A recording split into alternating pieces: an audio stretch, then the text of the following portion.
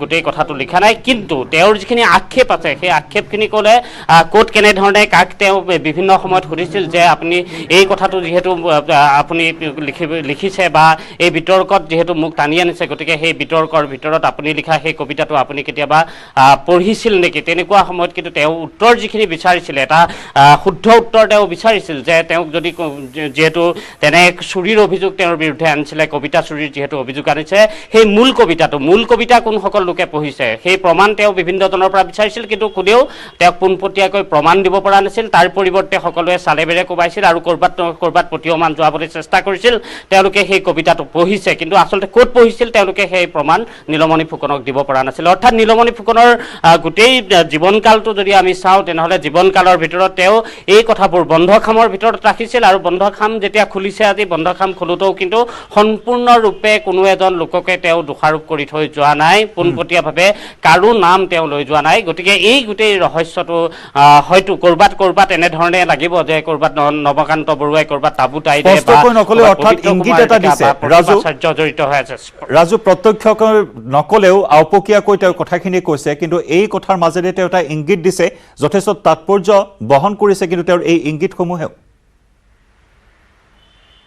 চাওক এটা কবিতাৰ দৰে কৰবাত আপুনি বুজি পাব কৰবাত বুজি নাপাব ঠিক তেনেধৰণে তেওঁ গোটেই চিঠিখন লিখিছে ঠিক একেদৰে এটা গল্প বুলিও যদি কোৱা হয় যে শেষ হৈয়া হইল না সেই যি বিতৰ্ক আছিলে শেষ হৈছে বিতৰ্ক কিন্তু বিতৰ্ক শেষ হ'লেও যেন শেষ নহ'ল গতিকে এই গোটেই ধুৱলি কুঁৱলীখিনি কিন্তু সম্পূৰ্ণৰূপে পৰিষ্কাৰ হৈ যোৱা নাই যে তেওঁ পোনপটীয়াভাৱে কাৰোৰ তেনেধৰণে নাম লোৱা নাই কিন্তু আওপকীয়াকৈ আপুনি কোৱাৰ ধৰণে হয় এইসকল লোকৰ নাম লৈছে মই যিসকলৰ নাম ইতিমধ্যে ল'লোঁ পবিত্ৰ ডেকাৰ পৰা আপোনাৰ যদি তাবু টাইডাৰৰ কথা যদি আমি কওঁ ঠিক একেদৰে যদি আমি নৱকান্ত বৰুৱাৰ কথা কওঁ তেওঁলোকৰ নাম তেওঁ লৈছে নাম লোৱাৰ লগতে কিন্তু তেওঁ এনেধৰণে পোনপটীয়াভাৱে কিন্তু কৈ যোৱা নাই যে এইসকলে যি জালিয়াতি আছিলে সাহিত্যৰ যি বৃহৎ জালিয়াতিৰ কথা তেওঁ বিভিন্ন সময়ত কৈছে সেই সাহিত্যৰ জালিয়াতিত এইসকল লোকেই যে আচলতে কালপ্ৰিট আছিলে বা তেওঁৰ গোটেই যিটো পৰিৱেশ আছিলে সেই পৰিৱেশ ৰচনা কৰিছে গতিকে এইসকল লোক প্ৰয়াত লোকসকলৰ যিটো বিতৰ্ক এই বিতৰ্কত কেনেধৰণে এতিয়া গোটেই চোৱা চিতা সমাজখনে কৰিব বা গোটেই বিষয়টোক সুধি সমাজে কেনেধৰণে ল'ব নিশ্চয়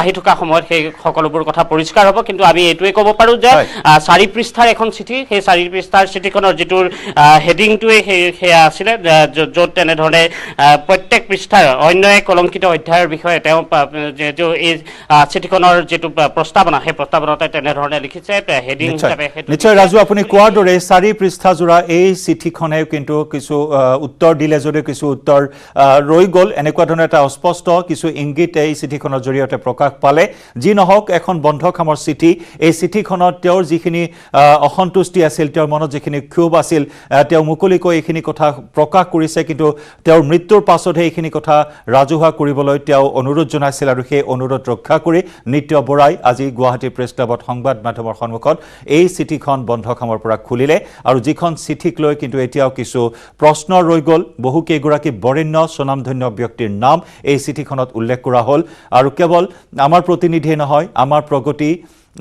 ৰঙালী বিহুৰ সংখ্যাটো এই অভিযোগ উত্থাপন হৈছিল কুম্ভিলক বৃত্তি নীলমণি ফুকন আৰু ভৱেন বৰুৱাৰ উকালতি প্ৰবন্ধটোক লৈ সম্পাদকলৈ চিঠি লিখা হৈছিল নীলমণি ফুকনৰ বিৰুদ্ধে কিন্তু সকলো সীমা চেৰাই গৈ আনকি ভাবুকিও দিয়া হৈছিল তেওঁক জেলত থব পাৰো জানো বুলি তেওঁক ভাবুকিও দিছিল চিঠিত এনে কিছু বিতৰ্কৰ সৃষ্টি হৈছিল তেওঁ কবিতা চুৰি কৰাৰ যি অভিযোগ আছিল সেই সকলো অভিযোগৰ উত্তৰ এনেদৰে তেওঁ প্ৰকাশ কৰি গ'ল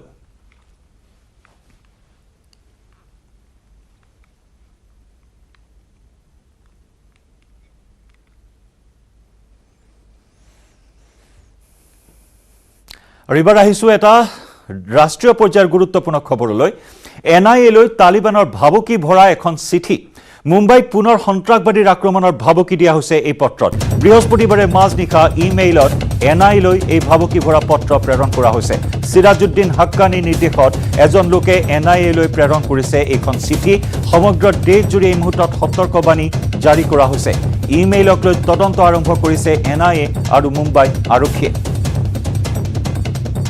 26/11 দৰে পুনৰ মুম্বাইত আক্ৰমণৰ পৰিকল্পনা কৰিছে নেকি তালিবানে এই মুহূৰ্তত এই প্ৰশ্ন উত্থাপন হৈছে এখন পত্ৰক লৈ এই মুহূৰ্তত হৈছে সৃষ্টি হৈছে মুম্বাইত পুনৰ সন্ত্ৰাসবাদীৰ আক্ৰমণৰ ভাবুকি দিয়া হৈছে এখন পত্ৰত এই ভাবুকি ভৰা পত্ৰ তালিবানে প্ৰেৰণ কৰিছে NIA লৈ সিৰাজউদ্দিন হাক্কানীৰ নিৰ্দেশত এজন লোকে নেশ্যনেল ইনভেষ্টিগেশ্যন এজেন্সীলৈ প্ৰেৰণ কৰিছে এইখন পত্ৰ সমগ্ৰ দেশজুৰি এই মুহূৰ্তত সতৰ্কবাণী জাৰি কৰা হৈছে ইমেইলক লৈ তদন্ত ইতিমধ্যে আৰম্ভ কৰিছে NIA আৰু মুম্বাই আৰক্ষীয়ে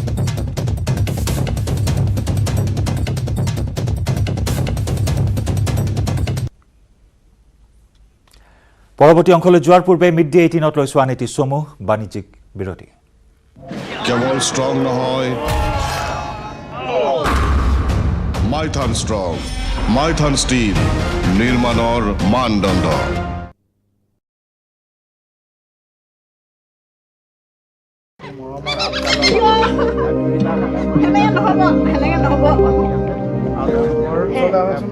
মানুহৰ সৈতে বনৰীয়া চৰাই সহৱস্থান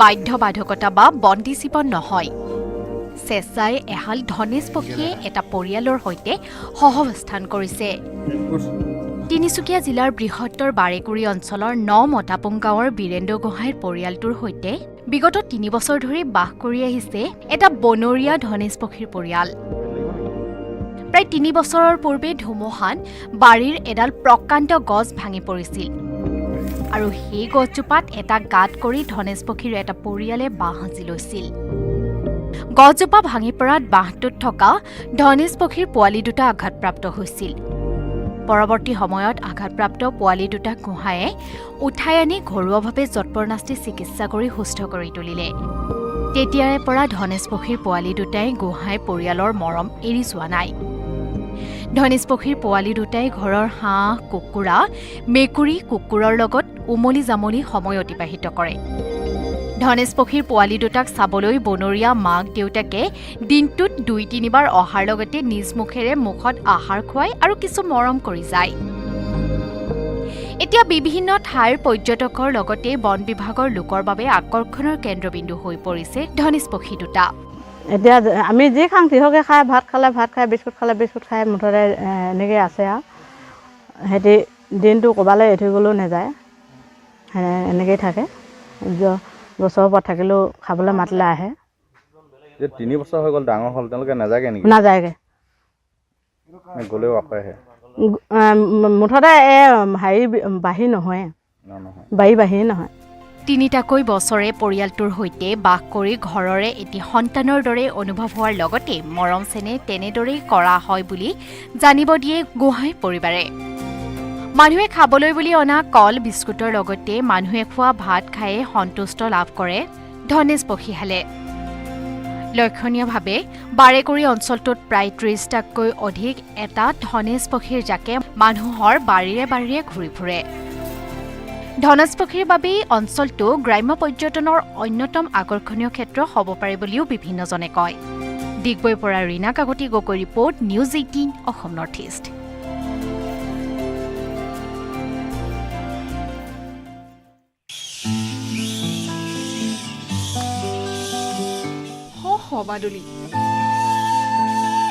বাদুলিৰ চিৰাচৰিত ভংগী মাৰে গছৰ ডালত ঠেঙেৰে খামুচি ওলমি আছে শ বাদুলি কাষতে বাদুলিৰ বাঁহ শ বাদুলিৰ বাঁহ এদিন দুদিনৰ কথা নহয় এয়া প্ৰায় ৩০ বছৰ ধৰি এইখন বাৰীত হাজাৰ হাজাৰ বাদুলি বাস কৰি আহিছে সু উচ্চ গছৰ ডালত নিৰ্ভয়ে বাঁহ বান্ধিছে পোৱালি জগাইছে আকাশ চানি উৰিছে এয়া জুনাইৰ দৃশ্য জুনাইৰ এটা পৰিয়ালে ৩০ বছৰৰো অধিক কাল ধৰি হাজাৰ হাজাৰ বাদুলিক সংৰক্ষণ কৰি দাঙি ধৰিবলৈ সক্ষম হৈছে প্ৰকৃতি প্ৰেমৰ এক বিৰল নিদৰ্শন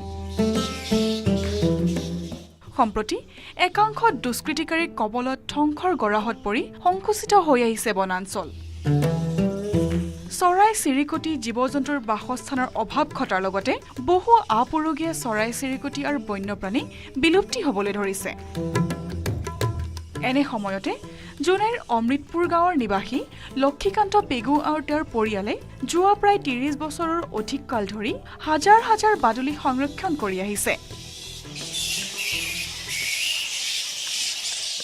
প্ৰায় ৯৭-৯৮ চন মানৰ পৰা ইয়াত আছে বাদুলিবিলাক আমি আমাৰ ফালৰ পৰা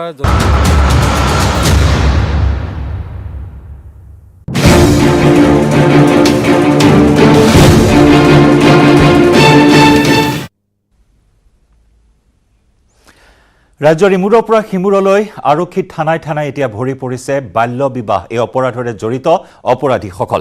মুখ্যমন্ত্ৰী ডক্টৰ হিমন্ত বিশ্ব শৰ্মাই শেহতীয়াকৈ তথ্য সদৰি কৰিছে সংবাদ মাধ্যমৰ সন্মুখত। এই পৰ্যন্ত 1800ৰো অধিক লোকক গ্ৰেপ্তাৰ কৰা হৈছে।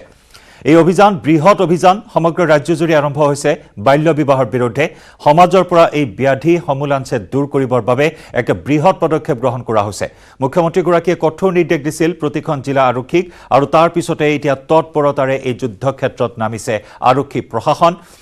সৰ্বাধিক যদি আমি চাওঁ এই মুহূৰ্তলৈকে নগাঁও জিলাৰ পৰা 132 জনকৈ লোকক আটক কৰা হৈছে, বিশ্বনাথৰ পৰা 129 জনক আটক কৰা হৈছে, ধুবুৰীৰ পৰা 128 জনক, বৰপেটাৰ পৰা 110 জনক, হোজাইত 91 জন, কোকৰাঝাৰৰ পৰা 85 জনক।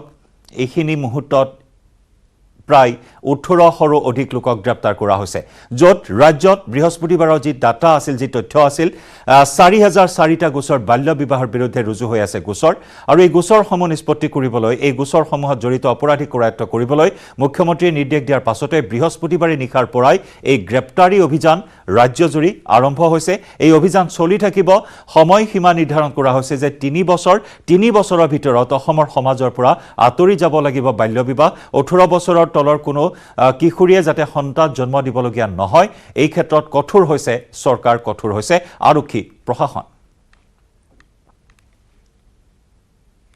8 বজালৈকে 1800 ব্যক্তিক গ্ৰেপ্তাৰ কৰা হৈছে আৰু দিনটো চলি থাকিব নেক্সট 3-4 ডেজত।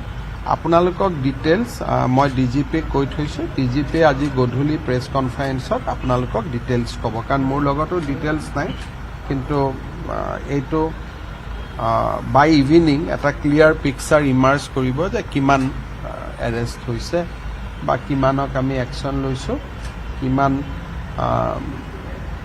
কোন জিলাত কিমান হৈছে। গধূলি আপোনালোকক ডিজিপিয়ে জনাব।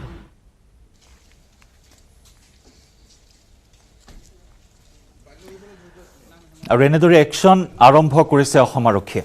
সন্ধিয়াৰ ভাগত আৰক্ষী সঞ্চালক প্ৰধান জিপি সিঙে সদৰি কৰিব কিমান লোকক এই মুহূৰ্তলৈকে গ্ৰেপ্তাৰ কৰা হ'ল বা আজিৰ দিনটোত গ্ৰেপ্তাৰ কৰা হ'ল। শেহতীয়া তথ্য তেওঁ আগবঢ়াব সংবাদমেলৰ জৰিয়তে।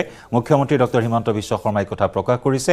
আৰু যিসমূহ পৰিসংখ্যা এই মুহূৰ্তত আমি জনাই আছোঁ, গুৱাহাটীৰ পৰা 53 জনকৈ লোকক আটক কৰা হৈছে, ধুবুৰীৰ পৰা 128 জনক, মানকাছৰৰ পৰা 38, নগাঁৱত 132, নগাঁৱত সৰ্বাধিকক আটক কৰা হৈছে, বিশ্বনাথত 129, বৰপেটাৰ পৰা 110, হোজাইৰ পৰা 91 জন, কৰিমগঞ্জৰ পৰা 79 জন, মৰিগাঁৱৰ পৰা 60 জন, কোকৰাঝাৰৰ পৰা 89 জন, মাজুলীত 23, বটদ্ৰৱাত 5, ওদালগুৰিত 38, শিৱসাগৰৰ পৰা 13, বঙাইগাঁৱৰ পৰা 83, চিৰাঙত 40, গোলাঘাটৰ পৰা 4 জন, গোৱালপাৰাত 30, দৰঙত 31, যোৰহাটত 13 জন, চৰাইদেউত 42 জনক গ্ৰেপ্তাৰ কৰা হৈছে।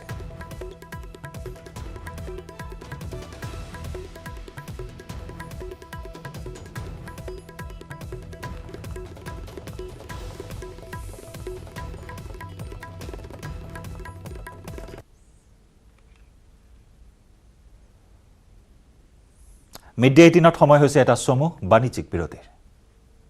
কেৱল ষ্ট্ৰং নহয়,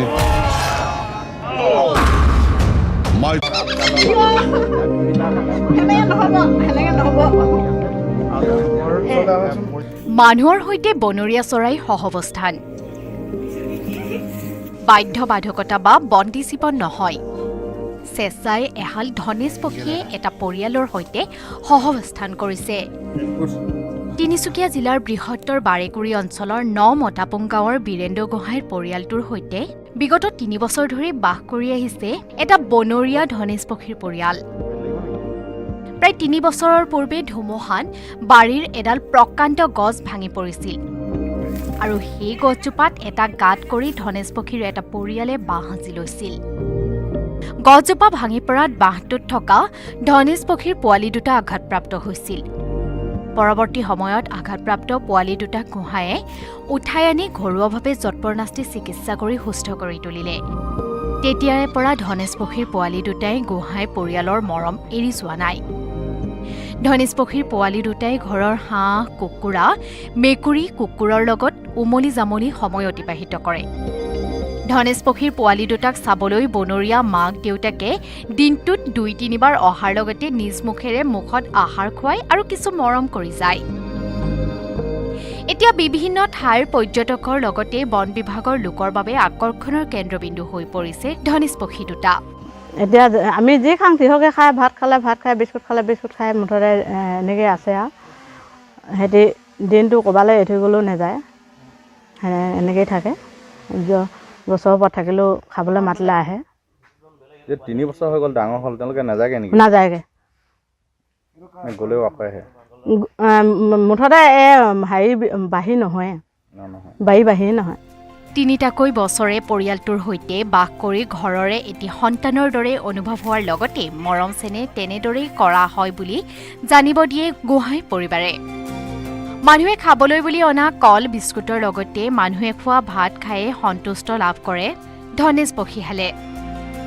লক্ষণীয়ভাৱে বাৰেকুৰি অঞ্চলটোত প্ৰায় 30টাতকৈ অধিক এটা ধনেশ পক্ষীৰ জাকে মানুহৰ বাৰীৰে বাৰীৰে ঘূৰি ফুৰে। ধনেশ পক্ষীৰ বাবেই অঞ্চলটো গ্ৰাম্য পৰ্যটনৰ অন্যতম আকৰ্ষণীয় ক্ষেত্ৰ হ'ব পাৰে বুলিও বিভিন্নজনে কয়। ডিগবৈৰ পৰা Rina Kakati Gogoi report, news 18 Assam north east.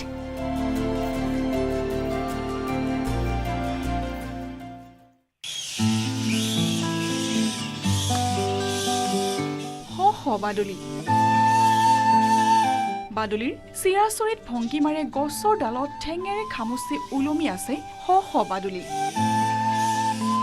কাষতে বাদুলিৰ বাঁহ, শ বাদুলিৰ বাঁহ।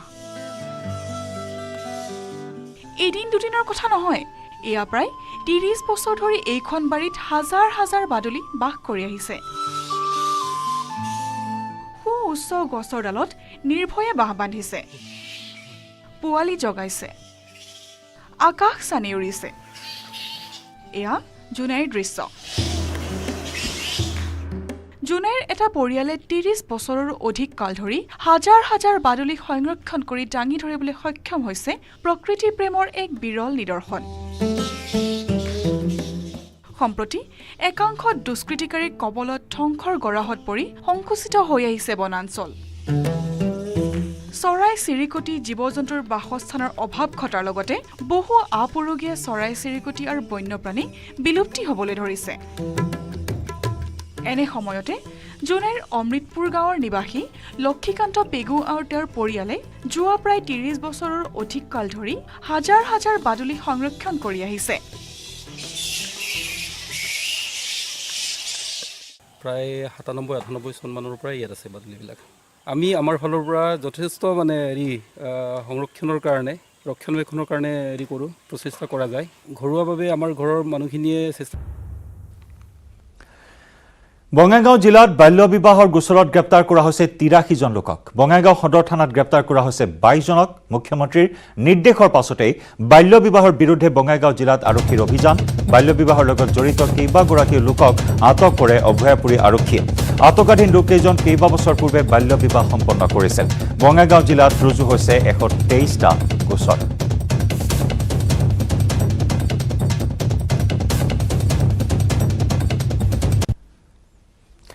ইফালে বাল্য বিবাহৰ বিৰুদ্ধে নিশা চলোৱা অভিযানত গোলাঘাট সদৰ থানাত বৰ্তমানলৈকে 4 জনক আটক কৰা হৈছে। 4 জনৰ ভিতৰত হালুৱা গাঁৱৰ জিন্তু শইকীয়া, অকা গাঁৱৰ হেমন্ত তামুলী, বেঙেনাখোৱাৰ জয়ন্ত বৰা আৰু কানু গাঁৱৰ মুকুন্দ মাধৱ দাস বুলি উল্লেখ কৰা হৈছে।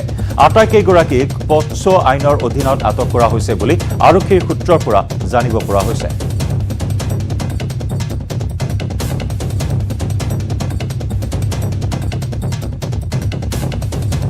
গ্ৰেপ্তাৰ হোৱাৰ ভয়ত বহিৰাজ্যলৈ পলায়ন কৰিছে ইতিমধ্যে কেইবাজনক। আমি সেই দৃশ্য দেখুৱাইছোঁ।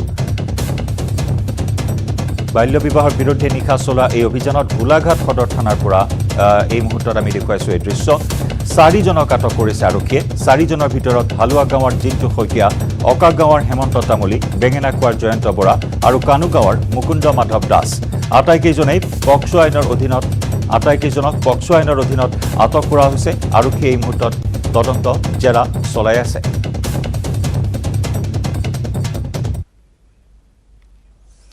সময় হ'ল মিড ডে 18 পৰা বিদায় লোৱাৰ। নমস্কাৰ। The biggest budget exclusive, FM's first post-budget interview to a private news network. What does the budget mean for the investor, the consumer, the taxpayer, the economy? FM Nirmala Sitaraman speaks to Network 18 Editor-in-Chief Rahul Joshi. The FM interview, live and exclusive.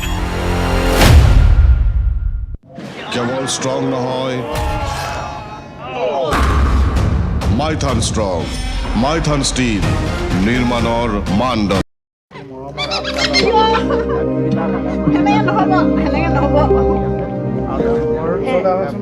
মানুহৰ সৈতে বনৰীয়া চৰাই সহৱস্থান, বাধ্যবাধকতা বা বন্দিজীৱন নহয়। স্বেচ্ছাই এহাল ধনেশ পক্ষীয়ে এটা পৰিয়ালৰ সৈতে সহৱস্থান কৰিছে। তিনিচুকীয়া জিলাৰ বৃহত্তৰ বাৰেকুৰি অঞ্চলৰ ৯ মতাপুং গাঁৱৰ বীৰেন্দ্ৰ গোহাঁইৰ পৰিয়ালটোৰ সৈতে বিগত ৩ বছৰ ধৰি বাস কৰি আহিছে এটা বনৰীয়া ধনেশ পক্ষীৰ পৰিয়াল। প্ৰায় ৩ বছৰৰ পূৰ্বে ধুমুহাত বাৰীৰ এডাল প্ৰকাণ্ড গছ ভাঙি পৰিছিল আৰু সেই গছজোপাত এটা গাঁত কৰি ধনেশ পক্ষীৰ এটা পৰিয়ালে বাঁহ সাজি লৈছিল। গছজোপা ভাঙি পৰাত বাঁহটোত থকা ধনেশ পক্ষীৰ পোৱালি দুটা আঘাতপ্ৰাপ্ত হৈছিল। পৰৱৰ্তী সময়ত আঘাতপ্ৰাপ্ত পোৱালি দুটাক গোহাঁয়ে উঠাই আনি ঘৰুৱাভাৱে যৎপৰনাস্তি চিকিৎসা কৰি সুস্থ কৰি তুলিলে। তেতিয়াৰে পৰা ধনেশ পক্ষীৰ পোৱালি দুটাই গোহাঁই পৰিয়ালৰ মৰম এৰি যোৱা নাই। ধনেশ পক্ষীৰ পোৱালি দুটাই ঘৰৰ হাঁহ, কুকুৰা, মেকুৰী, কুকুৰৰ লগত উমলি জামলি সময় অতিবাহিত কৰে। ধনেশ পক্ষীৰ পোৱালি দুটাক চাবলৈ বনৰীয়া মাক দেউতাকে দিনটোত ২-৩ বাৰ অহাৰ লগতে নিজ মুখেৰে মুখত আহাৰ খুৱাই আৰু কিছু মৰম কৰি যায়। এতিয়া বিভিন্ন ঠাইৰ পৰ্যটকৰ লগতে বন বিভাগৰ লোকৰ বাবে আকৰ্ষণৰ কেন্দ্ৰবিন্দু হৈ পৰিছে ধনেশ পক্ষী দুটা। এতিয়া আমি যি খাওঁ তিহকে খাই, ভাত খালে ভাত খাই, বিস্কুট খালে বিস্কুট খাই, মুঠতে এনেকৈ আছে আৰু সিহঁতি দিনটো ক'ৰবালৈ এৰি থৈ গ'লেও নাযায়, এনেকৈয়ে থাকে। গছৰ ওপৰত থাকিলেও খাবলৈ মাতিলে আহে। ৩ বছৰ হৈ গ'ল, ডাঙৰ হ'ল, তেওঁলোকে নাযায়গৈ নেকি? নাযায়গৈ, গ'লেও আকৌ আহে। মুঠতে হেৰি বাঢ়ি নহয়, বাঢ়ি নহয়। তিনিটাকৈ বছৰে পৰিয়ালটোৰ সৈতে বাস কৰি ঘৰৰে এটি সন্তানৰ দৰে অনুভৱ হোৱাৰ লগতে মৰম চেনেহ তেনেদৰেই কৰা হয় বুলি জানিব দিয়ে গোহাঁই পৰিবাৰে। মানুহে খাবলৈ বুলি অনা কল বিস্কুটৰ লগতে মানুহে খোৱা ভাত খায়ে সন্তুষ্ট লাভ কৰে ধনেশ পক্ষীহালে। লক্ষণীয়ভাৱে বাৰেকুৰি অঞ্চলটোত প্ৰায় ৩০টাতকৈ অধিক এটা ধনেশ পক্ষীৰ জাকে মানুহৰ বাৰীৰে বাৰীৰে ঘূৰি ফুৰে। ধনেশ পক্ষীৰ বাবেই অঞ্চলটো গ্ৰাম্য পৰ্যটনৰ অন্যতম আকৰ্ষণীয় ক্ষেত্ৰ হ'ব পাৰে বুলিও বিভিন্নজনে কয়। ডিগবৈৰ পৰা Rina Kakati Gogoi report, news 18 Assam north east.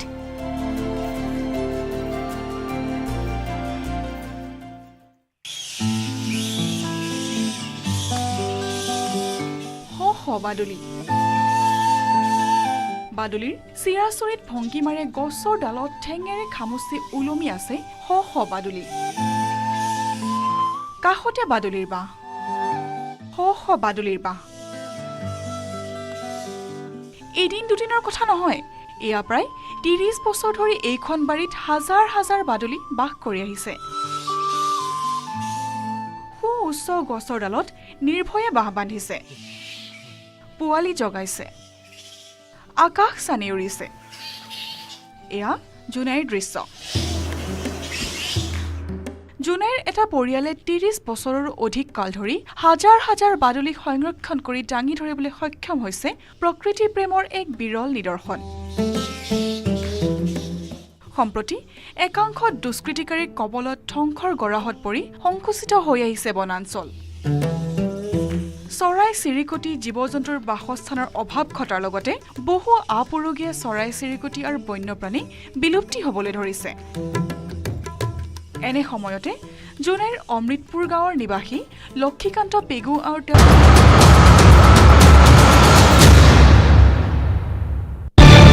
News headlines আগবঢ়াইছে विमल कौक भाषा केसरी।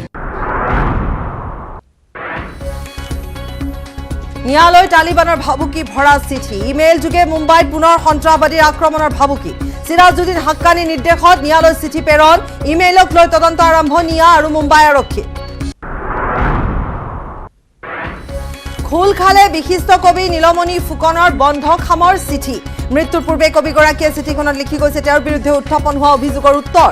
গুৱাহাটী প্ৰেছ ক্লাবত বহু চৰ্চিত চিঠিখন মুকলি কৰিলে নিত্য বৰাই। ডিব্ৰুগড়ত অপহৃত 4 বছৰীয়া শিশুৰ মৃতদেহ উদ্ধাৰ এটা পৰিত্যক্ত বাসগৃহৰ পৰা উদ্ধাৰ মৃতদেহটো ডিব্ৰুগড়ৰ মালিপট্টিৰ পৰা 4 দিন পূৰ্বে অপহৃত হৈছিল শিশুটি ঘটনাস্থলীত উত্তপ্ত পৰিস্থিতি ৰাজ্যত বাল্য বিবাহৰে জড়িত 18শৰো অধিক লোকক গ্ৰেপ্তাৰ মুখ্যমন্ত্ৰী হিমন্ত বিশ্ব শৰ্মাই জনালে এই কথা মুখ্যমন্ত্ৰীৰ নিৰ্দেশৰ পাছতে বাল্য বিবাহৰ বিৰুদ্ধে আৰক্ষীৰ সৰ্ববৃহৎ অভিযান গুৱাহাটীৰ বাল্য বিবাহৰে জড়িত 53জনক আটক হাতীগাঁও আৰু দিছপুৰ আৰক্ষীৰ জালত সৰ্বাধিক বহুকেইজন লোকক গ্ৰেপ্তাৰৰ সম্ভাৱনা উত্তৰ গুৱাহাটীতো এজন অবৈধ স্বামীক গ্ৰেপ্তাৰ অসম সাহিত্য সভাৰ আজি চতুৰ্থ দিন ব্যাপক খামখেয়ালি প্ৰখ্যাত সাহিত্যিকক অপমানেৰে চলিছে নাৰায়ণপুৰৰ অধিৱেশন ময়ূৰপংখী ৰথত উঠি শোভাযাত্ৰাত অংশ নৱনিৰ্বাচিত সভাপতিৰ বিতৰ্কৰ মাজতো সাহিত্য সভালৈ সোঁত বৈছে ৰাইজ নিউজ হেডলাইন্স আগবঢ়াইছে विमल कौक भाषा केसरी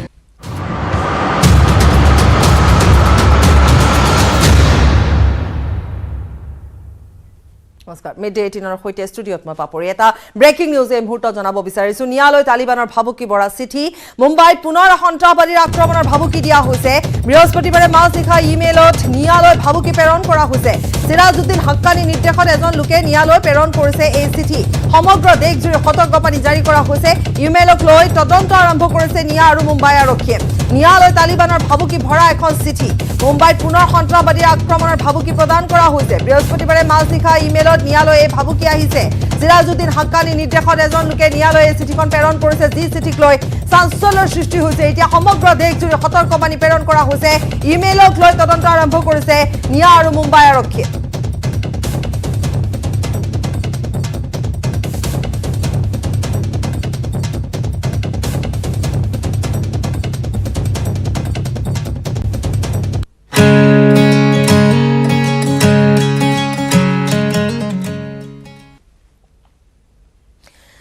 আৰু অসম সাহিত্য সভাৰ প্ৰসংগলৈ আহিছো অসম সাহিত্য সভাৰ নাৰায়ণপুৰ অধিৱেশনৰ আজি হৈছে চতুৰ্থটো দিন আৰু আটাইতকৈ আকৰ্ষণীয় কাৰ্যসূচী হৈছে শোভাযাত্ৰা ময়ূৰপংখী ৰথত উঠি শোভাযাত্ৰাত অংশ লৈছে সাহিত্য সভাৰ নৱনিৰ্বাচিত সভাপতি ডক্টৰ সূৰ্য হাজৰিকাই ৰথখন প্ৰস্তুত কৰিবলৈ আছে চিত্ৰশিল্পী ভাস্কৰ হৰিপ্ৰসন্ন শইকীয়াই যিয়ে নহওক মুঠৰ ওপৰত 4টা দিন ধৰি চলি আছে সাহিত্য সভা বহু বিতৰ্ক বহু চৰ্চাৰ মাজত দেখিবলৈ পোৱা গৈছে তাত কিন্তু অজস্ৰজনৰ সোঁত বৈছে আজি পুৱাৰ ভাগৰে পৰা আমি দেখুৱাই গৈছো সোঁত বৈছে বহু সংখ্যক লোকৰ তাৰোপৰি যি শোভাযাত্ৰা সেই শোভাযাত্ৰা আমি দেখুৱাইছো গতিকে সাহিত্য সভাৰ এই শোভাযাত্ৰাই সাধাৰণতে সকলোৰে দৃষ্টি আকৰ্ষণ কৰে এই মুহূৰ্তত আমি হিৰক আছে তাত গতিকে হিৰকৰ সৈতে সংযুক্ত হ'ম হিৰক আহিছো আপোনাৰ ওচৰলৈ হয় পাপৰি যি মাধৱদেৱ বিশ্ববিদ্যালয়ৰ পৰা যি শোভাযাত্ৰা আৰম্ভ হৈছিল সাহিত্য সভাৰ এই শোভাযাত্ৰা এই মুহূৰ্তত যি মণিকাঞ্চন ক্ষেত্ৰ আছে মণিকাঞ্চন ক্ষেত্ৰ সমাপ্ত হৈছে আৰু এই মুহূৰ্তত দেখিছে যে যিসকল আদৰণি সমিতিৰ যিসকল লোক আছে সেই লোকসকলে এই শোভাযাত্ৰাত ভাগ লোৱা দেখিবলৈ পোৱা গৈছে আৰু চতুৰ্থ দিনৰ আজি মুখ্য আকৰ্ষণ আছিল এই শোভাযাত্ৰা বিশেষকৈ এই শোভাযাত্ৰা সাহিত্য সভা বুলি ক'লে বিভিন্ন জাতি জনগোষ্ঠীৰ শোভাযাত্ৰা অন্যতম হয় আৰু এই শোভাযাত্ৰা ইতিমধ্যে যিহেতু সমাপ্ত হৈছে যি মণিকাঞ্চন ক্ষেত্ৰ আছে সেই মণিকাঞ্চন ক্ষেত্ৰ সমাপ্ত হোৱা দেখিবলৈ পোৱা গৈছে আৰু যিখন ময়ূৰপংখী ৰথ আছে আপোনালোকে প্ৰত্যক্ষ কৰিছিল যে ময়ূৰপংখী যিখন ৰথ আছে সেই ৰথখনত নৱনিযুক্ত সভাপতি সূৰ্যকান্ত হাজৰিকা অহা দেখিবলৈ পোৱা গৈছিল আৰু লগতে তেওঁ সংগ দিছিল যিহেতু স্থানীয় বিধায়ক অমীয়া বুঢ়া আৰু এই মুহূৰ্তত দেখিছে যে আদৰণি সমিতিৰ যিসকল সদস্য সেই সদস্যসকলে অন্তিম যি কাৰ্যসূচীৰে অংশগ্ৰহণ কৰা দেখিবলৈ পোৱা গৈছে আৰু তেওঁলোকৰ সৈতে মই কথা পাতিব বিচাৰিম অন্যতম আকৰ্ষণ আছিল এই শোভাযাত্ৰা ইয়াৰ দ্বাৰা কি বাৰ্তা দিব বিচাৰিব ইয়াৰ দ্বাৰাই গোটেই অসমবাসীৰ লগতে ভাৰতবাসীক এটা বাৰ্তা গৈছে যে অসমৰ সকলো থলুৱা জাতি জনগোষ্ঠী পাৰ্বত ভৈয়াম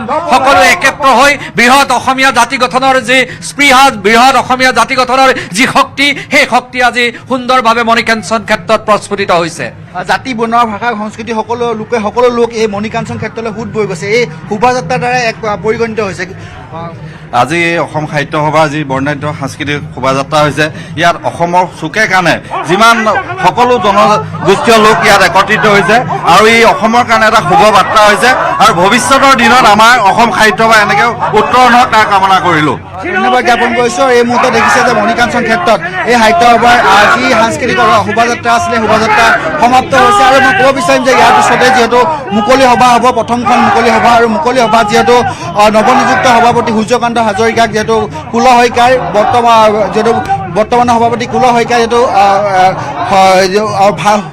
সভাপতি ভাৰ অৰ্পণ কৰিব আৰু এই মুহূৰ্তত দেখিছে যে মণিকাঞ্চন যি ক্ষেত্ৰ আছে সেই মণিকাঞ্চন ক্ষেত্ৰত দেখাইছোঁ লোকৰ হুট গৈছে বুলি ক'ব লাগিব এই শংকৰ আজানৰ দেশত যে সকলো একত এক তাৰে প্ৰমাণ কৰিছে সকলো জাতি জনগোষ্ঠী ভাষা ভাষী লোকসকল ওলাই আহিছে তাৰে এক প্ৰমাণ হৈছে এই শোভাযাত্ৰাত আৰু এই শোভাযাত্ৰাৰ মুখ্য আকৰ্ষণ আছিল আপোনালোকে প্ৰত্যক্ষ কৰিব যি নৱনিযুক্ত সভাপতি আছে সেই ময়ূৰপক্ষী ৰথত নৱনিযুক্ত সভাপতি সূৰ্যকান্ত হাজৰিকা অহা দেখিবলৈ পোৱা গৈছে আৰু এই সূৰ্যকান্ত হাজৰিকা যিহেতু সকলো লোককে যিহেতু আদৰণি জনাইছে সকলো লোকে আদৰণি জনাইছে সভাপতিজনক আৰু লগতে সকলোৱে অভিবাদন গ্ৰহণ কৰা এই মুহূৰ্তত পৰিলক্ষিত হৈছে আৰু হাজাৰ হাজাৰ লোকে এই যি বৰ্ণাঢ্য কাৰ্যসূচী বা বৰ্ণাঢ্য শোভাযাত্ৰা সেই শোভাযাত্ৰাত অংশগ্ৰহণ কৰা দেখিবলৈ পোৱা গৈছিল আৰু লখিমপুৰ বুলি ক'লে বিভিন্ন জাতি জনগোষ্ঠী মিচিং দেউৰী বা অন্যান্য যিবোৰ জনগোষ্ঠী আছে আহোম সম্প্ৰদায় হওক সেই সকলো সমাহাৰ বুলি ক'ব পাৰি আৰু সেই সমাহাৰৰ এক মিলন ক্ষেত্ৰ দেখিবলৈ পোৱা গৈছে আৰু এই যি মণিকাঞ্চন ক্ষেত্ৰত আৰু লগতে দেখাবলৈ চেষ্টা কৰিম যিহেতু গায়ন বায়নৰ লোকসকলো ওলাই আহিছে শতাধিক গায়ন বায়নে ইয়াত খোল তাল বজাই অংশগ্ৰহণ কৰা এই মুহূৰ্তত দেখিবলৈ পোৱা গৈছে এই সাংস্কৃতিক শোভাযাত্ৰাত আৰু সতীৰ্থ দেখাইছে ইয়াৰ পৰিৱেশ আপোনালোকে প্ৰত্যক্ষ কৰিব যে হাজাৰ হাজাৰ লোকে ইয়াত সমাগত হোৱা দেখিবলৈ পোৱা গৈছে এই লোকসকলৰ সৈতে মই কথা পাতিম কি ক'ব বিচাৰিবা আজি এই মুহূৰ্তত বহুতেই ভাল লাগিছে আমি জাতি উপজাতি ইয়াতে মিলি গোটেই জাতি জনজাতি গোটেই মিলি আমি বৰ্ণাঢ্য শোভাযাত্ৰা আমি অংশগ্ৰহণ কৰিছোঁ বহুত ভাল লাগিছে ধন্যবাদ এই শোভাযাত্ৰাৰ দ্বাৰা এটা প্ৰমাণ হ'ল যে সকলো এক বুলি এক কথা প্ৰমাণ কৰিলে নাৰায়ণবাসীয়ে হয় এই শোভাযাত্ৰাতে আজি সকলো যি আমাৰ হেৰি আছিলে সকলোখিনি একগোট কৰি সকলো জাতি জনগোষ্ঠীয়ে এক বৃহৎ এটা অসমৰ কাৰণে ভাল বাৰ্তা আজি কঢ়িয়াই আনিছে আমাৰ নাৰায়ণপুৰ সাহিত্য সভা শোভাযাত্ৰাই ধন্যবাদ জ্ঞাপন কৰিছোঁ আৰু এই মুহূৰ্তত দেখিছে যে সাহিত্য সভা শোভাযাত্ৰা যি সমাপ্ত হোৱাৰ পথত আগবাঢ়িছে যি মূল মঞ্চ আছে মূল মঞ্চত যিহেতু সাহিত্য সভাৰ যি শোভাযাত্ৰা সেই শোভাযাত্ৰা সমাপ্ত হ'ব সকলো জাতি জনগোষ্ঠী ভাষা ভাষী লোকসকল এই শোভাযাত্ৰাত অংশগ্ৰহণ দেখিবলৈ পোৱা গৈছে আৰু চিৰচেনেহী ভাষা জননী মোৰ যি বাক্যশালী লৈ তেওঁলোকে এই শোভাযাত্ৰাত অংশগ্ৰহণ কৰিছিলে শোভাযাত্ৰাত যিহেতু দেখিছে আপুনি হাজাৰ হাজাৰ লোকে এই মুহূৰ্তত অংশগ্ৰহণ কৰা দেখিবলৈ পোৱা গৈছে আৰু ইয়াৰ পিছতে যিহেতু মুকলি সভা আছে সভাত যিহেতু পুৰণি যিগৰাকী সভাপতি যিহেতু নৱনিযুক্ত সভাপতি যিহেতু সূৰ্য কুমাৰ হাজৰিকাক দায়িত্বভাৰ অৰ্পণ কৰিব আৰু তাৰপিছতে বিয়লি 2 পৰা 2:30 বজাৰ ভিতৰতে এই মুকলি সভা অনুষ্ঠিত হ'ব পাপৰি হীৰক ধন্যবাদ জনাইছোঁ বিস্তৃতভাৱে আপুনি দেখুৱালে আপুনি সবিস্তাৰে আমাক বৰ্ণনা কৰিলে এই মুহূৰ্তত আপোনাক ধন্যবাদ জনাইছোঁ পুনৰ কৈছোঁ নাৰায়ণপুৰ অধিৱেশনৰ পৰা আমি পোনপটীয়াকৈ দেখুৱালোঁ পৰৱৰ্তী সময়তো আমি দেখুৱাই যাম আমাৰ তিনিগৰাকীক সতীৰ্থ সাংবাদিক তাত আছে মুকুন্দ মাধৱ নেওগ আছে হীৰক জ্যোতি মালাকাৰ আছে সঞ্জীৱ লাহন আছে গতিকে আমি দেখুৱাই যাবলৈ চেষ্টা কৰিম মুকলি সভা আছে গতিকে সকলোবোৰ আমি দেখুৱাম এই মুহূৰ্তত আমি দেখুৱাই গৈছোঁ যে যি শোভাযাত্ৰা সেই শোভাযাত্ৰা ইতিমধ্যে অন্ত পৰিছে আৰু ভাষা ভাষী জনগোষ্ঠী জাতি জনগোষ্ঠী সকলোৱে একত্ৰিত হৈ এই শোভাযাত্ৰাত অংশগ্ৰহণ কৰে গায়ন বায়ন থাকে গতিকে সাহিত্য সভাৰ শোভাযাত্ৰা সদায় আকৰ্ষণীয় হয় এবাৰো ব্যতিক্ৰম নহয় আমি আজি চতুৰ্থ দিনত যিহেতু সাহিত্য সভাৰ অধিৱেশন ভৰি দিছে গতিকে চতুৰ্থ দিনৰ কাৰ্যসূচী আমি পুৱাৰ ভাগৰে পৰা দেখুৱাই যাম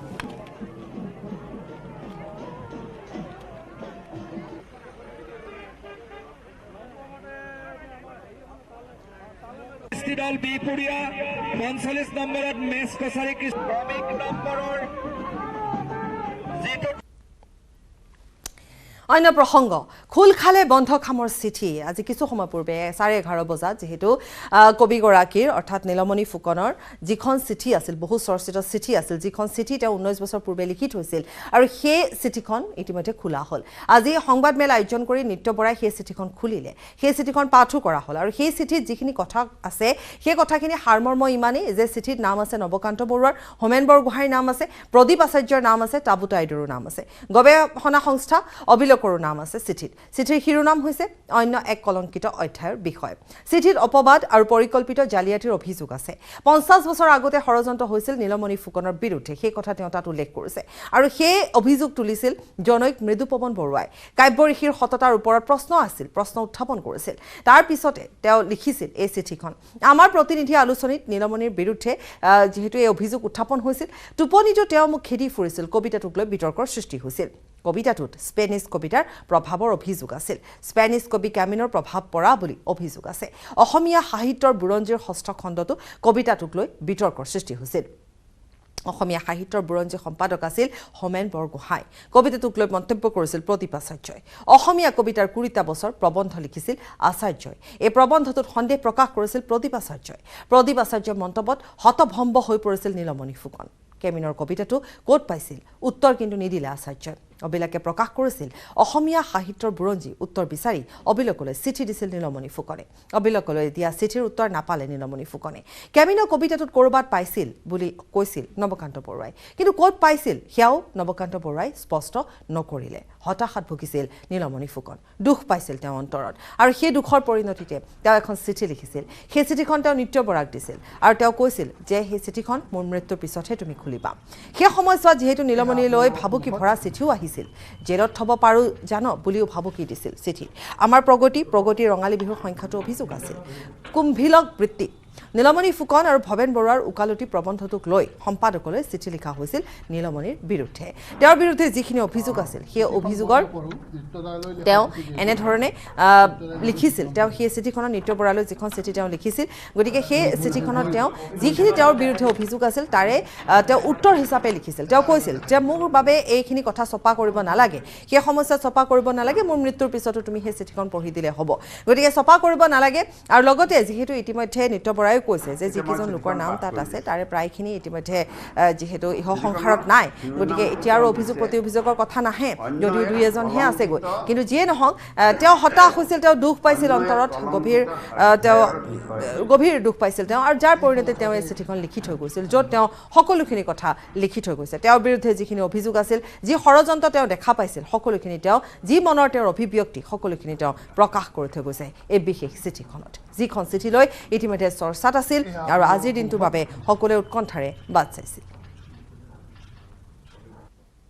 ফুকন ছাৰৰ যিটো কবিতা ইংৰাজীত এই ফিলিপ কেমেনো বোলা ৰাজ্যজনে লেখাপদে ওলাইছিলে সেই কবিতাটো ফুকন ছাৰৰ কবিতা ইংৰাজীলৈ অনুবাদ কৰিছে ইংৰাজীলৈ অনুবাদ কৰি ইকো বুলি মেগাজিনখনত ছপাইছে ৩-৪ বছৰ ৰাখিছে ধোৱা চাঙত তুলি ৰাখিছে তাৰ কপি 3টা ছপাইছিলে আৰু সেইখিনি ছপাইছিলে নিউজ প্ৰিণ্টত আপোনালোকে দেখিছে না আগৰ নিউজ প্ৰিণ্টবিলাক হেৰি আছিলে মটিয়া ৰঙৰ ৰঙা আছিলে সেই মটিয়া ৰঙৰ ৰঙা হেৰিয়াত ছপাই পেলাই 3টা কপি মই শুনা মতে নলবাৰী ফালৰ কোনোবা এটা প্ৰেছত তাৰমানে ছপাইছিলে তেনেকুৱা হেৰি বিখ্যাত প্ৰেছ নহয় ছপাই পুৰণা কৰি পেলাই আমাক দিছিলে আৰু সেইটো দেখাৰ পাছত তাৰমানে মানুহে ভাবিব যে হেৰি পাছত প্ৰমাণ কৰা হ'ল যে ফুকন ছাৰৰ কবিতাটোৱে অনুবাদ কৰিছে খবৰ অব্যাহত ৰাখিম সময় বিৰতি The biggest budget exclusive, FM's first post-budget interview to a private news network. What does the budget mean for the investor, the consumer, the taxpayer, the economy? FM Nirmala Sitaraman speaks to Network 18 Editor-in-Chief Rahul Joshi. The FM interview, live and exclusive. কেৱল strong নহয় Maithon strong Maithon still নিৰ্মাণৰ মানদণ্ড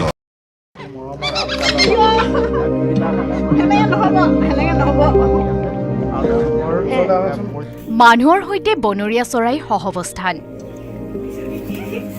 বাধ্যবাধকতা বা বন্দীজীৱন নহয় চেঁচাই এহাল ধনেশ পক্ষীয়ে এটা পৰিয়ালৰ সৈতে সহৱস্থান কৰিছে তিনিচুকীয়া জিলাৰ বৃহত্তৰ বাৰেকুৰি অঞ্চলৰ ৯ মতাপুং গাঁৱৰ বীৰেন্দ্ৰ গোহাঁইৰ পৰিয়ালটোৰ সৈতে বিগত ৩ বছৰ ধৰি বাস কৰি আহিছে এটা বনৰীয়া ধনেশ পক্ষীৰ পৰিয়াল প্ৰায় ৩ বছৰৰ পূৰ্বে ধুমুহাত বাৰীৰ এডাল প্ৰকাণ্ড গছ ভাঙি পৰিছিল আৰু সেই গছজোপাত এটা গাঁত কৰি ধনেশ পক্ষীৰ এটা পৰিয়ালে বাঁহ সাজি লৈছিল গছজোপা ভাঙি পৰাত বাঁহটোত থকা ধনেশ পক্ষীৰ পোৱালি দুটা আঘাতপ্ৰাপ্ত হৈছিল পৰৱৰ্তী সময়ত আঘাতপ্ৰাপ্ত পোৱালি দুটা গোহাঁয়ে উঠাই আনি ঘৰুৱাভাৱে যৎপৰনাস্তি চিকিৎসা কৰি সুস্থ কৰি তুলিলে তেতিয়াৰে পৰা ধনেশ পক্ষীৰ পোৱালি দুটাই গোহাঁই পৰিয়ালৰ মৰম এৰি যোৱা নাই ধনেশ পক্ষীৰ পোৱালি দুটাই ঘৰৰ হাঁহ কুকুৰা মেকুৰী কুকুৰৰ লগত উমলি জামলি সময় অতিবাহিত কৰে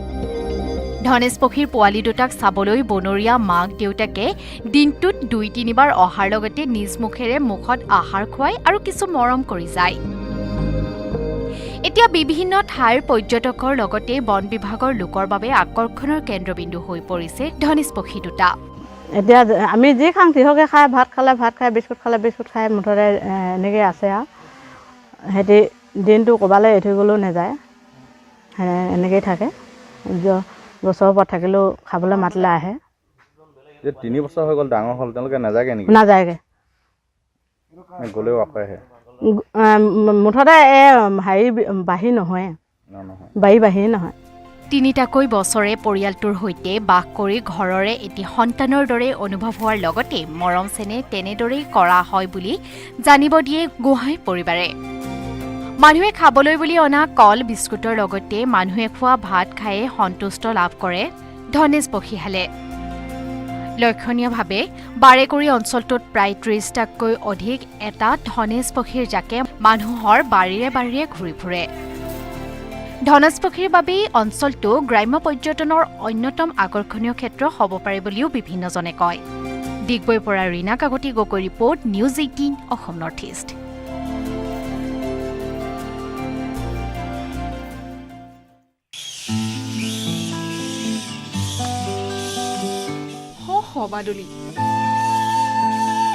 বাদুলিৰ চিৰাচৰিত ভংগীমাৰে গছৰ ডালত ঠেঙেৰে খামুচি ওলমি আছে শ বাদুলি। কাষতে বাদুলিৰ বাঁহ, শ বাদুলিৰ বাঁহ। এদিন দুদিনৰ কথা নহয়, এয়া প্ৰায় 30 বছৰ ধৰি এইখন বাৰীত হাজাৰ হাজাৰ বাদুলি বাস কৰি আহিছে। উচ্চ গছৰ ডালত নিৰ্ভয়ে বাঁহ বান্ধিছে, পোৱালি জগাইছে, আকাশ চানি উৰিছে। এয়া জোনাইৰ দৃশ্য। জোনাইৰ এটা পৰিয়ালে 30 বছৰৰ অধিক কাল ধৰি হাজাৰ হাজাৰ বাদুলিক সংৰক্ষণ কৰি দাঙি ধৰিবলৈ সক্ষম হৈছে প্ৰকৃতি প্ৰেমৰ এক বিৰল নিদৰ্শন।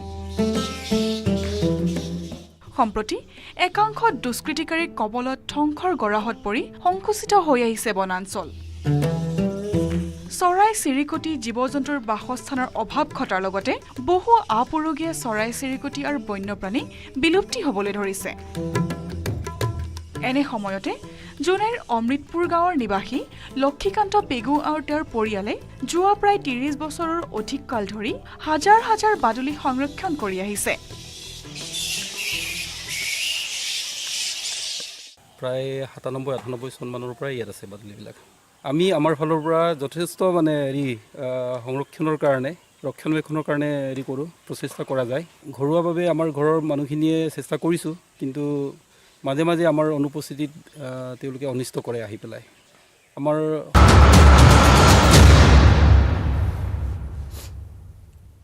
উভতি আহিছোঁ News18 পৰৱৰ্তী অংশলৈ। আমি ইতিমধ্যে জনাইছোঁ যে ডিব্ৰুগড়ত যি 4 বছৰীয়া শিশু অপহৃত হৈছিল, সেই শিশুতে মৃতদেহ উদ্ধাৰ হৈছে। ডিব্ৰুগড় হাইস্কুলৰ সমীপত মৃতদেহ উদ্ধাৰ হৈছে, যি ঘটনা এতিয়া চাঞ্চল্যৰ সৃষ্টি কৰিছে। এটা পৰিত্যক্ত বাসগৃহৰ ভিতৰত উদ্ধাৰ হৈছে মৃতদেহটো। ডিব্ৰুগড়ৰ মালিপট্টিৰ পৰা শিশুটি অপহৰণ হৈছিল, চিচিটিভিত সমগ্ৰ দৃশ্যবন্দী হৈছিল। চিচিটিভিৰ সেই ভিজুৱেলছ যিহেতু ঘৰৰ লোকে, পৰিয়ালৰ লোকে আৰক্ষীক সমঝাই দিছিল, আৰক্ষীক দিছিল। আৰক্ষীয়ে তাৰ পৰৱৰ্তী সময়ত আৰক্ষীয়ে অভিযান চলাইছিল, তদন্ত আৰম্ভ কৰিছিল আৰু তাৰ পিছত দেখিবলৈ পোৱা গৈছিলে যে আৰক্ষীয়ে এজনক যি অপহৰণকাৰী গ্ৰেপ্তাৰ কৰিছিল। কিন্তু অপহৰণকাৰী গ্ৰেপ্তাৰ কৰাৰ পিছত অৰ্থাৎ এই 4টা দিনৰ ভিতৰত এই কণমানি শিশুটিৰ আজি যেতিয়া মৃতদেহটো ওলাল, তেতিয়া এই ঘটনাটোৱে এই মুহূৰ্তত আন বহু কিছু প্ৰশ্নৰ উত্থাপন কৰিছে। কাৰণ এটি কণমানি শিশু কেনেকৈ লৈ গৈছিল আপোনালোকে চাওক। এটা চিচিটিভি ভিজুৱেলছ আমি দেখুৱাইছোঁ। হাতত ধৰি লৈ যোৱা হৈছে কণমানি 4 বছৰীয়া শিশুটিক। যদি হাতত ধৰি লৈ গৈছে, হয়তো পৰিচিত হ'ব পাৰে এই লোকজন। এই কণমানি শিশুটি সেই লোকজনৰ সৈতে গুচি গৈছে। তাৰ পৰৱৰ্তী সময়ত আজিৰ দিনটোত অৰ্থাৎ 5 দিনৰ পিছত এই কণমানি শিশুটিৰ মৃতদেহ উদ্ধাৰ হৈছে। এতিয়া শিশুটিক হত্যা কৰা হ'ল নে 5 দিন ধৰি শিশুটি ভোকাতুৰ অৱস্থাত আছিল বা হয়তোবা দুৰ্বল হৈ মৃত্যুমুখত পৰিলে, এই সকলোবোৰ হয়তো মৰণোত্তৰ পৰীক্ষাৰ ৰিপৰ্টত ওলাব।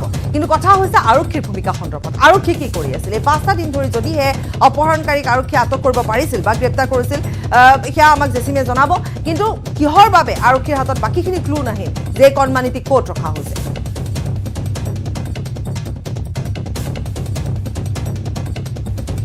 बच्चे को ऐसा हुआ है तो पुलिस को ढूंढना चाहिए था ना। पुलिस आज नहीं ढूंढता तो हम लोग बच्चे में पड़ा नहीं रहता। आज उसका माँ पर बाप पर क्या बीत रहा होगा?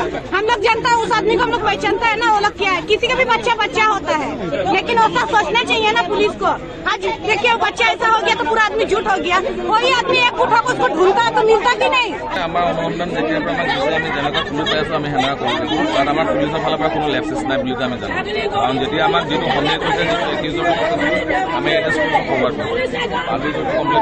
লুকিয়া ল'ৰা বুলি লৈ কিনে একো কৰিব নোৱাৰিলে ল'ৰাটোক ৰখীয়া ল'ৰাটোক কি কৰিছিলে কি কৰিছিলে এতিয়া পৰি থাকি মৰি থাকি চৰকাৰে কিয় কাৰণে কৰিব নাই বিজেপি চৰকাৰ ইমান চবকে চবৰ গোটেই ৰাজ্যক সমানি থৈছে এই কেছটো কি কৰিছিলে আজি এইটো অমিৰ ঘৰৰ ল'ৰা বাচ্চা থাকিলে পুলিচে ওলাই দিলে হয় নে নিদিলে 30 জানুৱাৰীত এটা মিছিং ৰিপৰ্ট ফাইল কৰা হৈছিলে এইটো 5 বছৰীয়া শিশু এইটো সন্ধান পোৱা নাই তেওঁলোকে আৰু সেই মৰ্মে এটা মিছিং কেছ ৰেজিষ্টাৰ কৰি আৰু যি শিশুৰ বয়সটো কম আছিলে সেইকাৰণে 365 IPC এটা কিডনেপিং কেছ আমি ৰেজিষ্টাৰ কৰিছিলোঁ আৰু ইনভেষ্টিগেশ্যন আমাৰ আৰম্ভ হৈছিল আমাৰ ইনভেষ্টিগেশ্যনত আমি পালোঁ যে এটা CCTV ফুটেজত এইটো শিশু এজন মানুহ লগত গৈ আছে সেই মানুহ ধৰা হৈছিলে আৰু আমি ৰিমাণ্ড কাৰণে প্লে কৰিছিলোঁ এতিয়াও ৰিমাণ্ডত আছে আজি যি মৃতদেহ উদ্ধাৰ হৈছে তেতিয়া আমি কনফাৰ্ম হ'লোঁ যে এইটো মাৰ্ডাৰ আৰু আমি ছাছপেক্ট কৰিছোঁ যে সেইটো মলেষ্টেশ্যন হ'ব পাৰে সেইটো সেইকাৰণে আমি বডি এতিয়া AMCত পঠাইছোঁ আৰু যি একিউজ আছে তাৰ মেডিকেল এক্সামিনেশ্যন কৰা হ'ব আৰু যি ৰেছপেক্টিভ 302 IPC আৰু পক্সো যদি ছেকশ্যন এপ্লিকেবল হয় সেইটো কেছত অনা হ'ব আৰু আমি বেচিকলি চেষ্টা কৰিম যে সেই মাহৰ ভিতৰত আমি চাৰ্জশ্বিট কৰিম এই একিউজনে কিবা তেওঁৰ ভাৰ্চনত কিবা প্ৰকাশ কৰিছে নেকি একিউজ কৰিছিলে যে হয় তেওঁৰ লগতো গৈছিলে কিন্তু একিউজ পোৱা মতে সি যি শিশু আছিলে তাক ফুলবাগান ওচৰত এৰি দিছিলে কিন্তু এতিয়া যি আমি বডি ওচৰতে পাইছোঁ তো আমাৰ বেচিকলি এইটো ৰিজনেবল বিলিফ আছে যে হি ইনভলভ আছিলে আৰু সিয়ে তাক জেচিম আছে আমাৰ সৈতে জেচিম আপোনাৰ ওচৰলৈ গৈছো যেহেতু এই মুহূৰ্তত যিখিনি কথা এতিয়া আৰক্ষীৰ তৰফৰ পৰা আহিল জেচিম এটা কথা বুজিব পাৰি যে অভিযুক্ত সেই অভিযুক্ত স্কুলৰ ওচৰত শিশুটিক এৰি দিছো বুলি কৈছিলে আৰু স্কুলৰ ওচৰতে শিশুটি মৃতদেহ উদ্ধাৰ হৈছে গতিকে আৰক্ষীয়ে এটা কথা কৈছে মলেষ্টেশ্যন হ'ব পাৰে বা হত্যা কৰা হ'ব পাৰে মৰণোত্তৰ পৰীক্ষাৰ পিছতে জানিব পৰা যাব গতিকে কথাখিনি যিয়ে নহওক এজন অভিযুক্ত সেই অভিযুক্ত এটা এনেকুৱা লাগিছে শুনি যে হয়তো ড্ৰাগছ এডিক্ট হ'ব পাৰে নেকি বা সেই অভিযুক্ত যেহেতু সয়ু কাঢ়িছে আৰু তাতে মৃতদেহ উদ্ধাৰ হৈছে গতিকে এই কথাখিনি সামৰি আপোনাৰ দৃষ্টিভংগীৰে বা আপোনাৰ হাতত কি কি তথ্য আছে সকলোখিনি আপোনাৰ পৰা জানিব বিচাৰিম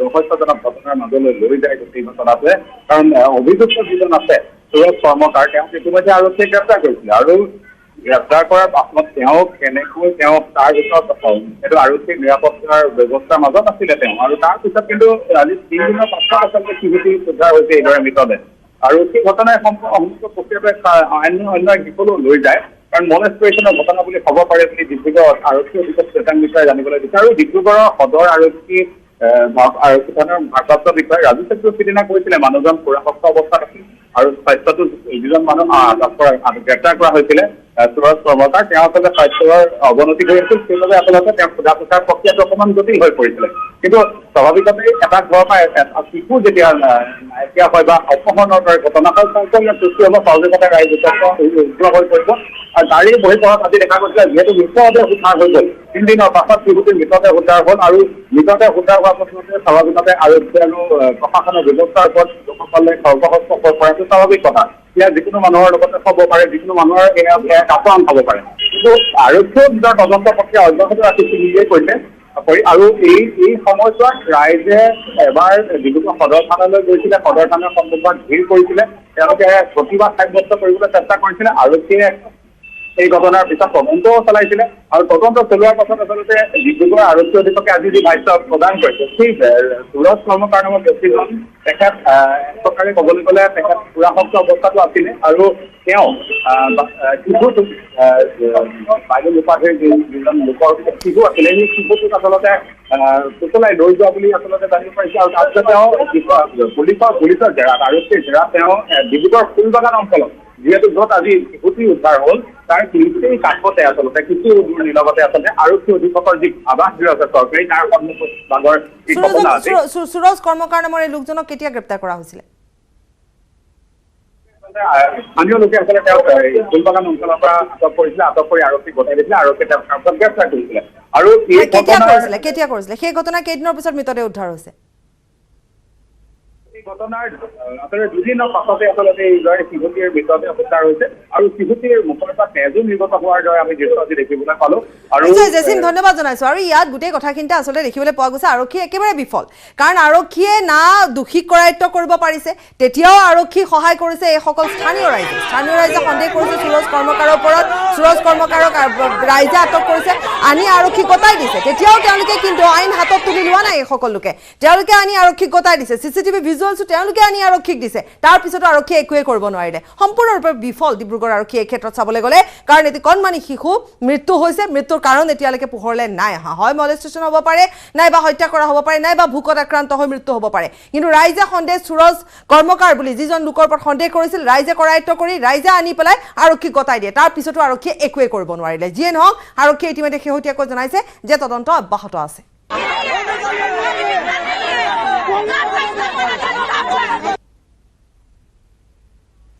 আৰু খবৰ আছে সময়বিৰতি।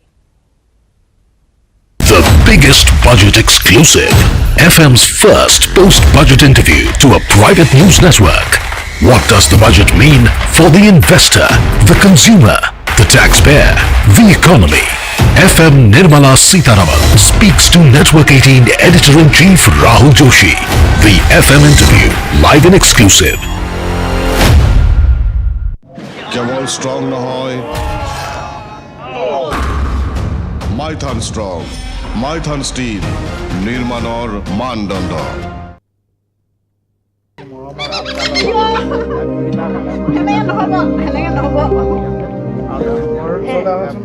মানুহৰ সৈতে বনৰীয়া চৰাই সহৱস্থান,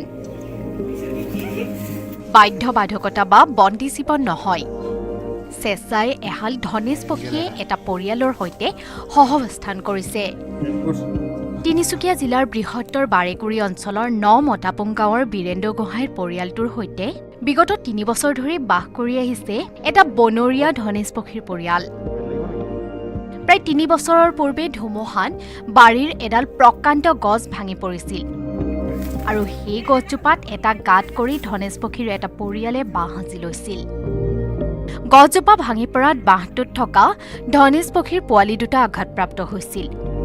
পৰৱৰ্তী সময়ত আঘাতপ্ৰাপ্ত পোৱালি দুটাক গোহাঁয়ে উঠাই আনি ঘৰুৱাভাৱে যৎপৰনাস্তি চিকিৎসা কৰি সুস্থ কৰি তুলিলে। তেতিয়াৰে পৰা ধনেশ পক্ষীৰ পোৱালি দুটাই গোহাঁই পৰিয়ালৰ মৰম এৰি যোৱা নাই। ধনেশ পক্ষীৰ পোৱালি দুটাই ঘৰৰ হাঁহ, কুকুৰা, মেকুৰী, কুকুৰৰ লগত উমলি জামলি সময় অতিবাহিত কৰে।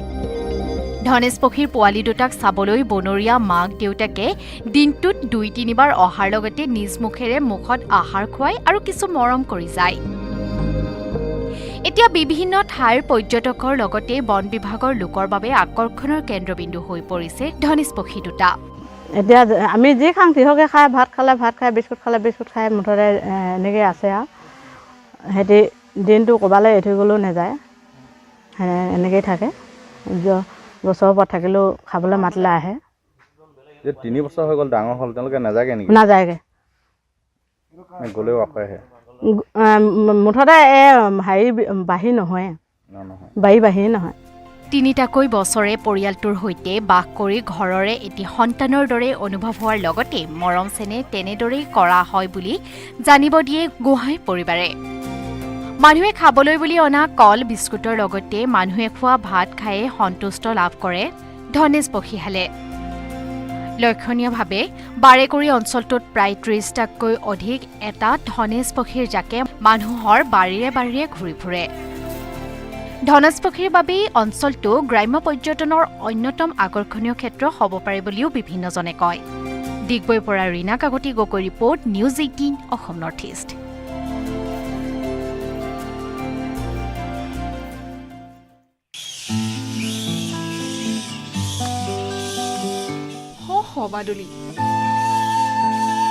বাদুলিৰ চিৰাচৰিত ভংগীমাৰে গছৰ ডালত ঠেঙেৰে খামুচি ওলমি আছে শ শ বাদুলি। কাষতে বাদুলিৰ বাঁহ, শ শ বাদুলিৰ বাঁহ। এদিন দুদিনৰ কথা নহয়, এয়া প্ৰায় ৩০ বছৰ ধৰি এইখন বাৰীত হাজাৰ হাজাৰ বাদুলি বাস কৰি আহিছে। সু উচ্চ গছৰ ডালত নিৰ্ভয়ে বাঁহ বান্ধিছে, পোৱালি জগাইছে আকাশ চানি উৰিছে এয়া জুনাইৰ দৃশ্য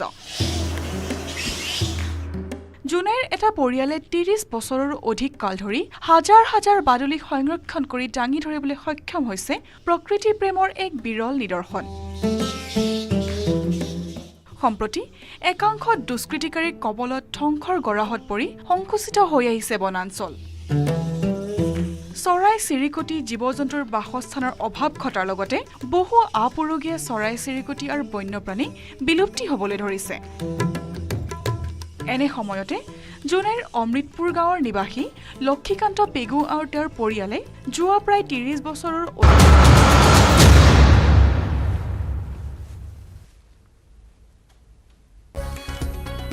ন্যায়ালয় তালিবানৰ ভাবুকি ভৰা চিঠি ইমেইল যোগে মুম্বাইত পুনৰ সন্ত্ৰাসবাদী আক্ৰমণৰ ভাবুকি সিৰাজুদ্দিন হাক্কানীৰ নিৰ্দেশত ন্যায়ালয় চিঠি প্ৰেৰণ ইমেইলক লৈ তদন্ত আৰম্ভ নিয়া আৰু মুম্বাই আৰক্ষী খোলখালে বিশিষ্ট কবি নীলমণি ফুকনৰ বন্ধ খামৰ চিঠি মৃত্যুৰ পূৰ্বে কবিগৰাকীয়ে চিঠিখনত লিখি গৈছে তেওঁৰ বিৰুদ্ধে উত্থাপন হোৱা অভিযোগৰ উত্তৰ গুৱাহাটী প্ৰেছ ক্লাবত বহু চৰ্চিত চিঠিখন মুকলি কৰিলে নৃত্য পৰাই ডিব্ৰুগড়ত অপহৃত 4 বছৰীয়া শিশুৰ মৃতদেহ উদ্ধাৰ এটা পৰিত্যক্ত বাসগৃহৰ পৰা উদ্ধাৰ মৃতদেহটো ডিব্ৰুগড়ৰ মালিপট্টিৰ পৰা 4 দিন পূৰ্বে অপহৃত হৈছিল শিশুটি ঘটনাস্থলীত উত্তপ্ত পৰিস্থিতি ৰাজ্যত বাল্য বিবাহৰে জড়িত 18শৰো অধিক লোকক গ্ৰেপ্তাৰ মুখ্যমন্ত্ৰী হিমন্ত বিশ্ব শৰ্মাই জনালে এই কথা মুখ্যমন্ত্ৰীৰ নিৰ্দেশৰ পিছতে বাল্য বিবাহৰ বিৰুদ্ধে আৰক্ষীৰ সৰ্ববৃহৎ অভিযান গুৱাহাটীত বাল্য বিবাহেৰে জড়িত 53 জনক আটক হাতীগাঁও আৰু দিছপুৰ আৰক্ষী জালত সৰ্বাধিক বহু কেইজন লোকক গ্ৰেপ্তাৰৰ সম্ভাৱনা উত্তৰ গুৱাহাটীতো এজন অবৈধ স্বামী গ্ৰেপ্তাৰ অসম সাহিত্য সভাৰ আজি চতুৰ্থ দিন ব্যাপক খামখিয়ালী প্ৰখ্যাত সাহিত্যিকক অপমানেৰে চলিছে নাৰায়ণপুৰৰ অধিৱেশন ময়ূৰপংখী ৰথত উঠি শোভাযাত্ৰাত অংশ নৱনিৰ্বাচিত সভাপতিৰ বিতৰ্কৰ মাজতো সাহিত্য সভালৈ সোঁত বৈছে ৰাইজৰ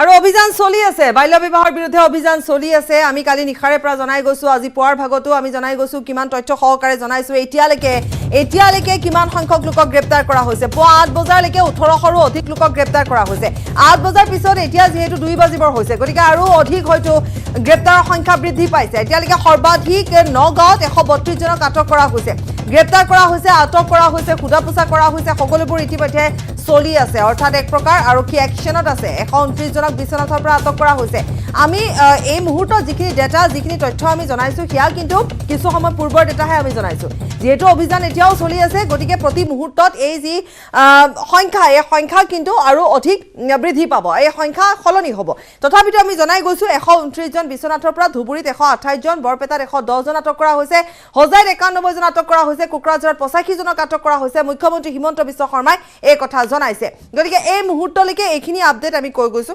8 বজালৈকে 1800 লোকক আটক কৰা হৈছে ঠিক তেনে ধৰণে সময় অনুযায়ী সংখ্যা বৃদ্ধি পাই গৈ আছে সময় অনুযায়ী সংখ্যা বাঢ়ি গৈ আছে অৰ্থাৎ 4004টা যেহেতু গোচৰ ৰুজু হৈ আছিল গতিকে 4400 গোচৰৰ পৰিপ্ৰেক্ষিতত যি ধৰণে অভিযান চলিছে তাত এতিয়ালৈকে 1800ৰ অধিক 1800ৰ কথা 8 বজালৈকে 1800 বুলি মুখ্যমন্ত্ৰীগৰাকীয়ে জনাইছিল এতিয়া আৰু তাতকৈ বৃদ্ধি পাই গৈ আছে অৰ্থাৎ এই অভিযান চলি আছে বাল্য বিবাহ ৰোধ কৰাৰ বাবে চৰকাৰে এই পদক্ষেপ গ্ৰহণ কৰিছে ৰাতিপুৱা 8 বজালৈকে 1800 ব্যক্তিক গ্ৰেপ্তাৰ কৰা হৈছে আৰু দিনটো চলি থাকিব নেক্সট 3-4 ডেজত আপোনালোকক ডিটেইলছ মই ডিজিপিক কৈ থৈছোঁ ডিজিপিয়ে আজি গধূলি প্ৰেছ কনফাৰেন্সত আপোনালোকক ডিটেইলছ ক'ব কাৰণ মোৰ লগতো ডিটেইলছ নাই কিন্তু এইটো বাই ইভিনিং এটা ক্লিয়াৰ পিকচাৰ ইমাৰ্জ কৰিব যে কিমান এৰেষ্ট হৈছে বা কিমানক আমি একশ্যন লৈছোঁ কিমান কোন জিলাত কিমান হৈছে গধূলি আৰু মুখ্যমন্ত্ৰীৰ নিৰ্দেশৰ পিছতে ৰাজ্যৰ বিভিন্ন প্ৰান্তত আৰম্ভ হ'ল অভিযান বাল্য বিবাহক লৈ একশ্যন আৰম্ভ অসম আৰক্ষীৰ 1800 জালত পৰা বুলি ইতিমধ্যে কৈছে গতিকে সেয়া আমি পুনৰ কৈছো যে পুৱাৰ ভাগৰ কথা 1800 জালত পৰিছিল এতিয়া বাহি গৈ আছে 2-3 দিনত আৰু বহু লোক আটক হ'ব অসম আৰক্ষী আটক কৰিব আৰু আজি বিয়লি ভাগত 4 বজাত ডিজিপিয়ে এক সংবাদ মেল সম্বোধন কৰিব আৰু তাত তেতিয়ালৈকে পৰিসংখ্যাখিনি জনাব গুৱাহাটীৰ কথালৈ যদি আহোঁ আমি গুৱাহাটীত এতিয়ালৈকে 53 জনক আটক কৰা হৈছে ধুবুৰীত 128 মানকাছাৰত 38 নগাঁৱত 132 বিশ্বনাথত 129 বৰপেটাত 110 হোজাইত 91 জন কৰিমগঞ্জত 79 মৰিগাঁৱত 60 কোকৰাঝাৰত 89 মাজুলীত 23 বটদ্ৰৱাত 5 ওদালগুৰিত 38 শিৱসাগৰত 13 জন বঙাইগাঁৱত 83 জন চিৰাঙত 40 গোলাঘাটত 4 জন গোৱালপাৰাত 30 দৰঙত 31 যোৰহাটত 13 জন চৰাইদেউত 42 জনক ইতিমধ্যে গ্ৰেপ্তাৰ কৰা হৈছে কিন্তু আমি যদি এই মুহূৰ্তৰ কথা কওঁ তেতিয়াহ'লে এই কিন্তু সংখ্যা বাঢ়ি গৈ আছে প্ৰতি মুহূৰ্তত সংখ্যা বৃদ্ধি পাই গৈ আছে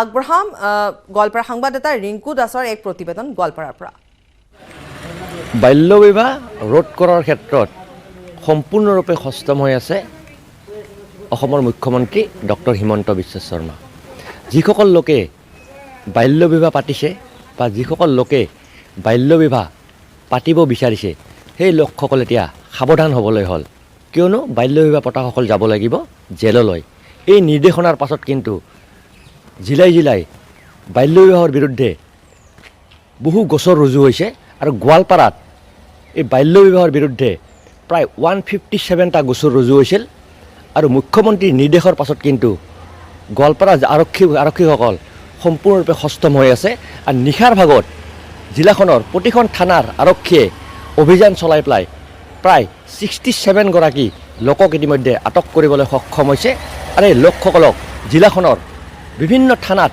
ইতিমধ্যে ৰাখি থোৱা হৈছে আমি উল্লেখ কৰিম নিউজ 18 অসম নৰ্থ ইষ্টৰ দৰ্শকক যোৱা নিশা জিলাখনৰ যি দুধনৈ থানাৰ পৰা 8জন লোকক আটক কৰিছে আৰু যি ৰংজুলি থানাৰ পৰা 7জন লোকক আটক কৰিছে আৰু যি ধূপধাৰা থানাৰ পৰা 7জন লোক আৰু কৃষ্ণাই থানাৰ পৰা 10জন লোক আৰু যি মাটিয়া থানাৰ পৰা 11জন লোক আৰু আগিয়া থানাত 3জন লোক আৰু যি লক্ষীপুৰ থানা এই লক্ষীপুৰ থানাত 4জন লোক আৰু যি গোৱালপাৰা সদৰ থানাত 3জন লোকক ৰখা হৈছে আৰু যি মাটিয়া থানাত 7জন লোকক ৰখা হৈছে মুখ্যমন্ত্ৰীৰ নিৰ্দেশৰ পাছত কিন্তু সম্পূৰ্ণৰূপে সষ্টম হৈ আছে অসম আৰক্ষীৰ লগতে যি গোৱালপাৰা আৰক্ষী আৰু এই নিৰ্দেশৰ পাছত দেখা হৈছে নিশাৰ ভাগত জিলাখনৰ বিভিন্ন ঠাইত বাল্য বিবাহৰ বিৰুদ্ধে যি 157টা গোচৰ ৰুজু হৈ আছিল সেই গোচৰৰ ভিত্তিত কিন্তু টোটেল 67 গৰাকী লোকক ইতিমধ্যে বিভিন্ন থানাত ৰাখি থোৱা হৈছে আৰু ক'ব লাগিব যোৱাকালি আমি গোৱালপাৰা আৰক্ষী অধীক্ষক ৰাকেশ ৰেড্ডিৰ সৈতে যি কথা পাতিছিলোঁ আৰু তেখেতে এটা কথা উল্লেখ কৰিছে ইতিমধ্যে মুখ্যমন্ত্ৰীৰ নিৰ্দেশৰ পাছত তেওঁলোকে সম্পূৰ্ণৰূপে সষ্টম হ'ব আৰু জিলাখনৰ বিভিন্ন যি থানাসমূহত যি গোচৰ ৰুজু হৈ আছে সেই গোচৰৰ ভিত্তিত কিন্তু আৰক্ষীৰ যি আইনী ব্যৱস্থা সেই আইনী ব্যৱস্থা লোৱা বুলি আৰু এয়া গোৱালপাৰাৰ খবৰ আছিল গ্ৰেপ্তাৰ হোৱাৰ ভয়ত বহিৰাজ্যলৈ এতিয়া 58 অভিযুক্ত পলায়ন কৰিছে নিশা ৰূপহীহাট আৰক্ষীয়ে জব্দ কৰিছে কেৰালা অভিমুখী এখন ট্ৰেভেলাৰ সোধা পোছাৰ বাবে আটক কৰা হৈছে বাছখনত থকা 58জন লোকক জেৰাৰ অন্তত বহু কেইগৰাকী গ্ৰেপ্তাৰ হোৱাৰ সম্ভাৱনা আছে বাল্য বিবাহৰ অপৰাধত জড়িত থকাৰ সন্দেহত আৰক্ষীয়ে অভিযান চলাইছিল আৰু সেই অভিযানত এই ট্ৰেভেলাৰখন জব্দ কৰিছে আৰু ট্ৰেভেলাৰখনত 58 গৰাকী লোক আছে আৰু এই 58 গৰাকী লোকে কিন্তু বাল্য বিবাহ কৰাইছিল আৰু এতিয়া গ্ৰেপ্তাৰৰ ভয়ত তেওঁলোকে পলায়ন কৰিবলৈ চেষ্টা কৰোঁতে আৰক্ষীৰ জালত পৰিছে জেৰাৰ অন্তত বহু কেইগৰাকী গ্ৰেপ্তাৰ হোৱাৰ সম্ভাৱনা আছে বাল্য বিবাহৰ বিৰুদ্ধে আৰক্ষীয়ে এনেধৰণে অভিযান আৰম্ভ কৰিছে আৰু এই অভিযান অব্যাহত থাকিব বুলি মুখ্যমন্ত্ৰীগৰাকীয়ে জানিবলৈ দিছে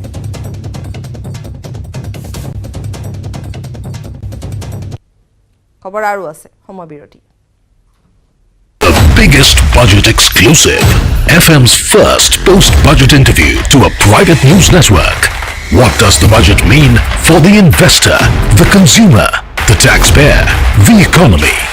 FM Nirmala Sitaraman speaks to Network 18 Editor-in-Chief Rahul Joshi. The FM interview, live and exclusive. কেৱল ষ্ট্ৰং নহয় মাইথান ষ্ট্ৰং মাইথান ষ্টীল নিৰ্মাণৰ মানদণ্ড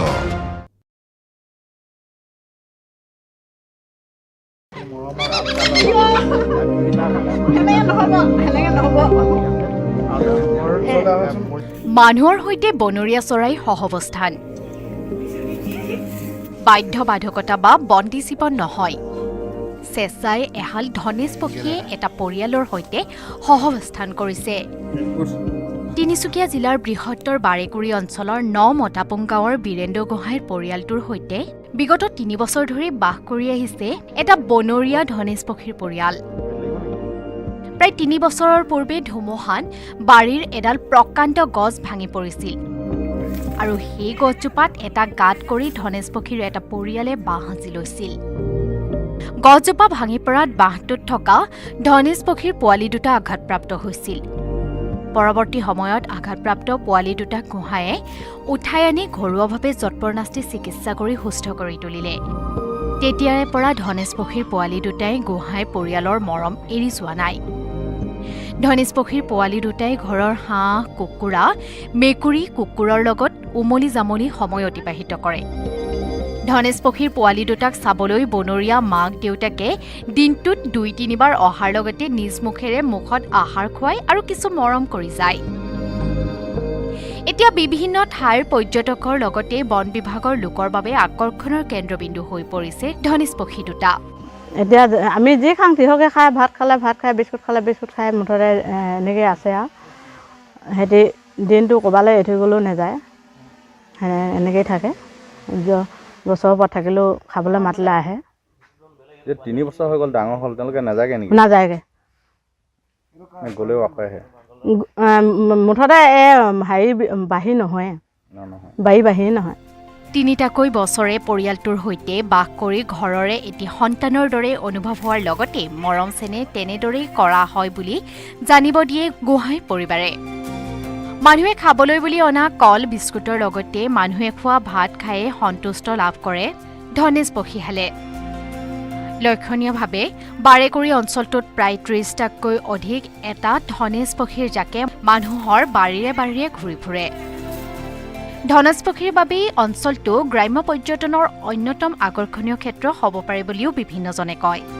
ডিগবৈৰ পৰা Rina Kakati Gogoi report, news 18 Assam north east.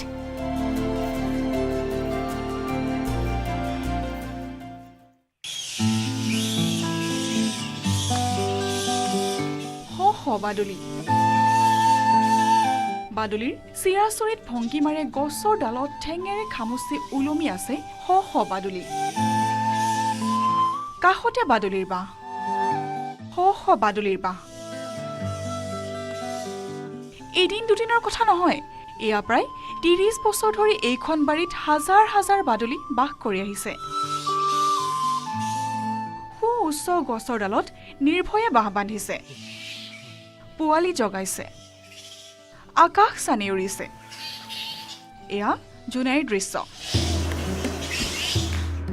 জোনাইৰ এটা পৰিয়ালে ৩০ বছৰৰো অধিক কাল ধৰি হাজাৰ হাজাৰ বাদুলিক সংৰক্ষণ কৰি দাঙি ধৰিবলৈ সক্ষম হৈছে প্ৰকৃতি প্ৰেমৰ এক বিৰল নিদৰ্শন। সম্প্ৰতি একাংশ দুষ্কৃতিকাৰীৰ কবলত ধ্বংসৰ গৰাহত পৰি সংকুচিত হৈ আহিছে বনাঞ্চল। চৰাই চিৰিকটি জীৱ জন্তুৰ বাসস্থানৰ অভাৱ ঘটাৰ লগতে বহু আপুৰুগীয়া চৰাই চিৰিকটি আৰু বন্যপ্ৰাণী বিলুপ্তি হ'বলৈ ধৰিছে। এনে সময়তে জোনাইৰ অমৃতপুৰ গাঁৱৰ নিবাসী লক্ষীকান্ত পেগু আৰু তেওঁৰ পৰিয়ালে যোৱা প্ৰায় ৩০ বছৰৰ অধিক কাল ধৰি হাজাৰ হাজাৰ বাদুলি সংৰক্ষণ কৰি আহিছে। স্বাগতম বিৰতিৰ পাছত। বঙাইগাঁও জিলাত বাল্য বিবাহৰ গোচৰত গ্ৰেপ্তাৰ হৈছে ৮৩ জন লোক। বঙাইগাঁও সদৰ থানাত গ্ৰেপ্তাৰ হৈছে ২২ জন লোক। মুখ্যমন্ত্ৰী নিৰ্দেশৰ পিছত যি অভিযান চলি আছে সেই অভিযান মৰ্মে আমি ইতিমধ্যে কৈছো যে ক'ত কিমান সংখ্যক লোক আটক হৈছে বা গ্ৰেপ্তাৰ হৈছে। এতিয়া কথা হৈছে যে এয়া আচলতে আমি যিখিনি সংখ্যা ইতিমধ্যে কৈছো সেই সংখ্যাখিনি প্ৰতি মুহূৰ্তত আপডেট হৈ গৈ আছে। গতিকে ক'ৰবাত যদি কিছু সময় পূৰ্বলৈকে ৮৩ আছিল, এতিয়া কিন্তু সেয়া হয়তো ৯০ ওচৰা-ওচৰি হ'বগৈ পাৰে। কিন্তু আমি পুনৰ কৈছো যিহেতু বঙাইগাঁৱত ১২৩টা গোচৰ ৰুজু হৈছে।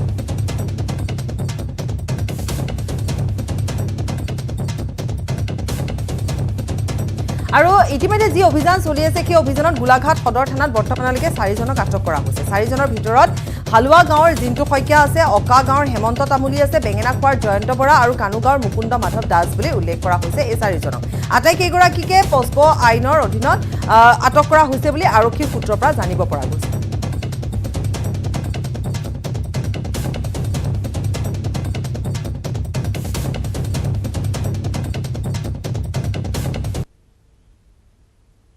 আৰু পক্সো আইনৰ অধীনত এতিয়া গ্ৰেপ্তাৰ কৰা হৈছে মুখ্যমন্ত্ৰী নিৰ্দেশৰ পিছতে ৰাজ্যৰ ভিন্ন প্ৰান্তত আৰম্ভ হৈছে অভিযান আমি ইতিমধ্যে কৈছো দেখুৱাইছো আৰু ক'ত কিমান সংখ্যা বাঢ়িছে সেয়াও ইতিমধ্যে আমি কৈছো বাল্য বিবাহক লৈ একশ্যন ইতিমধ্যে অসম আৰক্ষীয়ে আৰম্ভ কৰিছে গুৱাহাটীত 53 জনক আটক কৰিছে ধুবুৰী জিলাৰ পৰা 112 জনক আটক কৰা হৈছে গৌৰীপুৰত 32 জন বিলাসীপাৰাত আটক কৰা হৈছে গোলকগঞ্জত 26 জন তামাৰহাটত 8 জন আটক কৰা হৈছে আৰু সেই অনুপাতে মানকাছাৰত 24 জনক আটক কৰা হৈছে সাপতগ্ৰামত 3 জনক আটক কৰা হৈছে আগমনী 9 সাপৰত 9 জনক আটক কৰা হৈছে সংখ্যা বাঢ়ি গৈ আছে প্ৰতি মুহূৰ্তৰ সংখ্যা আমি জনাই যাবলৈ চেষ্টা কৰিম 4 বজাৰ লগে ডিজিপি গৰাকীয়ে যেহেতু এক সংবাদ মেলৰ আয়োজন কৰিছে গতিকে তাত শেহতীয়া যিখিনি পৰিসংখ্যা আছে সেই সংখ্যাৰ ওপৰত ডিজিপি গৰাকীয়ে মত ব্যক্ত কৰিব কিন্তু অভিযান চলি আছে অভিযান চলি থাকিব 3-4 দিনলৈকে আৰু মুঠৰ ওপৰত চৰকাৰ কঠোৰ হৈছে যাতে বাল্য বিবাহ ৰোধ কৰিব পাৰে বাল্য বিবাহ ৰোধ কৰিবৰ বাবে সজাগতা বা অন্য যিখিনি কাৰণ আছে সেই সমূহৰ উপৰিও কিন্তু গ্ৰেপ্তাৰ হোৱাৰ লগে হয়তো এক উদাহৰণ হ'ব হয়তো ভয় খাব যে ইয়াৰ পৰৱৰ্তী সময়ত কোনেও বাল্য বিবাহ কৰিবলৈ আগবাঢ়ি নাহিব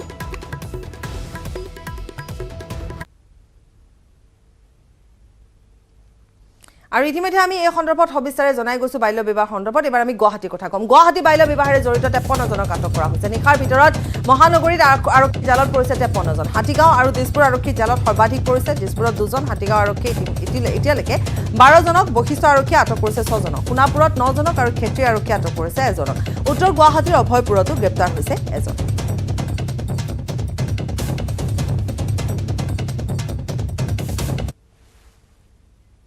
খবৰ আৰু আছে সময় বিৰতি Biggest budget exclusive. FM's first post-budget interview to a private news network. What does the budget mean for the investor, the consumer, the taxpayer, the economy? FM Nirmala Sitaraman speaks to Network 18 Editor-in-Chief Rahul Joshi. The FM interview, live and exclusive. কেৱল strong নহয় Maithon strong Maithon steel নিৰ্মাণৰ মানদণ্ড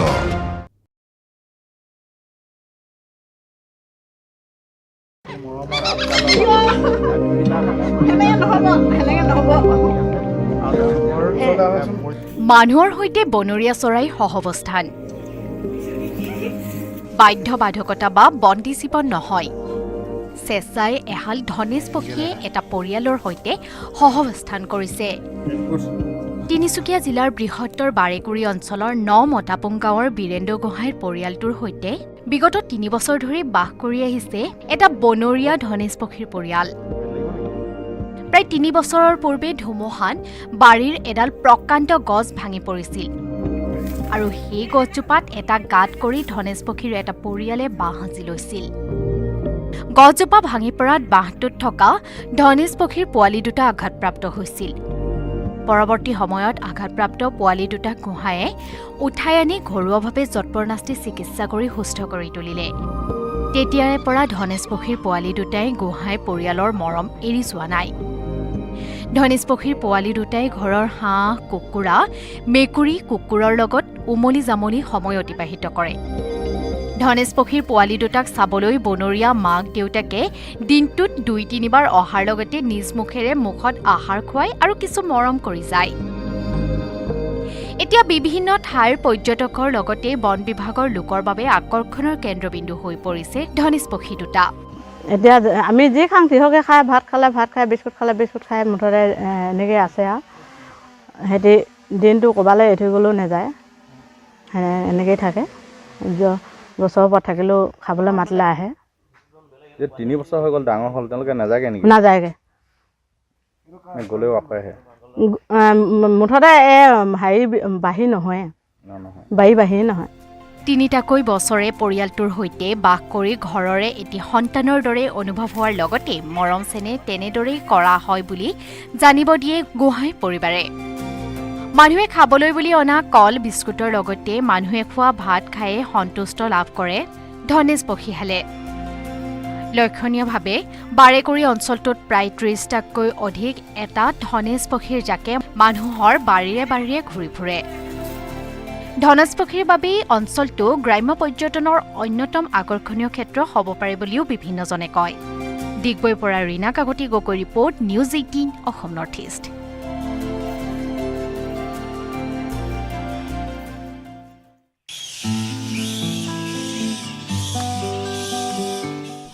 বাদুলি বাদুলিৰ চিৰাচৰিত ভংগীমাৰে গছৰ ডালত ঠেঙেৰে খামুচি ওলমি আছে শ শ বাদুলি কাষতে বাদুলিৰ বাহ শ শ বাদুলিৰ বাহ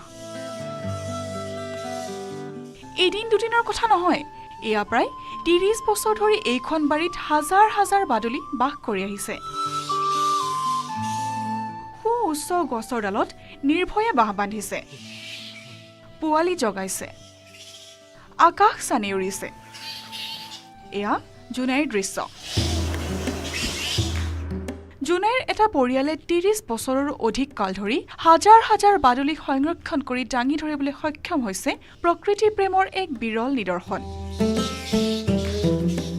সম্প্ৰতি একাংশ দুষ্কৃতিকাৰীৰ কবলত ধ্বংসৰ গৰাহত পৰি সংকুচিত হৈ আহিছে বনাঞ্চল চৰাই চিৰিকটি জীৱ-জন্তুৰ বাসস্থানৰ অভাৱ ঘটাৰ লগতে বহু আপুৰুগীয়া চৰাই চিৰিকটি আৰু বন্যপ্ৰাণী বিলুপ্তি হ'বলৈ ধৰিছে এনে সময়তে জোনাইৰ অমৃতপুৰ গাঁৱৰ নিবাসী লক্ষীকান্ত পেগু আৰু তেওঁৰ পৰিয়ালে যোৱা প্ৰায় ৩০ বছৰৰ অধিক কাল ধৰি হাজাৰ হাজাৰ বাদুলি সংৰক্ষণ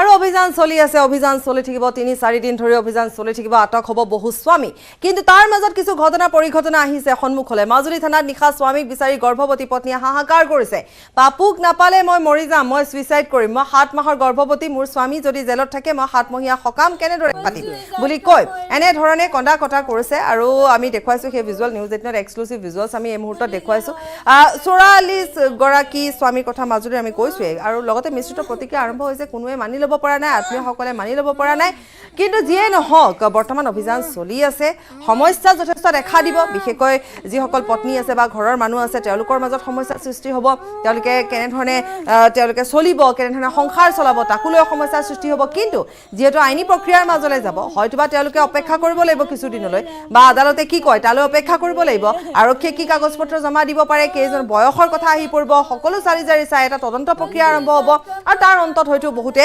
মুকলি আকাশৰ তললৈ ঘূৰি আহিব গতিকে কথা হৈছে যে তেতিয়ালৈকে সমগ্ৰ প্ৰক্ৰিয়াটো আইনী প্ৰক্ৰিয়াৰে যাবলৈ দিব লাগে আৰু যেহেতু এই ক্ষেত্ৰত দোষী কোন নিৰ্দোষী কোন হেনেকুৱা ধৰণৰ বহু কথা আহি পৰিব কিন্তু এই মুহূৰ্তত আমি মাজুলীৰ যেটো প্ৰসংগ কৈছো তেওঁ এগৰাকী 7 মহীয়া গৰ্ভৱতী গতিকে তেওঁ বিচাৰিছে তেওঁ স্বামীক যাতে এৰি দিব লাগে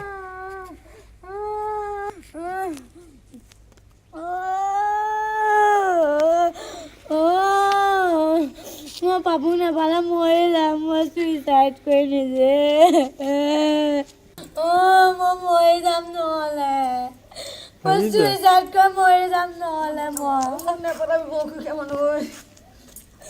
মই নিজে নহ'লে সুইসাইড কৰি মৰি যামগে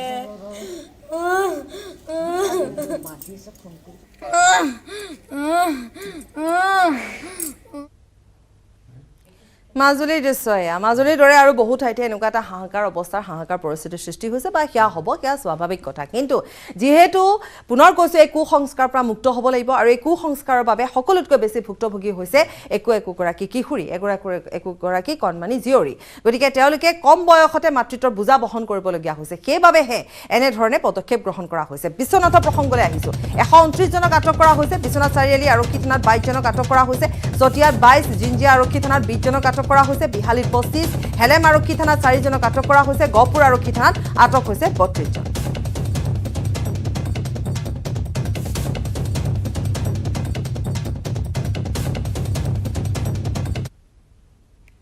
ৰাজ্যজুৰি বাল্য বিবাহৰ বিৰুদ্ধে অভিযান আৰম্ভ হৈছে যোৰহাটত আৰক্ষীয়ে বাল্য বিবাহৰ 25টা ঘটনাৰ তথ্য দাঙি ধৰিছে কিন্তু আমি কিছু সময় পূৰ্বে দেখুৱাই গৈছিলো যে অতি ভয়ংকৰ এখন ছবি কাৰণ যোৰহাট চিকিৎসা মহাবিদ্যালয় চিকিৎসালয় 2022 বৰ্ষৰ তথ্য অনুসৰি চিকিৎসালয়খনত 15 বছৰৰ পৰা 18 বছৰ বয়সৰ 342 গৰাকী কিশোৰীয়ে গৰ্ভধাৰণ কৰি সন্তান জন্ম দিছিল 17 বছৰ বয়সৰ প্ৰায় 29 গৰাকী 16 বছৰ বয়সৰ প্ৰায় 7 গৰাকী আৰু 18 বছৰ বয়সৰ 306 গৰাকী কিশোৰীয়ে গৰ্ভধাৰণ কৰি চিকিৎসাৰ বাবে যোৰহাট মেডিকেল কলেজ হাস্পতাললৈ আহিছিল বিগত বৰ্ষটোত গতিকে যদিহে তথ্য সহকাৰে চোৱা যায় তেতিয়াহলে কিন্তু এখন অতিকৈ ভয়ংকৰ ছবি পোহৰলৈ আহিব 18 বছৰীয়া ছোৱালী আহিছে আপোনাৰ 300 মান প্ৰায় দেই যোৱা বছৰত তাৰ পৰা 17 ইয়াৰ্ছৰো আছে তেনেকুৱাকৈ 28-29 আৰু 17-16 বছৰৰো আছে আপোনাৰ around 7 গোটেইখিনি টোটেল মিলালে 342 ইয়াৰ সৈতে বাতৰ পৰা বিদায় লৈছোঁ নমস্কাৰ Budget exclusive. FM's first post-budget interview to a private news network. What does the budget mean for the investor, the consumer, the taxpayer, the economy? FM Nirmala Sitaraman speaks to Network 18 Editor-in-Chief Rahul Joshi. The FM interview, live and exclusive.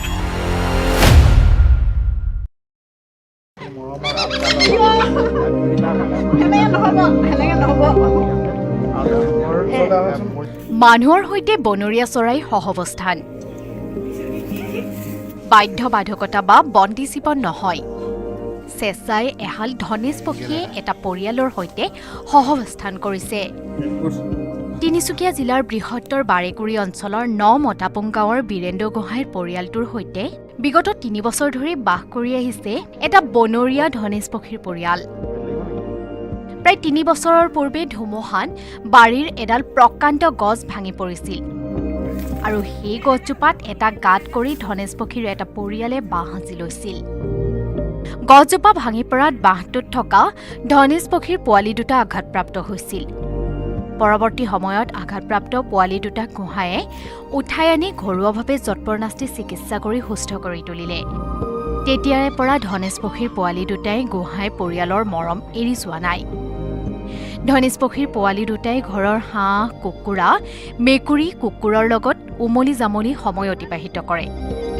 ধনেশ পক্ষীৰ পোৱালি দুটাক চাবলৈ বনৰীয়া মাক দেউতাকে দিনটোত 2-3 বাৰ অহাৰ লগতে নিজ মুখেৰে মুখত আহাৰ খুৱাই আৰু কিছু মৰম কৰি যায় এতিয়া বিভিন্ন ঠাইৰ পৰ্যটকৰ লগতে বন বিভাগৰ লোকৰ বাবে আকৰ্ষণৰ কেন্দ্ৰবিন্দু হৈ পৰিছে ধনেশ পক্ষী দুটা এতিয়া আমি যি খাং তিহকে খাই ভাত খাই বিস্কুট খাই মুঠতে এনেকৈ আছে আৰু সিহঁতি দিনটো ক'ৰবালৈ এৰি থৈ গ'লেও নাযায় এনেকৈয়ে থাকে গছৰ ওপৰত থাকিলেও খাবলৈ মাতিলে আহে 3 বছৰ হৈ গ'ল ডাঙৰ হ'ল তেওঁলোকে নাযায়গৈ নেকি নাযায়গৈ গ'লেও আকৌ আহে মুঠতে হেৰি বাঢ়ি নহয় বাঢ়ি নহয় তিনিটাকৈ বছৰে পৰিয়ালটোৰ সৈতে বাস কৰি ঘৰৰে এটি সন্তানৰ দৰে অনুভৱ হোৱাৰ লগতে মৰম চেনেহ তেনেদৰেই কৰা হয় বুলি জানিব দিয়ে গোহাঁই পৰিবাৰে মানুহে খাবলৈ বুলি অনা কল বিস্কুটৰ লগতে মানুহে খোৱা ভাত খায়ে সন্তুষ্ট লাভ কৰে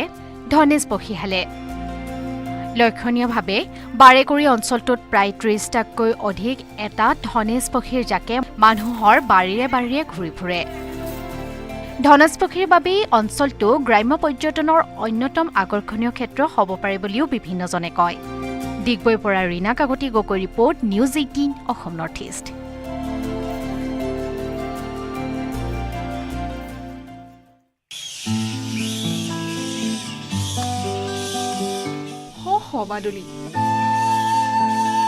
বাদুলিৰ চিৰাচৰিত ভংগী মাৰে গছৰ ডালত ঠেঙেৰে খামুচি ওলমি আছে বাদুলি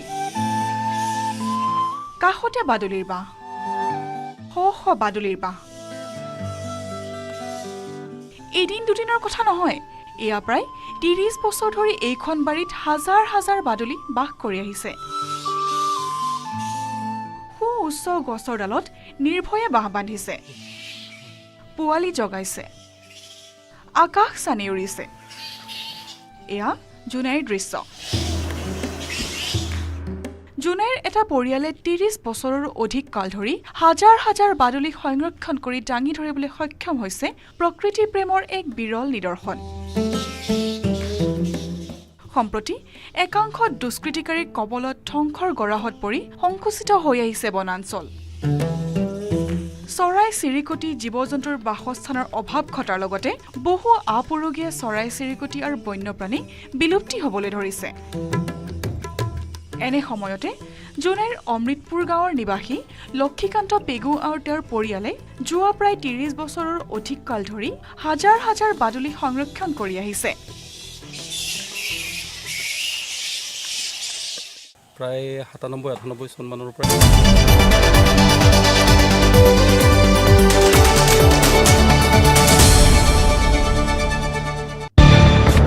হেডলাইন্স আগবঢ়াইছে विमल कौक भाषा केसरी এনআইলৈ তালিবানৰ ভাবুকি ভৰা চিঠি ইমেইল যোগে মুম্বাইত পুনৰ সন্ত্ৰাসবাদীৰ আক্ৰমণৰ ভাবুকি সিৰাজউদ্দিন হাক্কানীৰ নিৰ্দেশত এনআইলৈ চিঠি প্ৰেৰণ ইমেইলক লৈ তদন্ত আৰম্ভ এনআই আৰু মুম্বাই আৰক্ষীৰ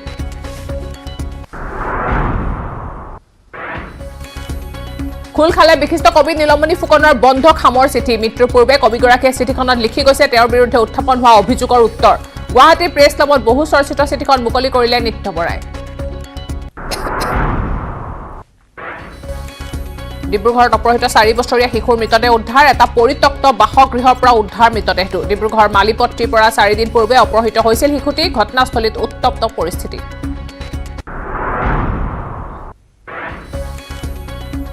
ৰাজ্যত বাল্য বিবাহেৰে জড়িত 18শৰো অধিক লোকক গ্ৰেফতাৰ মুখ্যমন্ত্ৰী হিমন্ত বিশ্ব শৰ্মাই জনালে এই কথা মুখ্যমন্ত্ৰীৰ নিৰ্দেশৰ পিছতে বাল্য বিবাহৰ বিৰুদ্ধে আৰক্ষীৰ সৰ্ববৃহৎ অভিযান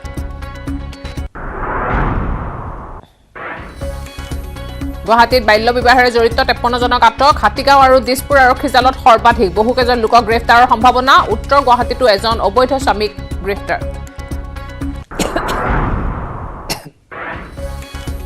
অসম সাহিত্য সভাৰ আজি চতুৰ্থটো দিন ব্যাপক খামখেয়ালি প্ৰখ্যাত সাহিত্যিকক অপমানৰে চলিছে নাৰায়ণপুৰ অধিৱেশনৰ ময়ূৰপংখী ৰথত উঠি শোভাযাত্ৰাৰ অংশ নৱনিৰ্বাচিত সভাপতিৰ বিতৰ্কৰ মাজতো সাহিত্য সভালৈ ফুট বৈছে ৰাইজৰ নিউজ হেডলাইন্স আগবঢ়াইছে विमल कौक भाषा केसरी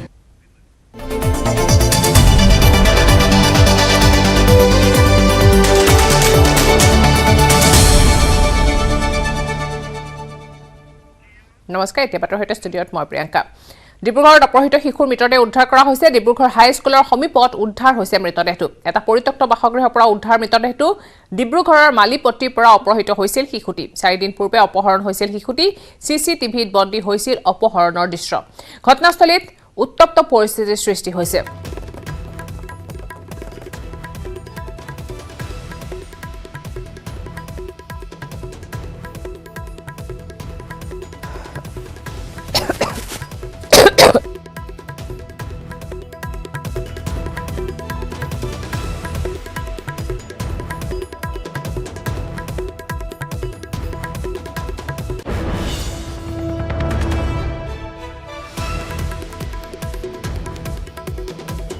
অপহৃত শিশুটি উদ্ধাৰ কৰা হৈছে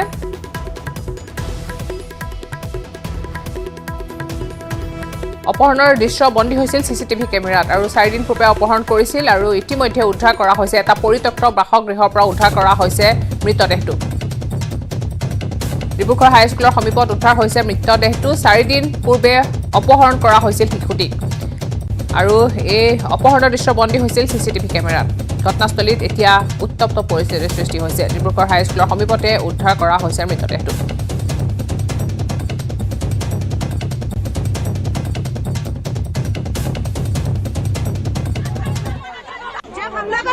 बच्चे को ऐसा हुआ है तो पुलिस को ढूंढना चाहिए था ना पुलिस का नहीं ढूंढता तो हम लोग बच्चे ये पड़ा नहीं रहता आज उसका माँ पर बाप पर क्या बीत रहा होगा हम लोग जानता है उस आदमी को हम लोग पहचानता है ना वो लोग क्या है किसी का भी बच्चा होता है लेकिन ऐसा सोचना चाहिए ना पुलिस को आज देखिए बच्चा ऐसा हो गया तो पूरा आदमी झूठ हो गया वही आदमी एक फुट होकर उसको ढूंढता है तो मिलता कि नहीं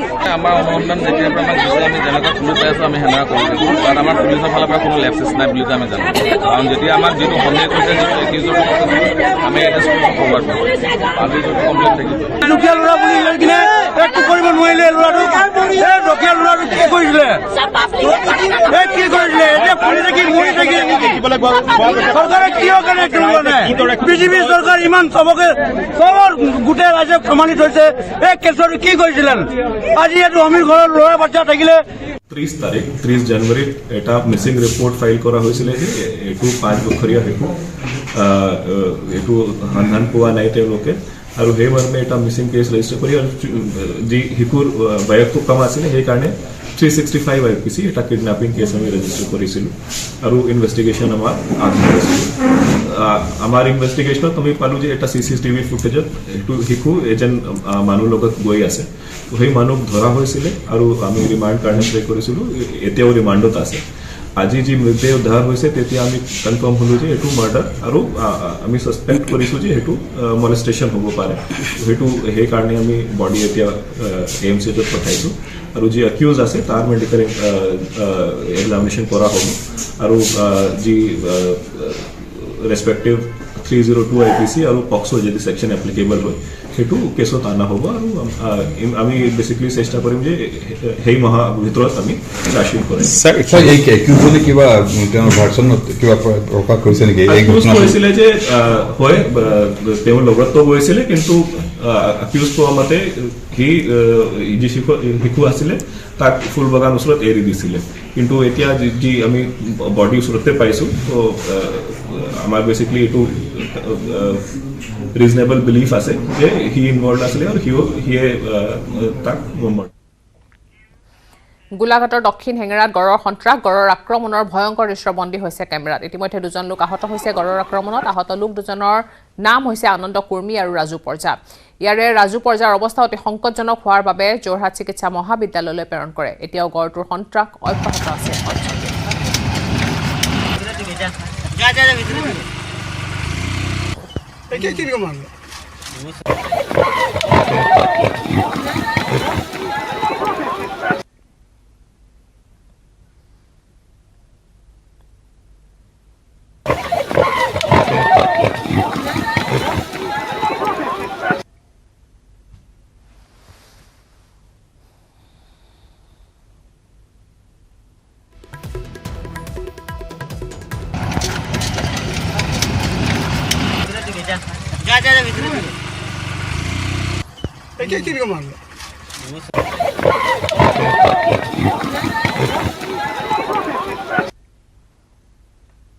ঘটনাটো মানে ঢেৰ জন চাহপান গৈছিলে মই চাইছোঁ এনেকৈ এফালৰ পৰা দৌৰ মাৰি আহিলে পলাইছিলে পলাই আহিলোঁ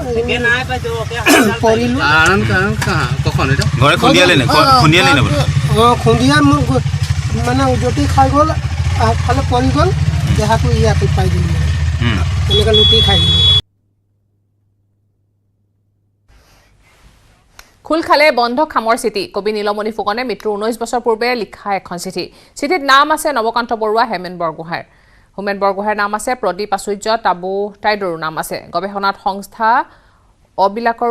সংস্থাবিলাকৰো নাম আছে চিঠিখনত চিঠিৰ শিৰোনাম হৈছে অন্য এক কলংকিত অধ্যায়ৰ বিষয়ে চিঠিত অপবাদ আৰু পৰিকল্পিত জালিয়াতিৰ অভিযোগ 50 বছৰ আগতে ষড়যন্ত্ৰ হৈছিল নীলমণি ফুকনৰ বিৰুদ্ধে জনক মৃদুপৱন বৰুৱাই তুলিছিল অভিযোগ কাব্য ঋষিৰ সততাৰ ওপৰত প্ৰশ্ন উত্থাপন কৰিছিল আমাৰ প্ৰতিনিধি আলোচনীখনত লিখিছিল নীলমণিৰ বিৰুদ্ধে টোপনিটো তেওঁ মুখ খেদি ফুৰিছিল কবিতাটোক লৈ বিতৰ্ক কবিতাটো স্পেনিছ কবিতাৰ প্ৰভাৱৰ অভিযোগ স্পেনিছ কবি কেমিনৰ প্ৰভাৱ পৰা বুলি অভিযোগ অসমীয়া সাহিত্য বুৰঞ্জীৰ ষষ্ঠ খণ্ডটো কবিতাটোক লৈ বিতৰ্ক অসমীয়া সাহিত্য বুৰঞ্জী সম্পাদক আছিল হোমেন বুঢ়াগোহাঁই আছিল আৰু কবিতাটোক লৈ মন্তব্য কৰিছিল প্ৰদীপ আচাৰ্যই অসমীয়া কবিতাৰ 20টা বছৰ প্ৰবন্ধ লিখিছিল আচাৰ্যই আৰু এই প্ৰবন্ধটোত সন্দেহ প্ৰকাশ কৰিছিল প্ৰদীপ আচাৰ্যৰ মন্তব্যত হতভম্ব হৈছিল নীলমণি ফুকন কেমিনৰ কবিতাটোত ক'ত পাইছিল উত্তৰ নিদিলে আচাৰ্যই প্ৰকাশ কৰিছিল অসমীয়া সাহিত্যৰ বুৰঞ্জী উত্তৰ বিচাৰি অবিলক লৈ চিঠি দিছিল নীলমণি ফুকনে আৰু অবিলক লৈ দিয়া চিঠিৰ উত্তৰ নাপালে নীলমণি ফুকনে কেমিন কবিতাটো ক'ৰবাত পাইছিল বুলি কৈছিল নৱকান্ত বৰুৱাই কিন্তু ক'ত পাইছিল স্পষ্ট নকৰিলে নৱকান্ত বৰুৱাইও সেই সময়ত নীলমণিলৈ ভাবুকি ভৰা চিঠি প্ৰেৰণ কৰা হৈছে জেলত থব পাৰো জান বুলি ভাবুকি দিছিল চিঠিত আমাৰ প্ৰগতি আৰু প্ৰগতিৰ ৰঙালী বিহুৰ সংখ্যাটো অভিযোগ নীলমণি ফুকন আৰু ভৱেন বৰুৱাৰ ওকালতি প্ৰবন্ধটোক লৈ সম্পাদকলৈ লিখা চিঠি হৈছিল নীলমণিৰ বিৰুদ্ধে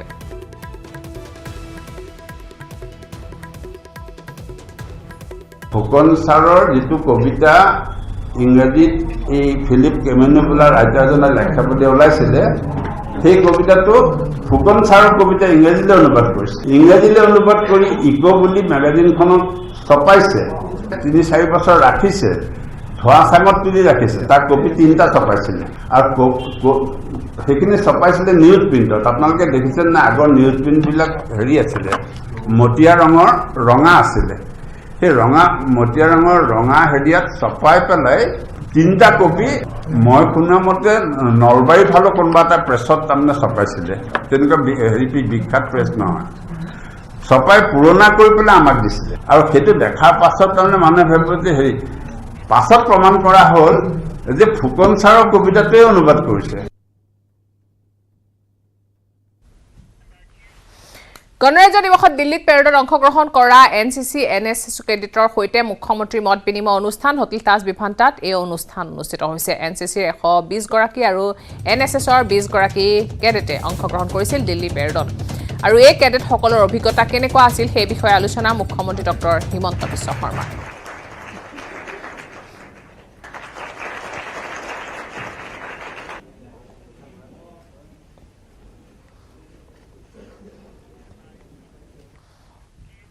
মহানগৰীৰ নিশা পথ দুৰ্ঘটনা সংঘটিত হৈছে মহানগৰীৰ জিএছ ৰোডত সংঘটিত হৈছে দুৰ্ঘটনাটো তীব্ৰবেগী বাহনৰ মাজত হোৱা সংঘৰ্ষত 4খন বাহনৰ ক্ষতিসাধন হয় শ্ৰীনগৰ ট্ৰেফিক পইণ্টত এখন দ্ৰুতবেগী বাহনে খুন্দোৱাৰ ফলতে পিছে আহি থকা আন 3খন বাহনে খুন্দিয়াই প্ৰথমখন বাহনত ক্ষতিগ্ৰস্ত বাহন কেইখনৰ এখনত এটা শিশু আহত হৈছে ট্ৰেফিক পইণ্টত খুন্দিবা প্ৰথমখন বাহনৰ চালকজনে অত্যাধিক মদ্যপান কৰি আহিছিল আগত থকা সুইফ্টখনৰ এখন মানে হেণ্ডব্ৰেক লগোৱা আছিলে মানে মানুহজনৰ লগত কথা পাতিছিলোঁ তেওঁ হেণ্ডব্ৰেক লগাই গাড়ীখন ৰখা আছিলে মাজত তাতে বাচ্চা এটাও আছিলে আৰু মাজত থকা গাড়ীখন মেইনলি তেওঁ মানে সেইখনে মাৰি জেছখনে সেইখনত মাৰিছে মাৰোতে আগৰখনত লাগিছে জেছখন 120 মান স্পীডত আছে বুলি কৈছে লগতে ৰাস্তা ফ্ৰী আছিলে লগতে মদ্যপান কৰা আছিল বহুত বেছি মদ খাই আছিলে মানুহজন কাজিৰঙা ৰাষ্ট্ৰীয় উদ্যানত গড়ৰ শক্তি প্ৰদৰ্শনৰ চেষ্টা ৰাষ্ট্ৰীয় উদ্যানখনত পথ অতিক্ৰম কৰাৰ সময়তে সন্মুখত জিপসি দেখি প্ৰথমে উৎসুকতাৰে জিপসিখনৰ দিশে আগবাঢ়ি গ'ল গড়টো আৰু জিপসিখনৰ দিশে এখোজ দুখোজকৈ আগবাঢ়ি ফেপেৰি পাতি চুচা ল'লে গড়টোৱে বাহনলৈ চুচা লোৱা জিপসিখনত থকা বহিৰাজ্যৰ পৰ্যটকেও লাভ কৰিলে এক বিৰল অভিজ্ঞতা জিপসিখনত থকা পৰ্যটকৰ নীৰৱতা আৰু অভিজ্ঞ চালক বিকাশ ৰোটিয়াৰৰ সময় উপযোগী তৎপৰতাৰ বাবে সুৰক্ষিত থাকে পৰ্যটকসকল কহৰা বনাঞ্চলৰ এই দৃশ্য কেমেৰাত বন্দী হৈছে আৰু এই কেমেৰাত বন্দী কৰিছে বিকাশ ৰোটিয়াৰে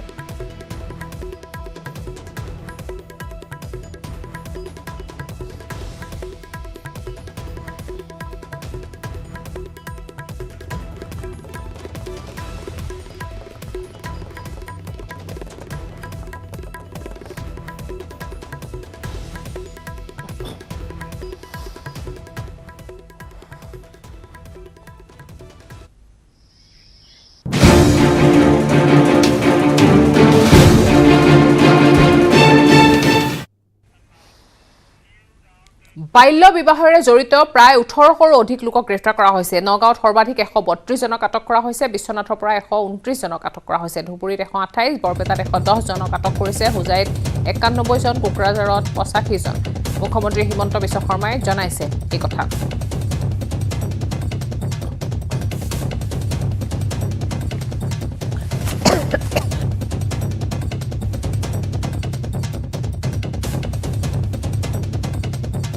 ৰাতিপুৱা 8 বজালৈকে 1800 ব্যক্তিক গ্ৰেপ্তাৰ কৰা হৈছে আৰু দিনটো চলি থাকিব নেক্সট 3-4 ডেজত আপোনালোকক ডিটেইলছ মই ডিজিপিক কৈ থৈছোঁ ডিজিপিয়ে আজি গধূলি প্ৰেছ কনফাৰেন্সত আপোনালোকক ডিটেইলছ ক'ব কাৰণ মোৰ লগতো ডিটেইলছ নাই কিন্তু এইটো বাই ইভিনিং এটা ক্লিয়াৰ পিকচাৰ ইমাৰ্জ কৰিব যে কিমান এৰেষ্ট হৈছে বা কিমানক আমি একশ্যন লৈছোঁ কিমান কোন জিলাত কিমান হৈছে গধূলি আপোনালোকক ডিজিপিয়ে জনাব মুখ্যমন্ত্ৰী নিৰ্দেশৰ পিছতে ৰাজ্যজুৰি বাল্য বিবাহৰ বিৰুদ্ধে আৰক্ষীৰ সৰ্ববৃহৎ অভিযান নিশা প্ৰাগজ্যোতিষপুৰ আৰক্ষীয়ে বিভিন্ন প্ৰান্তত অভিযান চলাই 4জন অবৈধ স্বামীক গ্ৰেপ্তাৰ কৰিছে মৃত পানীখাইটিৰ আমিৰ আলী চন্দ্ৰপুৰৰ সঞ্জু কৰ্মকাৰ পাণবাৰীৰ সঞ্জয় মাৰাক আৰু বন্দা চাপাই ডাঙৰ 17খন ডেকা ৰজা 4 স্বামীৰ বিৰুদ্ধে পস্কো অধীনত গোচৰ ৰুজু কৰিছে প্ৰাগজ্যোতিষপুৰ আৰক্ষীয়ে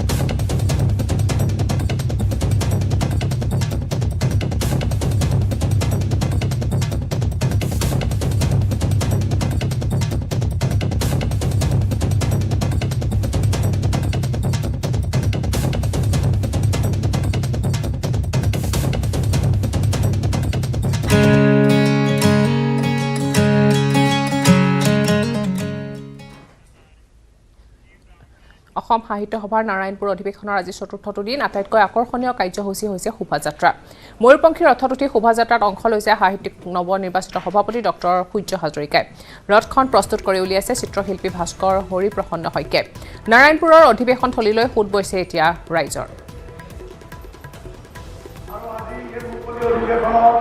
উপস্থিত থকা অসম সাহিত্য সভাৰ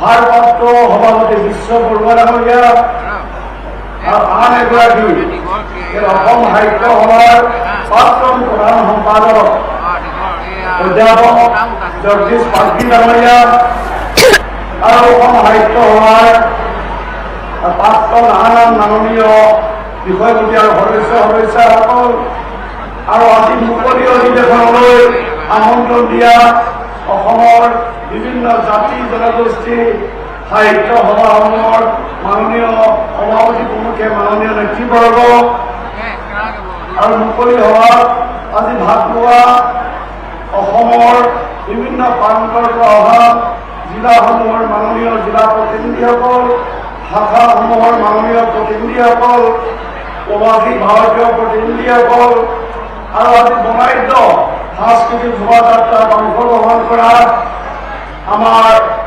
মাননীয় কৃষ্টি দলসমূহৰ মাননীয় প্ৰতিনিধিসকল আৰু আমাৰ আদৰণি সমিতিৰ মাননীয় কাৰ্যকৰী সভাপতি প্ৰমুখে মাননীয় উপ সভাপতিসকল আৰু আদৰণি সমিতিৰ মাননীয় সাধাৰণ সম্পাদক অধ্যাপক মাখন তামুলী প্ৰমুখে যুটীয়া সম্পাদকসকল সহকাৰী সম্পাদকসকল আৰু মাননীয় সদস্য বন্ধু-বান্ধৱীসকল আৰু আমাৰ ৪৫খন উপ সমিতিৰ মাননীয় উপদেষ্টাসকল সভাপতিসকল কাৰ্যকৰী সভাপতিসকল সম্পাদকসকল আৰু মাননীয় সদস্যসকল আৰু আজি মুকলি এই অধিৱেশনত ভাগ লোৱা সাহিত্যপ্ৰেমী ৰাইজ আপোনালোক ভদৌদিলৈ আদৰণি সমিতিৰ তৰফৰ পৰা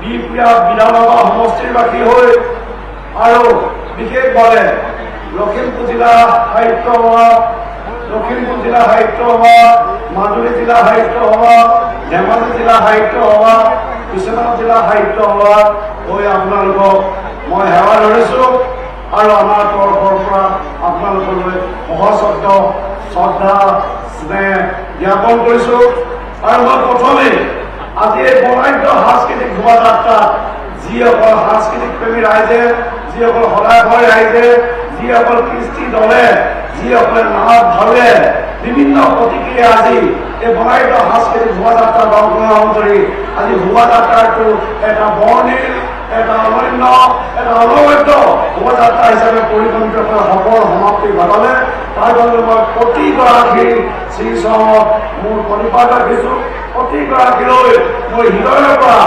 বহুত আন্তৰিক ধন্যবাদ আৰু কৃতজ্ঞতা জ্ঞাপন কৰিছোঁ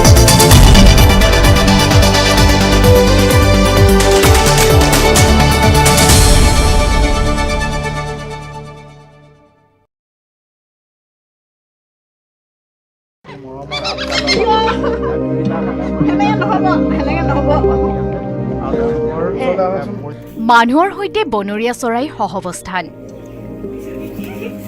বাধ্যবাধকতা বা বন্দী জীৱন নহয় চেঁচাই এহাল ধনেশ পক্ষীয়ে এটা পৰিয়ালৰ সৈতে সহৱস্থান কৰিছে তিনিচুকীয়া জিলাৰ বৃহত্তৰ বাৰেকুৰি অঞ্চলৰ ৯ মতাপুং গাঁৱৰ বীৰেন্দ্ৰ গোহাঁইৰ পৰিয়ালটোৰ সৈতে বিগত ৩ বছৰ ধৰি বাস কৰি আহিছে এটা বনৰীয়া ধনেশ পক্ষীৰ পৰিয়াল প্ৰায় ৩ বছৰৰ পূৰ্বে ধুমুহাত বাৰীৰ এডাল প্ৰকাণ্ড গছ ভাঙি পৰিছিল আৰু সেই গছজোপাত এটা গাঁত কৰি ধনেশ পক্ষীৰ এটা পৰিয়ালে বাঁহ সাজি লৈছিল গছজোপা ভাঙি পৰাত বাঁহটোত থকা ধনেশ পক্ষীৰ পোৱালি দুটা আঘাতপ্ৰাপ্ত হৈছিল পৰৱৰ্তী সময়ত আঘাতপ্ৰাপ্ত পোৱালি দুটা গোহাঁয়ে উঠাই আনি ঘৰুৱাভাৱে যৎপৰনাস্তি চিকিৎসা কৰি সুস্থ কৰি তুলিলে তেতিয়াৰে পৰা ধনেশ পক্ষীৰ পোৱালি দুটাই গোহাঁই পৰিয়ালৰ মৰম এৰি যোৱা নাই ধনেশ পক্ষীৰ পোৱালি দুটাই ঘৰৰ হাঁহ কুকুৰা মেকুৰী কুকুৰৰ লগত উমলি জামলি সময় অতিবাহিত কৰে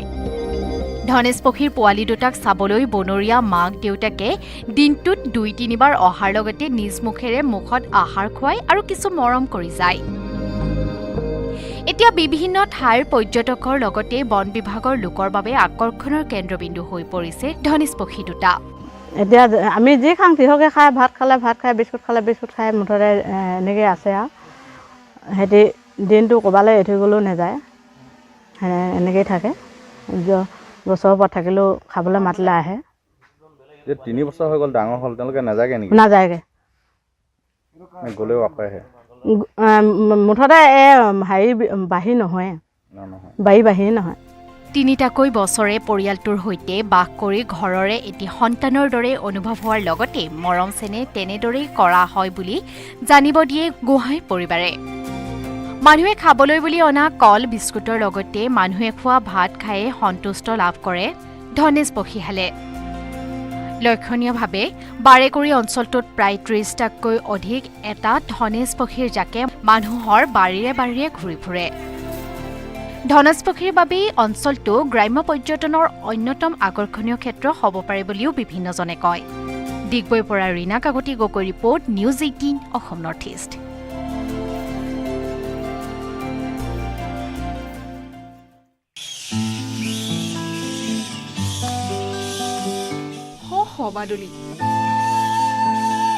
বাদুলিৰ চিৰাচৰিত ভংগীমাৰে গছৰ ডালত ঠেঙেৰে খামুচি ওলমি আছে শ বাদুলি। কাষতে বাদুলিৰ বাঁহ, শ বাদুলিৰ বাঁহ। এদিন দুদিনৰ কথা নহয়, এয়া প্ৰায় 30 বছৰ ধৰি এইখন বাৰীত হাজাৰ হাজাৰ বাদুলি বাস কৰি আহিছে। সু উচ্চ গছৰ ডালত নিৰ্ভয়ে বাঁহ বান্ধিছে, পোৱালি জগাইছে, আকাশ চানি উৰিছে। এয়া জোনাইৰ দৃশ্য। জোনাইৰ এটা পৰিয়ালে 30 বছৰৰো অধিক কাল ধৰি হাজাৰ হাজাৰ বাদুলি সংৰক্ষণ কৰি দাঙি ধৰিবলৈ সক্ষম হৈছে প্ৰকৃতি প্ৰেমৰ এক বিৰল নিদৰ্শন। সম্প্ৰতি একাংশ দুষ্কৃতিকাৰীৰ কবলত ধ্বংসৰ গৰাহত পৰি সংকুচিত হৈ আহিছে বনাঞ্চল। চৰাই চিৰিকটি জীৱ জন্তুৰ বাসস্থানৰ অভাৱ ঘটাৰ লগতে বহু আপুৰুগীয়া চৰাই চিৰিকটি আৰু বন্যপ্ৰাণী বিলুপ্তি হ'বলৈ ধৰিছে।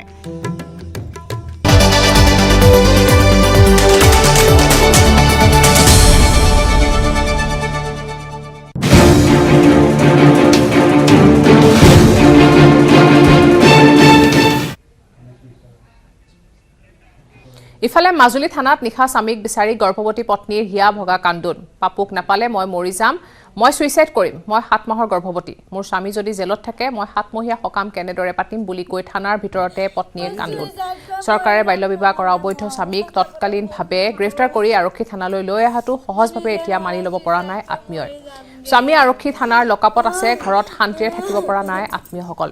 সেয়েহে মাজ নিশালৈকে মাজুলী আৰক্ষী থানাৰ সন্মুখত দেখা গ'ল আত্মীয়সকলক এইদৰে।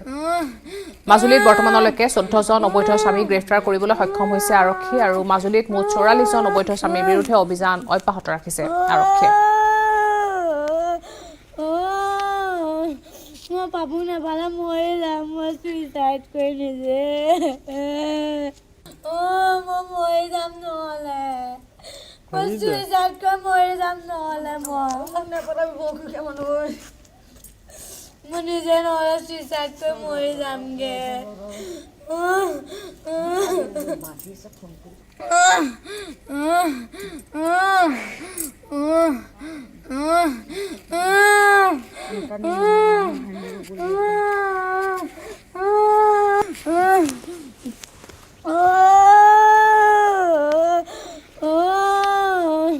মই পাবো নাপালে মৰি যাম। বিশ্বনাথত বাল্য বিবাহত জড়িত 129জনক আটক কৰা হৈছে। বিশ্বনাথ চাৰিআলি আৰক্ষী থানাত 22জনক আটক কৰা হৈছে। চতিয়াত 22জন, জিনজিনিয়া আৰক্ষী থানাত 20জন, বিহালীত 25জন, হেলেম আৰক্ষী থানাত 4জনক আটক কৰিছে। গহপুৰ আৰক্ষী থানাত আটক হৈছে 32জন।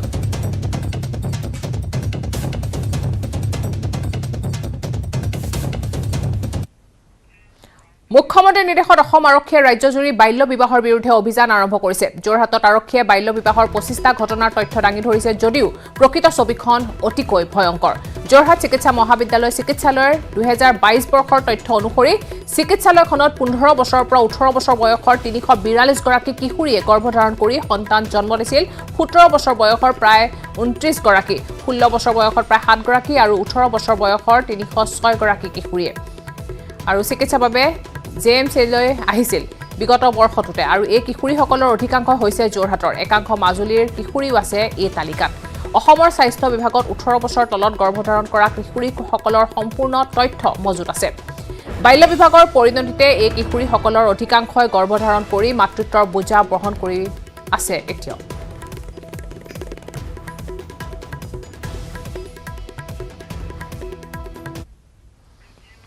খবৰ আৰু আছে, কিন্তু তাৰ আগতে লৈছো এটা সৰু বিৰতি।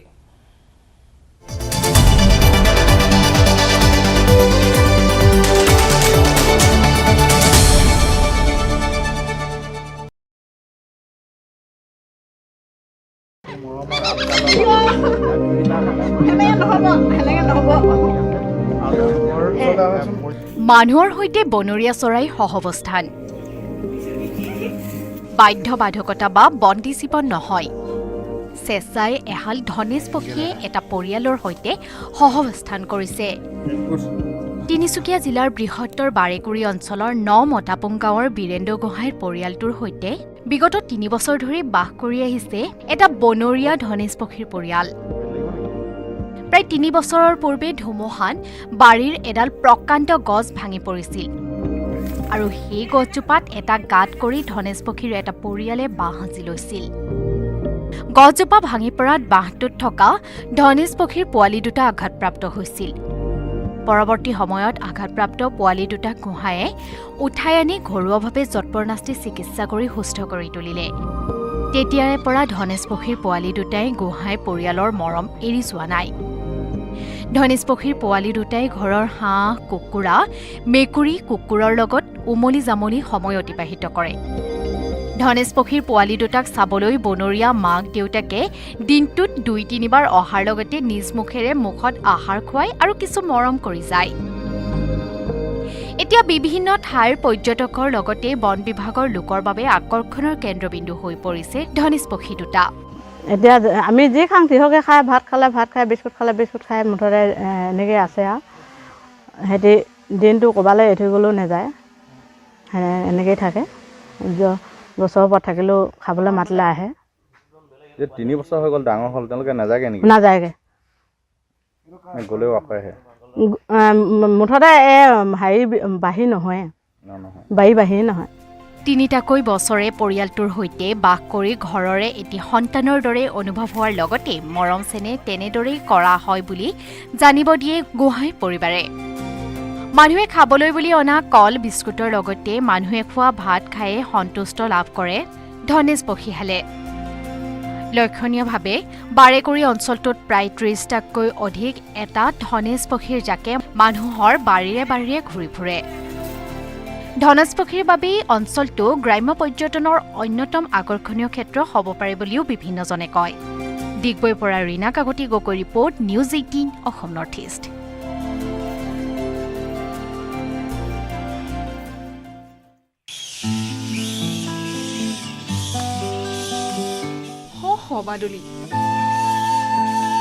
বাদুলিৰ চিৰাচৰিত ভংগীমাৰে গছৰ ডালত ঠেঙেৰে খামুচি ওলমি আছে শ শ বাদুলি।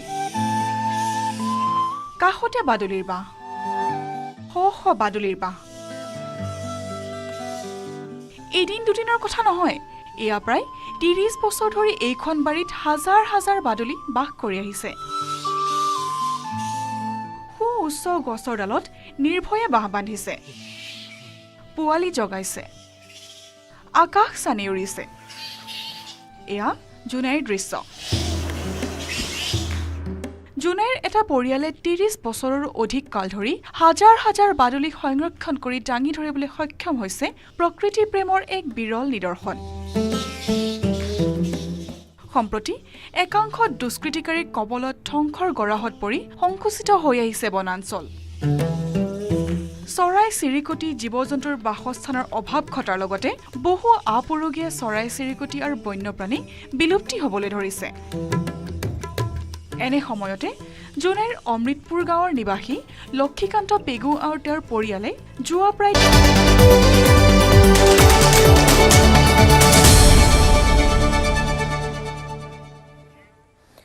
গুৱাহাটীত বাল্য বিবাহেৰে জড়িত 53জনক আটক কৰা হৈছে। নিশাৰ ভিতৰতে মহানগৰ আৰক্ষীৰ জালত পৰিছে 53গৰাকী। হাতীগাঁও আৰু দিছপুৰ আৰক্ষী জালত সৰ্বাধিক। দিছপুৰত 2জন, হাতীগাঁও আৰক্ষী আটক কৰিছে 12জনক, বশিষ্ঠ আৰক্ষী আটক কৰিছে 6জনক, সোণাপুৰত 9জন আৰু ক্ষেত্ৰী আৰক্ষী আটক কৰে 1জনক। উত্তৰ গুৱাহাটীৰ অভয়পুৰতো গ্ৰেপ্তাৰ কৰা হৈছে 1জনক।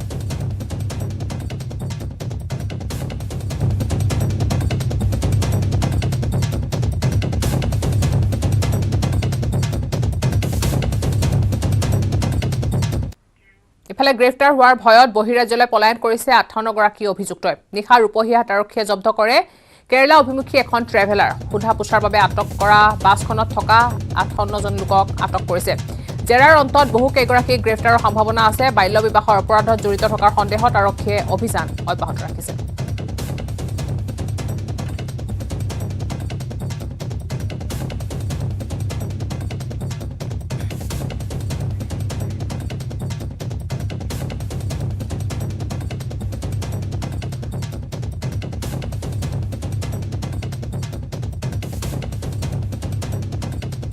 গ্ৰেপ্তাৰ হোৱাৰ এই দৃশ্য প্ৰত্যক্ষ কৰিছে এখন ট্ৰেভেলাৰৰ পৰা এনেদৰে লোকসকলক লৈ অহা হৈছে সোধা পোছাৰ বাবে। এনেদৰে বহিৰাজ্যলৈ পলাবলৈ চেষ্টা কৰিছিল 58গৰাকী অভিযুক্তই। কেৰালালৈ পলাবলৈ চেষ্টা কৰিছিল আৰু তেনে সময়তে আটক কৰে আৰক্ষীয়ে। বাল্য বিবাহৰ বিৰুদ্ধে আৰক্ষীয়ে অভিযান অব্যাহত ৰাখিছে আৰু এই ঘটনাৰ পৰা পলাবলৈ যত্ন কৰিছিল বহু কেইগৰাকী লোকে। এখন ট্ৰেভেলাৰ লৈ এনেদৰে কেৰালা অভিমুখে যাত্ৰা কৰিছিল অভিযুক্তসকলে আৰু অভিযুক্তসকলক এনেদৰে ৰাস্তাতে আটক কৰি লৈ আহে।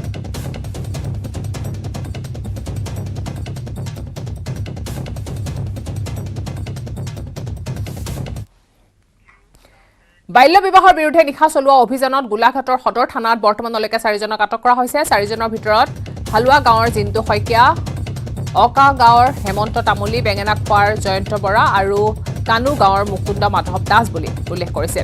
আটাইকেইগৰাকীক পস্কো আইনৰ অধীনত আটক কৰা হৈছে বুলি আৰক্ষী সূত্ৰৰ পৰা জানিব পৰা গৈছে।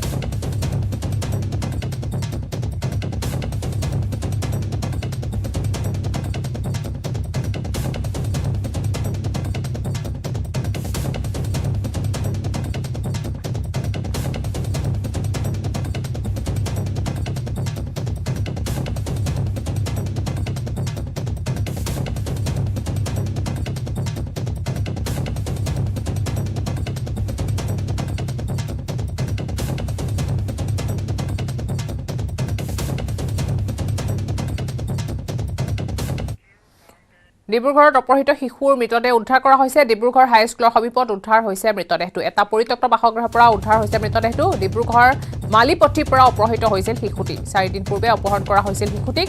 CCTVত বন্দী হৈছিল অপহৰণৰ দৃশ্য। ঘটনাস্থলীত এতিয়া উত্তপ্ত পৰিস্থিতিৰ সৃষ্টি হৈছে।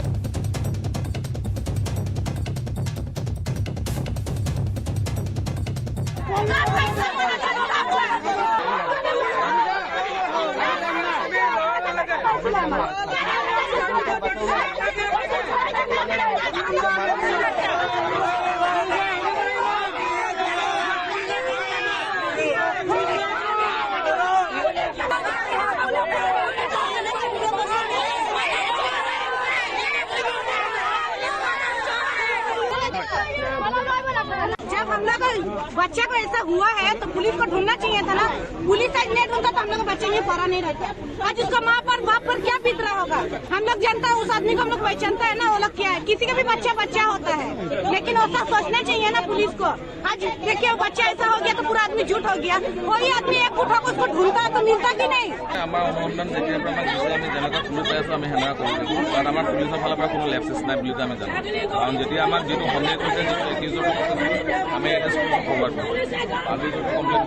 লুকিয়া ল'ৰা বুলি লৈ কিনে কৰিব নোৱাৰিলে ল'ৰাটো ৰখীয়া ল'ৰাটো কি কৰিছিলে কি কৰিছিলে এতিয়া ফুৰি থাকি মৰি থাকি চৰকাৰে কিয় কাৰণে কৰিব নাই বিজেপি চৰকাৰ ইমান চবকে চবৰ গোটেই ৰাজ্যক সমানি থৈছে এই কেছৰ কি কৰিছিলেন আজি এইটো অমিৰ ঘৰৰ ল'ৰা বাচ্চা থাকিলে পুলিচে ওলাই দিলে হয় নে নিদিলে 30 জানুৱাৰীত এটা মিচিং ৰিপৰ্ট ফাইল কৰা হৈছিলে যে এইটো 5 বছৰীয়া শিশু এইটো সন্ধান পোৱা নাই তেওঁলোকে আৰু সেই মৰ্মে এটা মিচিং কেছ ৰেজিষ্টাৰ কৰি আৰু যি শিশুৰ বয়সটো কম আছিলে সেইকাৰণে 365 IPC এটা কিডনেপিং কেছ আমি ৰেজিষ্টাৰ কৰিছিলোঁ আৰু ইনভেষ্টিগেশ্যন আমাৰ আগবঢ়াইছিলোঁ আমাৰ ইনভেষ্টিগেশ্যনত আমি পালোঁ যে এটা CCTV ফুটেজত এইটো শিশু এজন মানুহ লগত গৈ আছে সেই মানুহ ধৰা হৈছিলে আৰু আমি ৰিমাণ্ড কাৰণে ট্ৰাই কৰিছিলোঁ এতিয়াও ৰিমাণ্ডত আছে আজি যি মৃতদেহ উদ্ধাৰ হৈছে তেতিয়া আমি কনফাৰ্ম হ'লোঁ যে এইটো মাৰ্ডাৰ আৰু আমি ছাছপেক্ট কৰিছোঁ যে সেইটো মলেষ্টেশ্যন হ'ব পাৰে সেইটো সেইকাৰণে আমি বডি এতিয়া AMCত পঠাইছোঁ আৰু যি একিউজ আছে তাৰ মেডিকেল এক্সামিনেশ্যন কৰা হ'ব আৰু যি ৰেছপেক্টিভ 302 IPC আৰু পক্সো যদি ছেকশ্যন এপ্লিকেবল হয় সেইটো কেছত অনা হ'ব আৰু আমি বেচিকলি চেষ্টা কৰিম যে সেই মাহৰ ভিতৰত আমি চাৰ্জশ্বিট কৰিম এই একিউজনে কিবা তেওঁৰ ভাৰ্চনত কিবা প্ৰকাশ কৰিছে নেকি কৰিছিলে যে হয় তেওঁৰ লগতো গৈছিলে কিন্তু একিউজ পোৱা মতে সি যি শিশু আছিলে তাক ফুলবাগান ওচৰত এৰি দিছিলে কিন্তু এতিয়া যি আমি বডি ওচৰতে পাইছোঁ তো আমাৰ বেচিকলি এইটো ৰিজনেবল বিলিফ আছে যে হি ইনভলভ আছিলে আৰু সিয়ে এই বিষয়ে আমাক সবিশেষ জনাব জেচিম আহমেদ আপোনাৰ পৰা জানিব বিচাৰিছোঁ এটা অতি দুখৰ ঘটনা সংঘটিত হৈছে কৰুণ ঘটনা ক'ব লাগিব এটা কণমানি শিশুক এনেদৰে অপহৰণ কৰাৰ পিছত 4 দিন পিছত শিশুটোৰ মৃতদেহ উদ্ধাৰ কৰা হৈছে গতিকে এটা কণমানি শিশুক লৈ কি আক্ষেপ থাকিব পাৰে কিহৰ কাৰণে এনেদৰে ঘটনা সংঘটিত হ'ব পাৰে কি আছে খবৰ হয় প্ৰিয়ংকা এই ঘটনাই আচলতে আন এক দিশৰ আচলতে উন্মেষ ঘটাইছে এতিয়া প্ৰথমতে এয়া এক অপহৰণৰ ঘটনা আছিলে বুলি ধাৰণা কৰা হৈছিলে আৰু পিছত আজি যেতিয়া মৃতদেহ উদ্ধাৰ হ'ল শিশুটিৰ তাৰ পাছতে আচলতে এই গোটেই ঘটনাটো আন এক মূৰ লৈছে ঘটনাটোৰ যি ডিব্ৰুগড়ৰ PWD কলনীৰ যিটো পৰিত্যক্ত গৃহ আচলতে তাতে আজি দিনৰ ভাগতে এই শিশুটি উদ্ধাৰ হৈছিলে শিশুটি আজিৰ পৰা 5 দিন পূৰ্বে চহৰখনৰ মালিপতিৰ পৰা অপহৃত হৈছিলে আৰু প্ৰায় 4 বছৰীয়া শিশুটি কণমানি মৰম লগা এটি শিশু আছিলে যাক লৈ আচলতে স্থানীয় ৰাইজে এবাৰ সদৰ থানাৰ সন্মুখতো ভিৰ কৰিছিলে এই ঘটনাটোৰ যিগৰাকী অভিযুক্ত ব্যক্তি সুৰজ কৰ্মকাৰ তেওঁক আচলতে আৰু স্থানীয় লোকৰ হাতত গতাই দিয়া এনেধৰণৰ কিছুমান দাবী লয় আৰু শিশুটিক উদ্ধাৰ কৰে কিন্তু আৰক্ষীৰ তৎপৰতাৰ কিছু কম হোৱাৰ বাবেই আচলতে শিশুটিৰ মৃতদেহ উদ্ধাৰ হৈছে বুলি স্থানীয় ৰাইজে এতিয়া অভিযোগ কৰিবলৈ ধৰিছে আৰু আটাইতকৈ ডাঙৰ এটা গুৰুত্বপূৰ্ণ কথা ডিব্ৰুগড় আৰক্ষী অধীক্ষকে জনাইছে যে শিশুটিক শাৰীৰিকভাৱে আচলতে কোনো দুষ্কাৰ্য সিদ্ধি কৰি এইদৰে হত্যা কৰা হৈছে বুলি ডিব্ৰুগড় আৰক্ষী অধীক্ষকে ধাৰণা কৰিছে বুলি জনাইছে অৱশ্যে গোটেই ঘটনাটো মৰণোত্তৰ পৰীক্ষাৰ পাছত পোহৰলৈ আহিব কিন্তু স্মাৰ্ট আৰক্ষীৰ আচলতে এয়া এক ডিব্ৰুগড়ত CCTVত স্পষ্টকে ওলাইছে শিশুটিক হাতত ধৰি লৈ গৈছে গতিকে সেই CCTV দৃশ্য চাই ঘৰৰ মানুহে পৰিয়ালৰ লোকে মাক দেউতাকে সেই লোকজনক চিনিব পাৰিছে নেকি সেই লোকজনক ইতিমধ্যে আৰক্ষীয়ে গ্ৰেপ্তাৰ কৰি থৈছিলে ইতিমধ্যে তাৰ ঘটনাৰ দুদিন পাছতে আচলতে ডিব্ৰুগড়ৰ চহৰৰ ফুলবাগান অঞ্চলৰ পৰা ব্যক্তিজনক স্থানীয় লোকে কৰায়ত্ব কৰিছিলে কৰায়ত্ব কৰি আৰক্ষী হাতত গতাই দিছিলে আৰক্ষীয়ে লোকজনক লোকজন সুৰাসক্ত অৱস্থাত আছিলে বুলি ডিব্ৰুগড় আৰক্ষী অধীক্ষকে জানিবলৈ দিছে আৰু তাৰ পাছতে তেওঁৰ পৰা এই গোটেই কথাখিনি মুখৰ পৰা তেওঁ উদ্ধাৰ কৰিবলৈ সক্ষম হৈছে উলিয়াবলৈ সক্ষম হৈছিলে আৰক্ষীয়ে যে শিশুটিক লৈ গৈছিলে কিন্তু শিশুটিক তেওঁ কোৱা মতে তেওঁৰ যিটো ভাষ্য আৰক্ষীয়ে যিটো জানিবলৈ দিছে আমাক যিজন ব্যক্তিক সুৰজ কৰ্মকাৰ বুলি অভিযুক্ত ব্যক্তিজনক আৰক্ষীয়ে ধৰিছিলে কৰায়ত্ব কৰিছিলে গ্ৰেপ্তাৰ কৰিছিলে আৰু সেই ব্যক্তিজনে কিন্তু সুৰজ কৰ্মকাৰে কৈছে যে শিশুটিক বাইলং উপাধিৰ কণমানি শিশুটি যিটো শিশুৰ মৃত্যু হ'ল সেই শিশুটিক ফুলবাগানৰ ওচৰতে এৰি দিছিলে আৰু ফুলবাগান অঞ্চলৰ পৰা আৰক্ষী অধীক্ষকৰ যি কাৰ্যালয় আছে আৰক্ষী অধীক্ষকৰ যি আৱাসগৃহ আছে চৰকাৰী আৱাসগৃহ তাৰ ঠিক সন্মুখ ভাগতেই এই আজি য'ত শিশুটি উদ্ধাৰ হৈছে প্ৰায় সন্মুখ ভাগৰ এটা গলিৰ ভিতৰতে থকা PWD কলনীৰ অঞ্চল সেইটো তাৰ এটা পৰিত্যক্ত গৃহত আচলতে শিশুটি উদ্ধাৰ হ'ল এই গোটেই ঘটনাটো আচলতে এক ৰহস্য আৱৰ্ততা কিন্তু আৰক্ষীয়ে এটা কথা কিন্তু প্ৰিয়ংকা ক'ব লাগিব যে যদি অভিযুক্ত ব্যক্তিজন আৰক্ষীৰ আৰক্ষীয়ে কৰায়ত্ব কৰি আৰক্ষীৰ জিম্মাত আছিলে তেনেহলে আজি শিশুটিৰ দেহৰ পৰা তেজ নিৰ্গত হোৱাৰ দৰে দেখা গৈছে আৰু শিশুটি যথেষ্ট সতেজ অৱস্থাত আচলতে উদ্ধাৰ হৈছে ক'বলৈ গ'লে এই মৃত হত্যাকাণ্ড এতিয়াৰ আজিৰ নে কিছুদিন পূৰ্বৰ সেয়া কিন্তু এক প্ৰকাৰে ৰহস্য কাৰণ শিশুটি সতেজ অৱস্থাত আছে আৰু এনেধৰণে যদি প্ৰত্যক্ষদৰ্শী হিচাপে আমি ধাৰণা কৰোঁ তেনেহলে ই শিশুটি আজি বা কালি তেনেধৰণৰ জেচিম ক'ব লাগিব কাৰণে ৰহস্যৰ আৱৰ্ততে এতিয়া সমগ্ৰ ঘটনাটো আছে যদি তেওঁ এৰি দিছিলে তেনেহলে তেওঁ সেই স্থানলৈ আনিছিল কিয় হয়তো কোনোবা অন্য লোক জড়িত থাকিব পাৰে যিটো তেওঁ এতিয়াও আৰক্ষীৰ আগত প্ৰকাশ কৰা নাই কাৰণ শিশুটিক আনি সেই স্থানত এৰি দিছিলে আজি তাতে মৃতদেহ উদ্ধাৰ হৈছে শিশুটিৰ গতিকে হয়তো অন্য কোনো লোক আছে তেওঁ এৰি দিছে অন্য কোনোবাই লৈ গৈছে নহলে এনেদৰে ঘটনা সংঘটিত হ'ব নোৱাৰিলেহেঁতেন হয়তো যদি তেওঁ এৰি দিলেহেঁতেন হয় নিশ্চয় ক'ব লাগিব প্ৰিয়ংকা আৰু এই ঘটনা আৰু এটা দিশ উল্লেখ ঘটাইছে যে শিশুটিক সেই মানুহজনে যিজন অভিযুক্ত সুৰজ কৰ্মকাৰ যি আৰক্ষীৰ জিম্মাত আছে তেওঁ ৫,০০০ ধনৰ মূল্যত বিক্ৰী কৰি দিয়া বুলিও এক অভিযোগ আহিছে সেই অভিযোগো আচলতে নুই কৰিব নোৱাৰি আৰু এতিয়া কেইবাটাও প্ৰশ্ন ইয়াৰ লগত জড়িত হৈ আছে বহুতো প্ৰশ্ন হয়তো ওলাই পৰিব আৰক্ষীৰ তদন্তত ধন্যবাদ জনাইছো এই মুহূৰ্তত Jasim Ahmed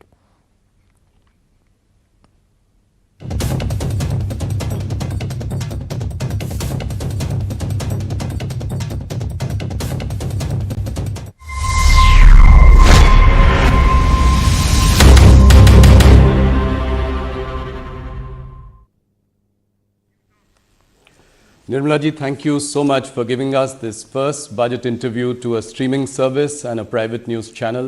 Through this interview, you will reach the length and breadth of the country through all our News 18 channels, CNBC TV 18, CNN News 18, News 18 India, and a slew of digital properties, moneycontrol.com, First Post, and news18.com. Thank you so much for this. My first question, this is your 5th budget. You were navigating 2 epochal events in the last couple of years. One was the ongoing pandemic and its impact, and the other was the war in Ukraine.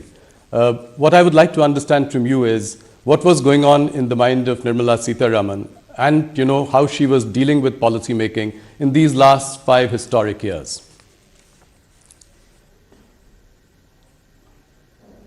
Starting with a very difficult question because difficult not for any other reason but to capture the experiences, the as I say anubhav, going through that and also to look back at it now when you're probably slightly out of it is very difficult to describe in, let's say, a short brief answer. I can understand. But yet if you have to really capture it, I had no precedent before me to handle such a situation. There were no given templates. There were no examples to follow. And there were no theories which would have worked in such context. So essentially we were going by continuous conversation with all kinds of stakeholders. Those who have directly some thing to say about the industry and its suffering, MSME and its suffering, or even those who are observing it with a more discerning eye. So we had to engage in conversation continuously with all people, take their view, weigh it for ourselves to see which one is all right, which is more suitable for us and which is not. Yes. And also take courage in saying it may not work out for us in one particular way because eventually somewhere all this has got to be answerable. And therefore I think I would immensely recall the ways in which Honorable PM led the conversation with us. He would never tire himself from meeting us. He would never say not today. So with all necessary precautions taken for COVID, following the protocol, we would still meet and talk about things. But eventually whatever has been at that time decided and put out as schemes, one thing which was not so much relevant for dealing with the pandemic itself but yet had to be done was not to let go the opportunity to continue the reform process. Yes. So that was carried on. But we may do so many things. We may have a stable leadership, clear-headed leadership which stands by us and gives us the guidance under the Prime Minister. And we may come up with the proposals and also launch some specific schemes at that time to benefit, to give relief and so on. Eventually it is the way in which the people of India have absorbed it all. You know, absorbed it and found best ways to go around it with this kind of a succor which is coming from the government, or some hand holding which is coming from the government. May not be adequate, but so the credit goes to the people of India for having so been in clued position with the government's, every decision making, and kept pace with it all. And that is why today we are where we are. Entirely the way in which people of India have absorbed whatever has been done from the government side and put it to effect in the ground. No, you make a very important point. I think you never gave up on reforms in the last so many years. Despite, come what may, pandemic, war in Ukraine, and that I must concede. I clearly remember that many experts and economists at that time panned the government, panned India, that we were not doing enough for stimulus, in the COVID period. And I remember they cited examples of Western economies, European economies, saying that we should at least give 10 to 20% of GDP. That's the bare minimum we should do. Now, in hindsight, do you think that it was good to ignore that advice and be tight-fisted, and that is showing up today?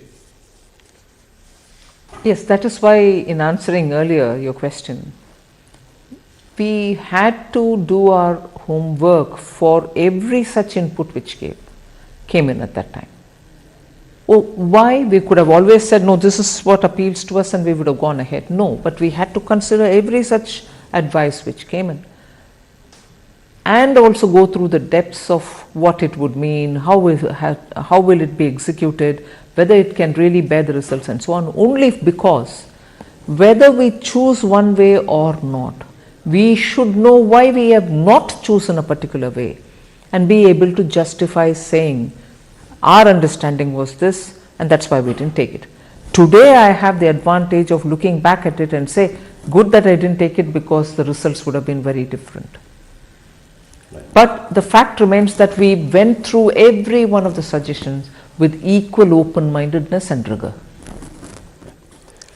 Nirmalaji, if I look at this budget, coming to this budget, the central theme, and you've elaborated, you've articulated it in your speech subsequently as well, but I would still like to ask this question, that there is a big push to capital expenditure on one hand. On the other, you've also given a lot of money into the hands of the middle class and the rich, so that there is a consumption boom. All this while keeping the fiscal discipline in place, as you had promised. 5.9%, so that's giving some comfort to everyone. What I want to understand is, what are the few outcomes, big outcomes that you're looking at from this budget?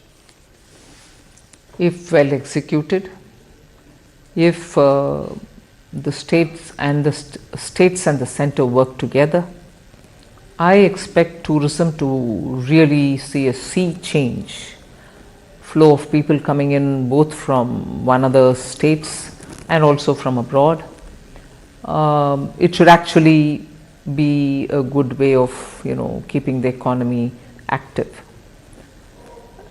If that is going to be this year and also medium term, I also see the momentum that PM Vikas scheme is going to come up with.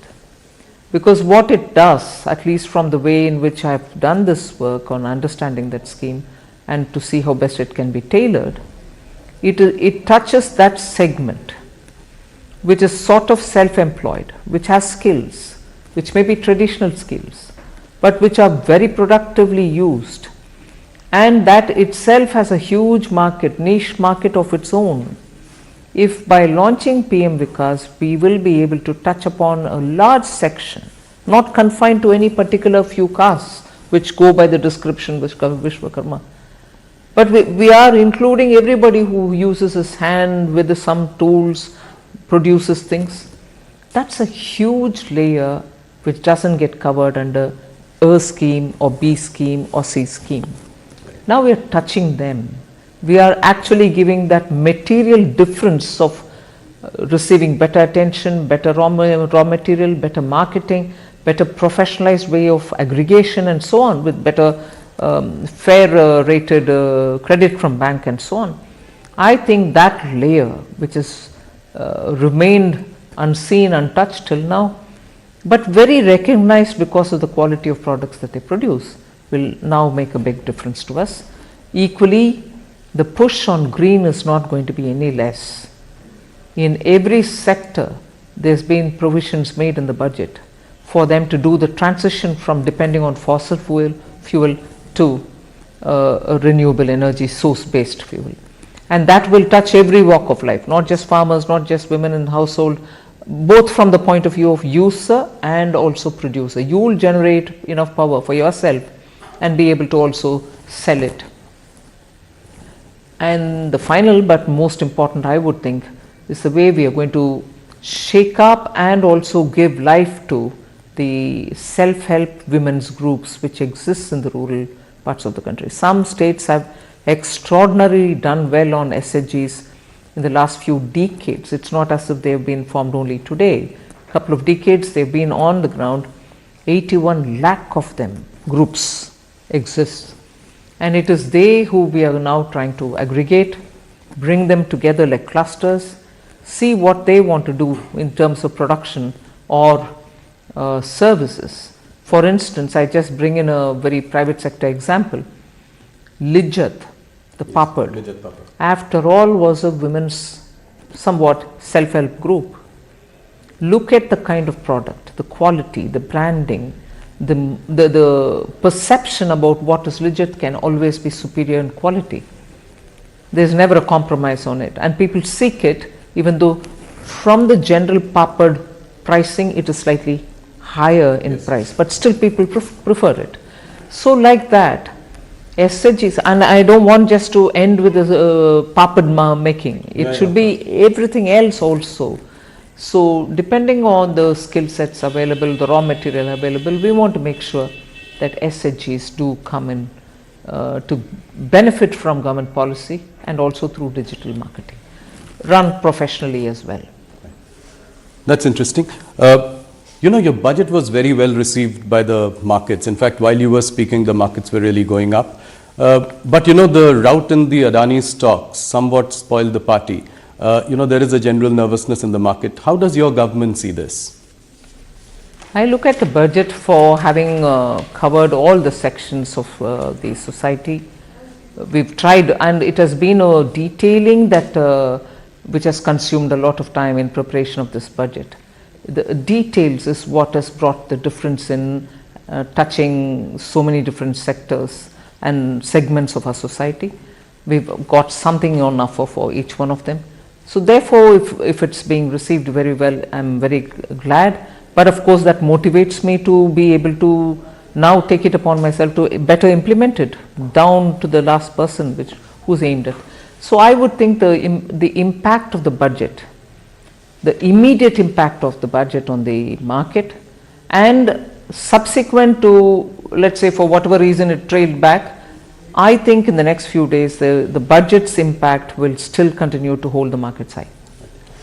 The opposition is taking aim at your government, saying that the banking and insurance companies have large exposure in Adani stocks. And the investors and the broader market is looking to you for some direction on this issue.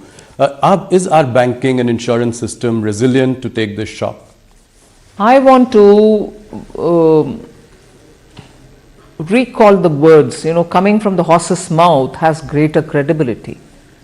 Both SBI and LIC have issued detailed statements, and I know the chairperson or the CMD has himself come out and explained how they are not overexposed or whatever they said, and also said, look, we are sitting over profits for the exposure that we have, which is well within the limit. That's what I understand they have said, and I've again read it through the media.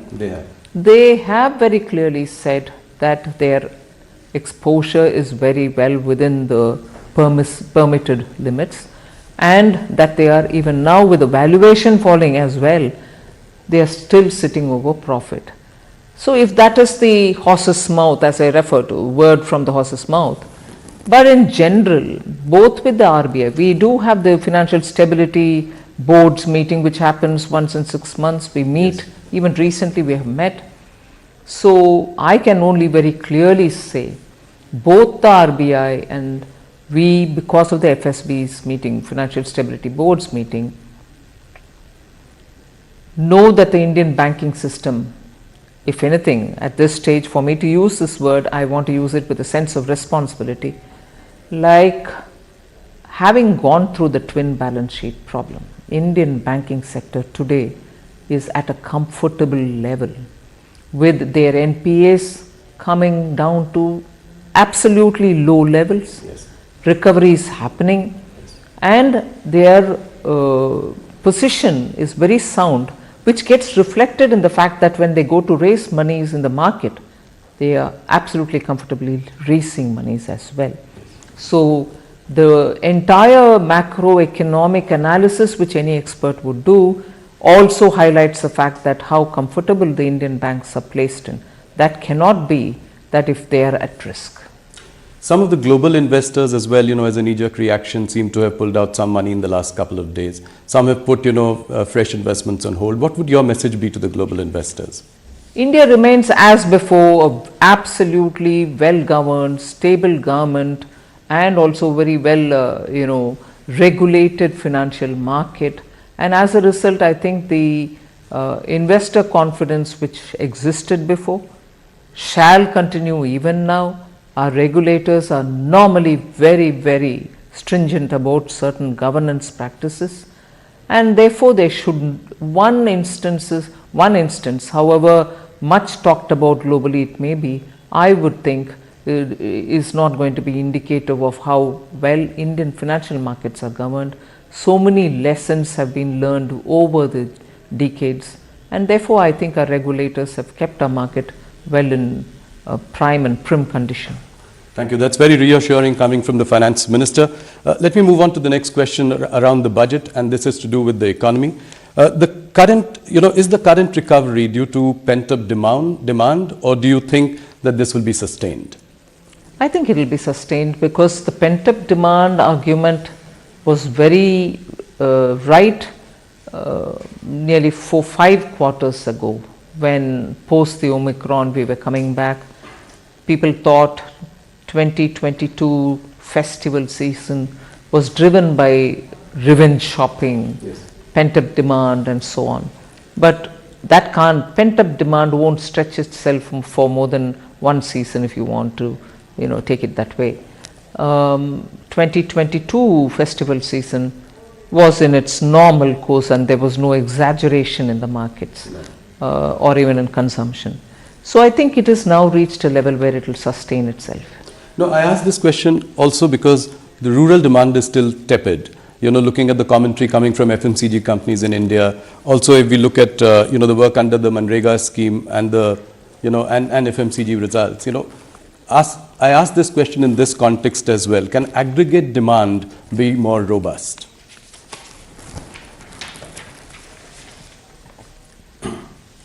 I'm sure you observe the Indian economy as well, yes, in all its great detail. Demand doesn't remain stable, and then it doesn't remain only going upward. It does come down sometimes and does go up some other times. In fact, at that time, during the pandemic, even during the lockdown, most of us felt the rural demand is very high, and what could explain it? We thought that the farm outputs were very good, and as a result they were having quite a few money in their hand, and therefore they were able to sustain it. So that happens soon after the harvest. But rural demand even today, in terms of the people who are in the farm equipment manufacturing areas, are quite comfortable with what is going on in the rural market. It's not as if demand has affected them. So people are purchasing equipments to do their tilling or farming activities. That's one. I'm not just talking about tractors, but even the other equipments which go in. one. And second, also rural demand, which is FMCG related or your daily consumption related items. Your GST revenues, whilst I don't want to say that revenue GST going up is purely on rural, it may be urban and rural, but it means that it cannot be maintaining a sustained level if one of the segments, rural or urban, really fall down drastically. So I don't think it's worrisome, if at all, any drop. The RBI governor says that the worst of inflation is behind us. So can the RBI then take a more relaxed view of monitoring, tightening and support growth in the coming weeks and months? Well, I realize that if I do comment, it will look as if I'm guiding the RBI or anything like that. No, broadly speaking. But I suppose, yes, the way in which inflation has come down, both by RBI's action and by the government's action, and the government's action has been steady and at it for some time. So I expect, since the fall in the inflation, it doesn't seem to be just a momentary or a 1 month affair.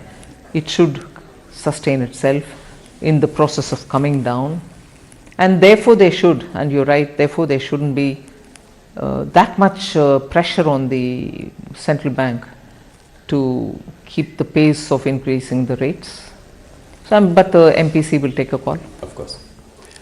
Any concern that you feel is there because of the twin deficit problems?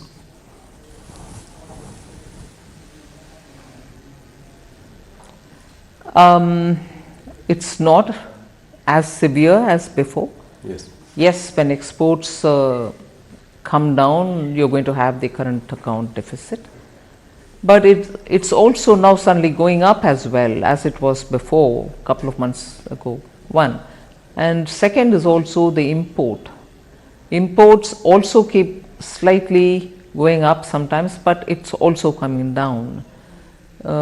If these two factors are primarily the ones which we have to concern ourselves with, monthly fluctuations I say. Yes.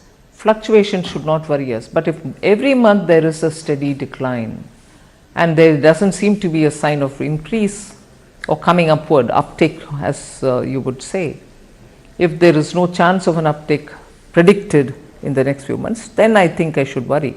But monthly looking at coming down and going up need not worry us so seriously. Okay. So next year the centre and states will spend rupees 13.7 lakh crore as capital expenditure. By any account, it's a phenomenal number. Capacity utilization in the manufacturing sector is at about 72%. My question is, when do you think that the private sector will enter this virtuous cycle of capital spending? They are in it already, I would think. There has been a minor uptick. But I've been explaining this. I'm not sure if industry is explaining it as much, but I read it. So I keep read it in the sense my inferences based on the kind of discussions which happen.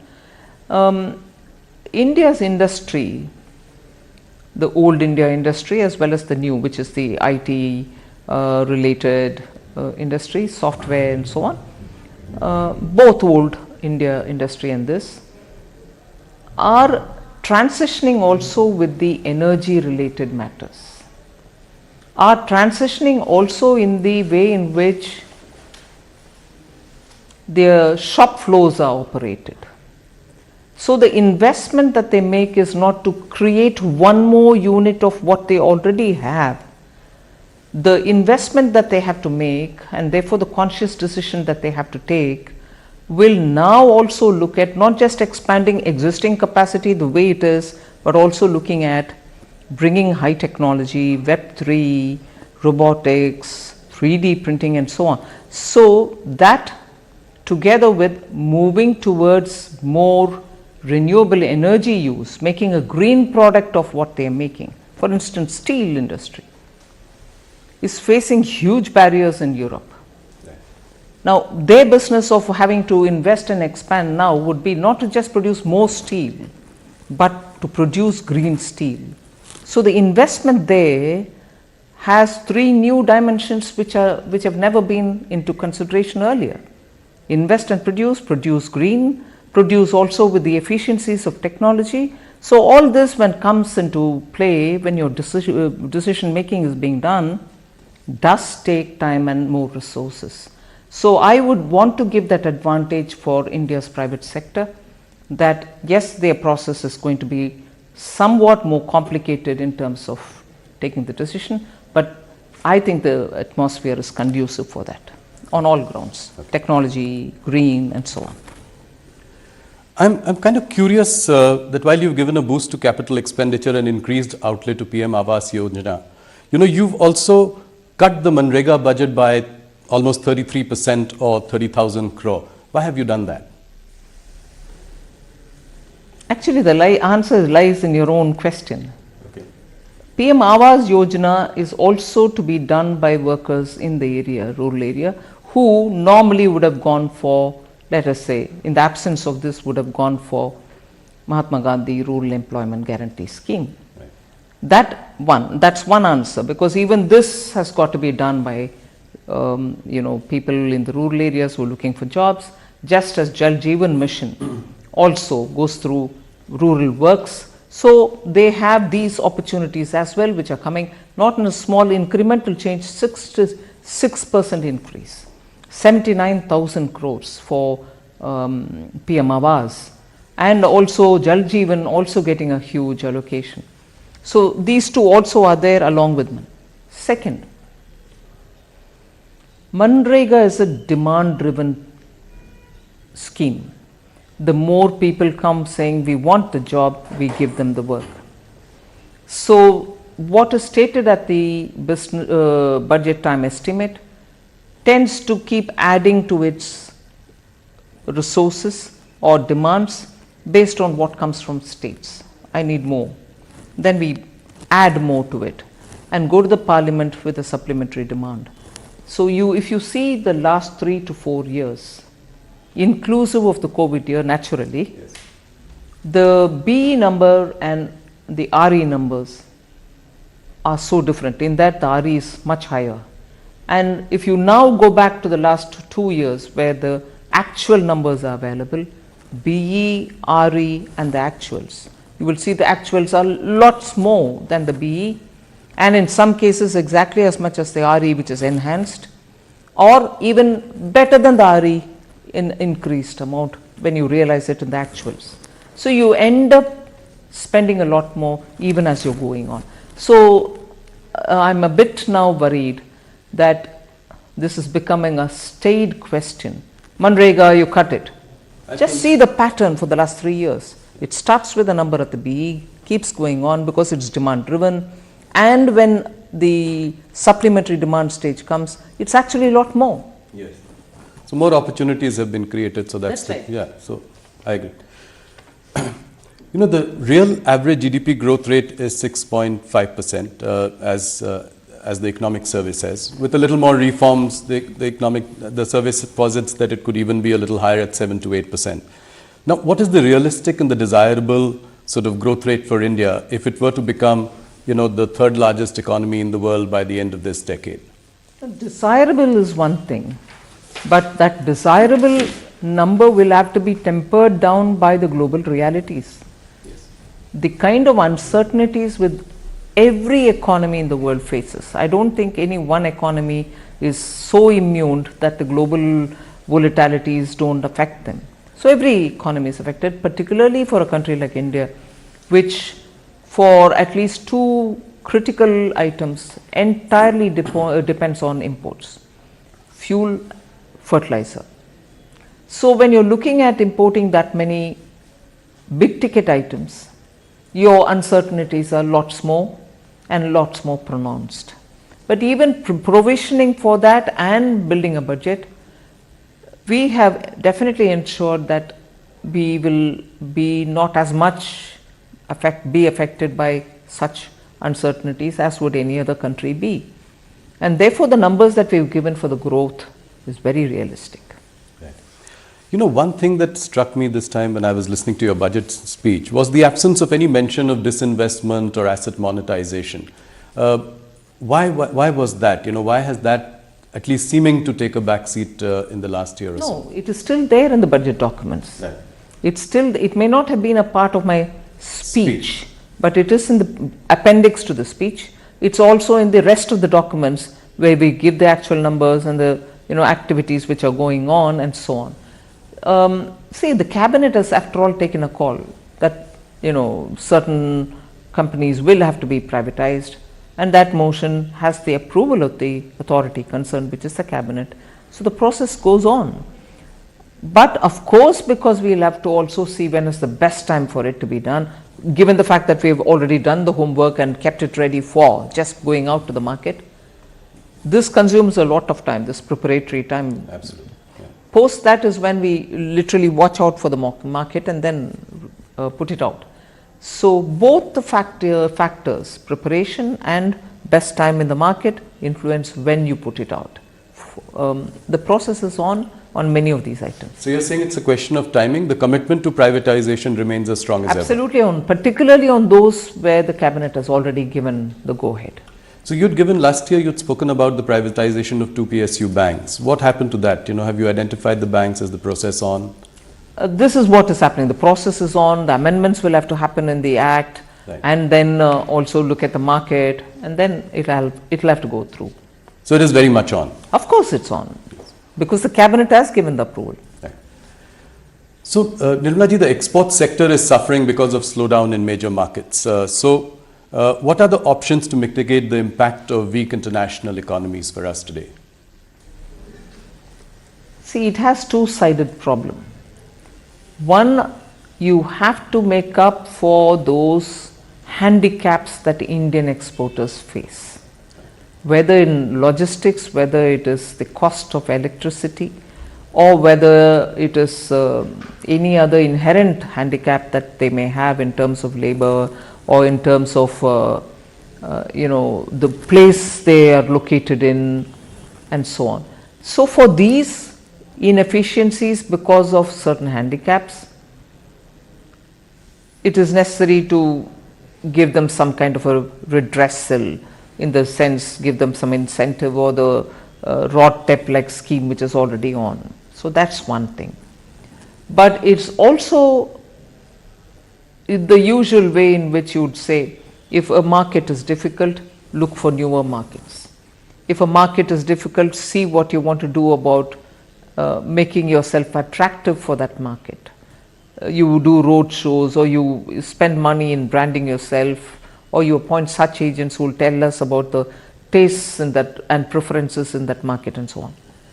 And looking for another market, you will obviously spend some money and go on road shows, open up avenues there. But today, the typical problem that you face, not just you, meaning Indian exporters, but many face, is the lack of demand in those markets because of recession, which are normally our marketplaces where we send our products, whether it's your textile, whether it is your diamonds, whether it's your gems and jewelry, whether it is your tea, whether it's your basmati rice, and so on. So I'm taking those which are symbolic of India. There are others, components, auto components, electronic parts, which you very well manufacture today.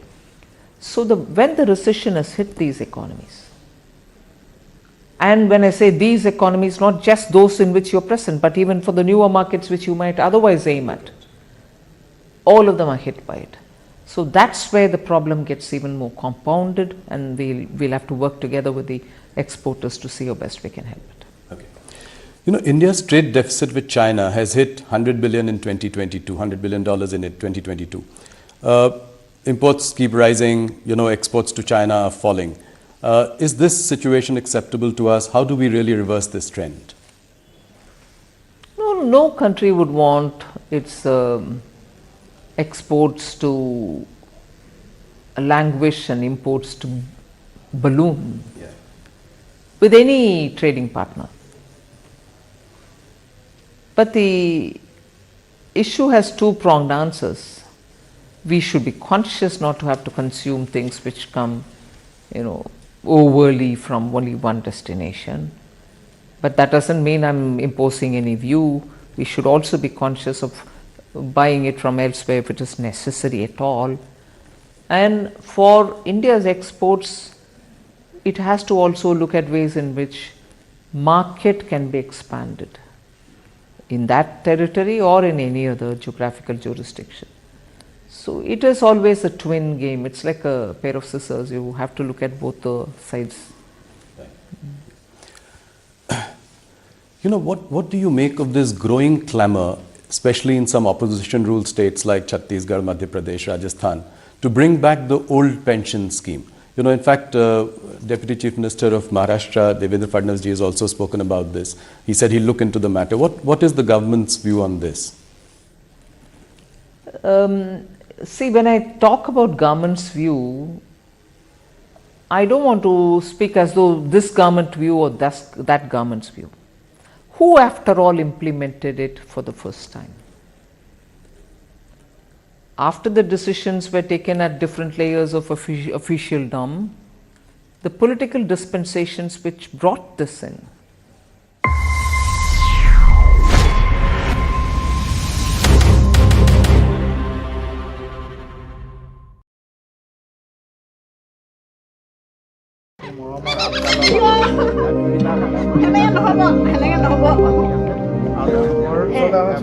মানুহৰ সৈতে বনৰীয়া চৰাই সহৱস্থান বাধ্যবাধকতা বা বন্দী জীৱন নহয় চেঁচাই এহাল ধনেশ পক্ষীয়ে এটা পৰিয়ালৰ সৈতে সহৱস্থান কৰিছে তিনিচুকীয়া জিলাৰ বৃহত্তৰ বাৰেকুৰি অঞ্চলৰ ৯ মতাপুং গাঁৱৰ বীৰেন্দ্ৰ গোহাঁইৰ পৰিয়ালটোৰ সৈতে বিগত ৩ বছৰ ধৰি বাস কৰি আহিছে এটা বনৰীয়া ধনেশ পক্ষীৰ পৰিয়াল প্ৰায় ৩ বছৰৰ পূৰ্বে ধুমুহাত বাৰীৰ এডাল প্ৰকাণ্ড গছ ভাঙি পৰিছিল আৰু সেই গছজোপাত এটা গাঁত কৰি ধনেশ পক্ষীৰ এটা পৰিয়ালে বাঁহ সাজি লৈছিল গছজোপা ভাঙি পৰাত বাঁহটোত থকা ধনেশ পক্ষীৰ পোৱালি দুটা আঘাতপ্ৰাপ্ত হৈছিল পৰৱৰ্তী সময়ত আঘাতপ্ৰাপ্ত পোৱালি দুটা গোহাঁয়ে উঠাই আনি ঘৰুৱাভাৱে যৎপৰনাস্তি চিকিৎসা কৰি সুস্থ কৰি তুলিলে তেতিয়াৰে পৰা ধনেশ পক্ষীৰ পোৱালি দুটাই গোহাঁই পৰিয়ালৰ মৰম এৰি যোৱা নাই ধনেশ পক্ষীৰ পোৱালি দুটাই ঘৰৰ হাঁহ কুকুৰা মেকুৰী কুকুৰৰ লগত উমলি জামলি সময় অতিবাহিত কৰে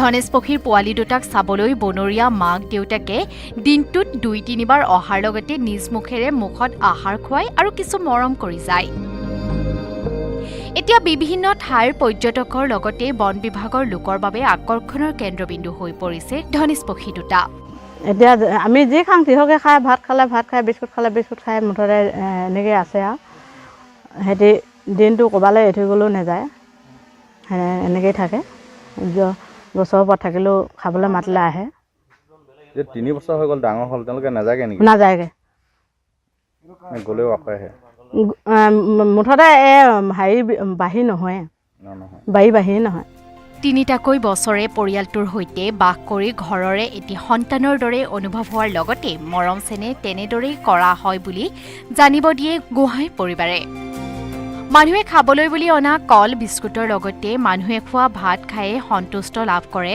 ধনেশ পক্ষীহালে লক্ষণীয়ভাৱে বাৰেকুৰি অঞ্চলটোত প্ৰায় ৩০টাকৈ অধিক এটা ধনেশ পক্ষীৰ জাকে মানুহৰ বাৰীৰে বাৰীৰে ঘূৰি ফুৰে ধনেশ পক্ষীৰ বাবেই অঞ্চলটো গ্ৰাম্য পৰ্যটনৰ অন্যতম আকৰ্ষণীয় ক্ষেত্ৰ হ'ব পাৰে বুলিও বিভিন্নজনে কয় ডিগবৈৰ পৰা Rina Kakati Gogoi report news 18 Assam north east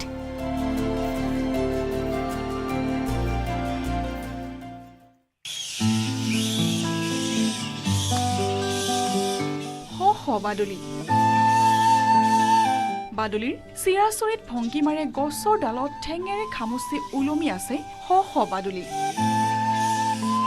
কাষতে বাদুলিৰ বাঁহ বাদুলিৰ বাঁহ এদিন দুদিনৰ কথা নহয় এয়া প্ৰায় ৩০ বছৰ ধৰি এইখন বাৰীত হাজাৰ হাজাৰ বাদুলি বাস কৰি আহিছে উচ্চ গছৰ ডালত নিৰ্ভয়ে বাঁহ বান্ধিছে পোৱালি জগাইছে আকাশ চানি উৰিছে এয়া জুনাইৰ দৃশ্য জোনাইৰ এটা পৰিয়ালে ৩০ বছৰৰ অধিক কাল ধৰি হাজাৰ হাজাৰ বাদুলি সংৰক্ষণ কৰি দাঙি ধৰিবলৈ সক্ষম হৈছে প্ৰকৃতি প্ৰেমৰ এক বিৰল নিদৰ্শন।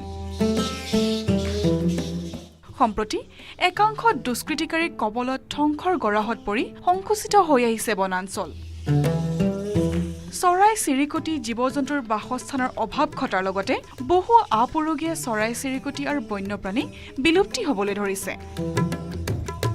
এনে সময়তে জোনাইৰ অমৃতপুৰ গাঁৱৰ নিবাসী লক্ষীকান্ত পেগু আৰু তেওঁৰ পৰিয়ালে যোৱা প্ৰায় ৩০ বছৰৰ অধিক কাল ধৰি হাজাৰ হাজাৰ বাদুলি সংৰক্ষণ কৰি আহিছে।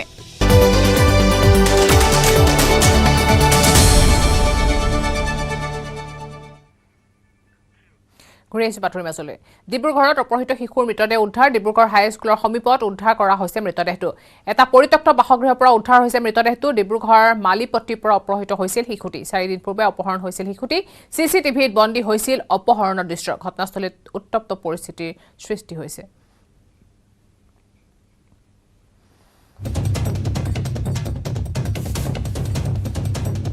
5 দিন পূৰ্বে অপহৰণ কৰা হৈছিল এই কণমানি শিশুটি আৰু আজি শিশুটিৰ মৃতদেহ উদ্ধাৰ কৰা হয়।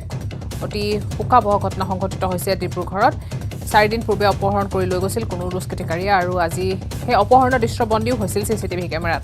আৰু আজি শিশুটিৰ মৃতদেহ উদ্ধাৰ কৰাৰ পিছতে এনেদৰে উত্তপ্ত পৰিস্থিতিৰ সৃষ্টি হয় সমগ্ৰ অঞ্চলটোতে।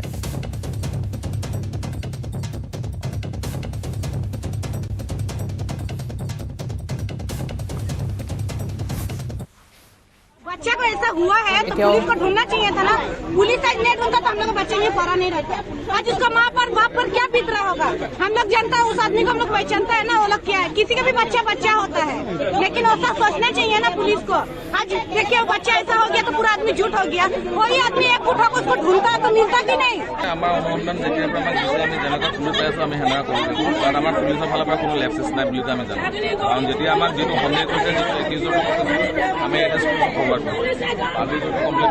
দুখীয়া ল'ৰা বুলি লৈ কিনে একো কৰিব নোৱাৰিলে ল'ৰাটো দুখীয়া ল'ৰাটো কি কৰিছিলে কি কৰিছিলে এতিয়া ফুৰি থাকি মৰি থাকি চৰকাৰে কিয় কাৰণে কৰিব নাই। বিজেপি চৰকাৰ ইমান চবকে চবৰ গোটেই ৰাজ্যক সমানি থৈছে। এই কেছটো কি কৰিছিলে আজি এইটো অমিৰ ঘৰৰ ল'ৰা বাচ্চা থাকিলে পুলিচে ওলাই দিলে হয় নে নিদিলে। 30 জানুৱাৰীত এটা মিচিং ৰিপৰ্ট ফাইল কৰা হৈছিলে যে এইটো 5 বছৰীয়া শিশু এইটো সন্ধান পোৱা নাই তেওঁলোকে আৰু সেই মৰ্মে এটা মিচিং কেছ ৰেজিষ্টাৰ কৰি আৰু যি শিশুৰ বয়সটো কম আছিলে সেইকাৰণে 365 IPC এটা কিডনেপিং কেছ আমি ৰেজিষ্টাৰ কৰিছিলোঁ আৰু ইনভেষ্টিগেশ্যন আমাৰ আগবঢ়াইছিলোঁ। আমাৰ ইনভেষ্টিগেশ্যনত আমি পালোঁ যে এটা CCTV ফুটেজত এইটো শিশু এজন মানুহ লগত গৈ আছে। সেই মানুহ ধৰা হৈছিলে আৰু আমি ৰিমাণ্ড কাৰণে প্লে কৰিছিলোঁ। এতিয়াও ৰিমাণ্ডত আছে।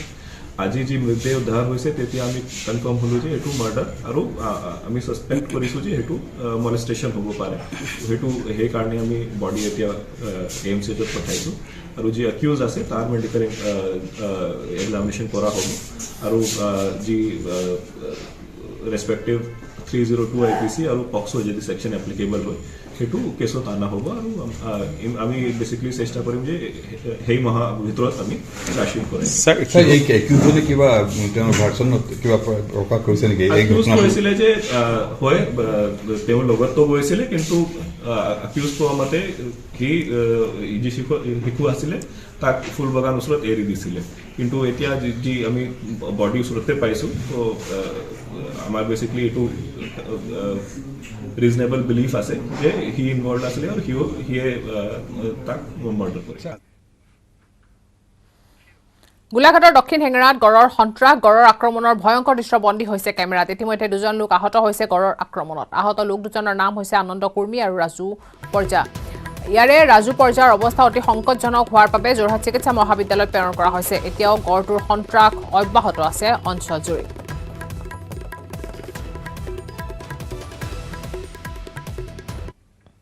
মানে ঢেৰজন চাহপান গৈছিলে মই চাইছো এনেকা এফালৰ পৰা দৌৰ মাৰি আহিলে পলাইছিলে পলাই আহিলো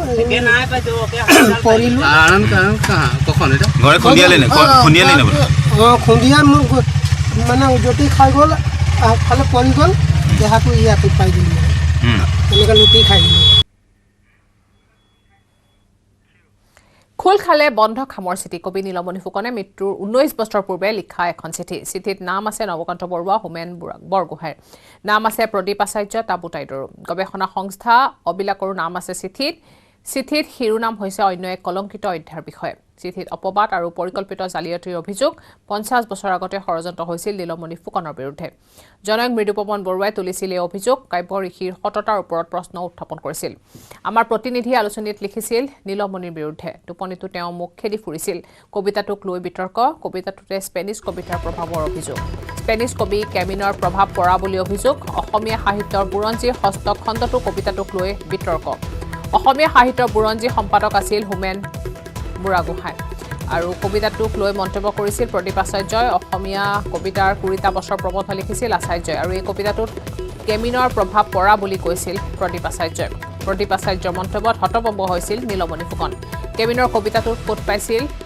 উত্তৰ নিদিলে আচাৰ্যই অবিলাকে প্ৰকাশ কৰিছিল অসমীয়া সাহিত্য বুৰঞ্জী উত্তৰ বিচাৰি অবিলক লৈ চিঠি দিছিল নীলমণি ফুকনে অবিলক লৈ দিয়া চিঠিৰ উত্তৰ নাপালে নীলমণি ফুকনে কেমিন কবিতাটো কৰবাত পাইছিল বুলি কৈছিল নৱকান্ত বৰুৱাই কিন্তু ক'ত পাইছিল সেই কথা স্পষ্ট নকৰিলে নৱকান্ত বৰুৱাইও সেই সময় নীলমণিলৈ ভাবুকি ভৰা চিঠি প্ৰেৰণ কৰা হৈছিল জেলত থব পাৰো জানো বুলি ভাবুকি দিছিল চিঠিত আমাৰ প্ৰগতিৰ ৰঙালী বিহুৰ সংখ্যাটো অভিযোগ কুমিলক বৃত্তি নীলমণি ফুকন আৰু ভৱেন বৰুৱাৰ উকালতি প্ৰবন্ধক লৈ সম্পাদকলৈ চিঠি লিখা হৈছিল নীলমণিৰ বিৰুদ্ধে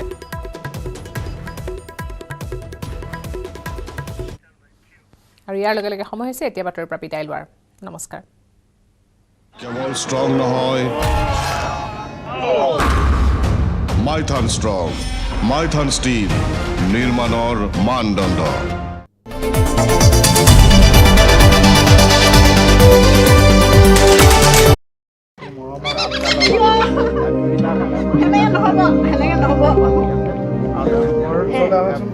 মানুহৰ সৈতে বনৰীয়া চৰাই সহৱস্থান বাধ্যবাধকতা বা বন্দীজীৱন নহয় চেঁচাই এহাল ধনেশ পক্ষীয়ে এটা পৰিয়ালৰ সৈতে সহৱস্থান কৰিছে তিনিচুকীয়া জিলাৰ বৃহত্তৰ বাৰেকুৰি অঞ্চলৰ 9 মতাপুং গাঁৱৰ বীৰেন্দ্ৰ গোহাঁইৰ পৰিয়ালটোৰ সৈতে বিগত 3 বছৰ ধৰি বাস কৰি আহিছে এটা বনৰীয়া ধনেশ পক্ষীৰ পৰিয়াল প্ৰায় 3 বছৰৰ পূৰ্বে ধুমুহাত বাৰীৰ এডাল প্ৰকাণ্ড গছ ভাঙি পৰিছিল আৰু সেই গছজোপাত এটা গাঁত কৰি ধনেশ পক্ষীৰ এটা পৰিয়ালে বাঁহ সাজি লৈছিল গছজোপা ভাঙি পৰাত বাঁহটোত থকা ধনেশ পক্ষীৰ পোৱালি দুটা আঘাতপ্ৰাপ্ত হৈছিল পৰৱৰ্তী সময়ত আঘাতপ্ৰাপ্ত পোৱালি দুটা গোহাঁয়ে উঠাই আনি ঘৰুৱাভাৱে যৎপৰনাস্তি চিকিৎসা কৰি সুস্থ কৰি তুলিলে তেতিয়াৰে পৰা ধনেশ পক্ষীৰ পোৱালি দুটাই গোহাঁই পৰিয়ালৰ মৰম এৰি যোৱা নাই ধনেশ পক্ষীৰ পোৱালি দুটাই ঘৰৰ হাঁহ কুকুৰা মেকুৰী কুকুৰৰ লগত উমলি জামলি সময় অতিবাহিত কৰে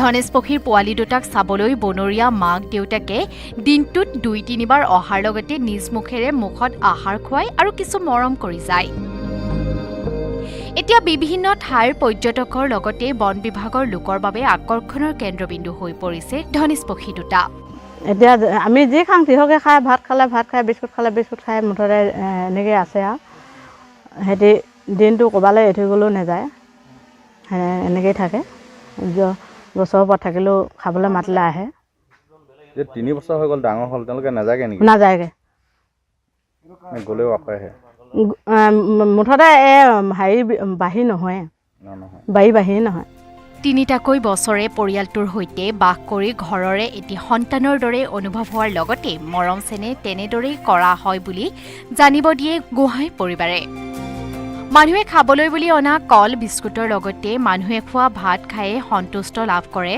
ধনেশ পক্ষীহালে লক্ষণীয়ভাৱে বাৰেকুৰি অঞ্চলটোত প্ৰায় 30টাতকৈ অধিক এটা ধনেশ পক্ষীৰ জাকে মানুহৰ বাৰীৰে ঘূৰি ফুৰে ধনেশ পক্ষীৰ বাবেই অঞ্চলটো গ্ৰাম্য পৰ্যটনৰ অন্যতম আকৰ্ষণীয় ক্ষেত্ৰ হ'ব পাৰে বুলিও বিভিন্নজনে কয় ডিগবৈৰ পৰা Rina Kakati Gogoi report news 18 Assam north east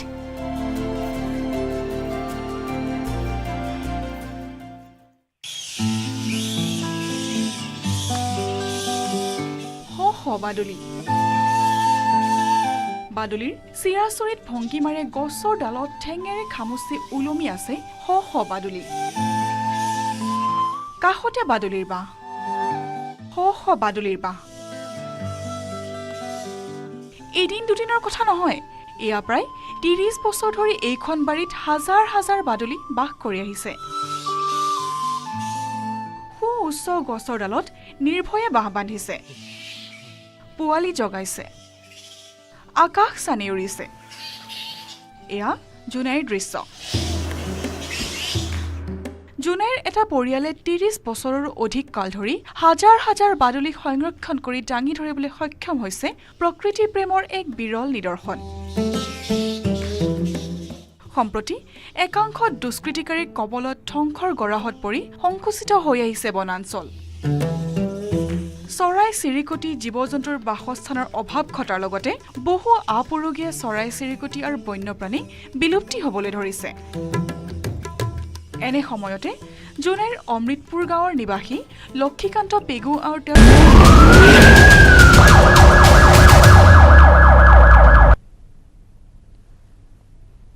নমস্কাৰ স্বাগতম এয়া হৈছে অপৰাধনামা ষ্টুডিঅ'ত মই প্ৰাঞ্জল পুনৰ মহানগৰীত চাঞ্চল্যকৰ ঘটনা মাজনিশা ব্যৱসায়িক হত্যাৰ অপচেষ্টা কৰিলে দুৰ্বৃত্তই দিছপুৰৰ নিচে সমীপৰ দেৱতাৰু পথৰ ৭ নম্বৰ গৃহত সংঘটিত হ'ল এই অঘটন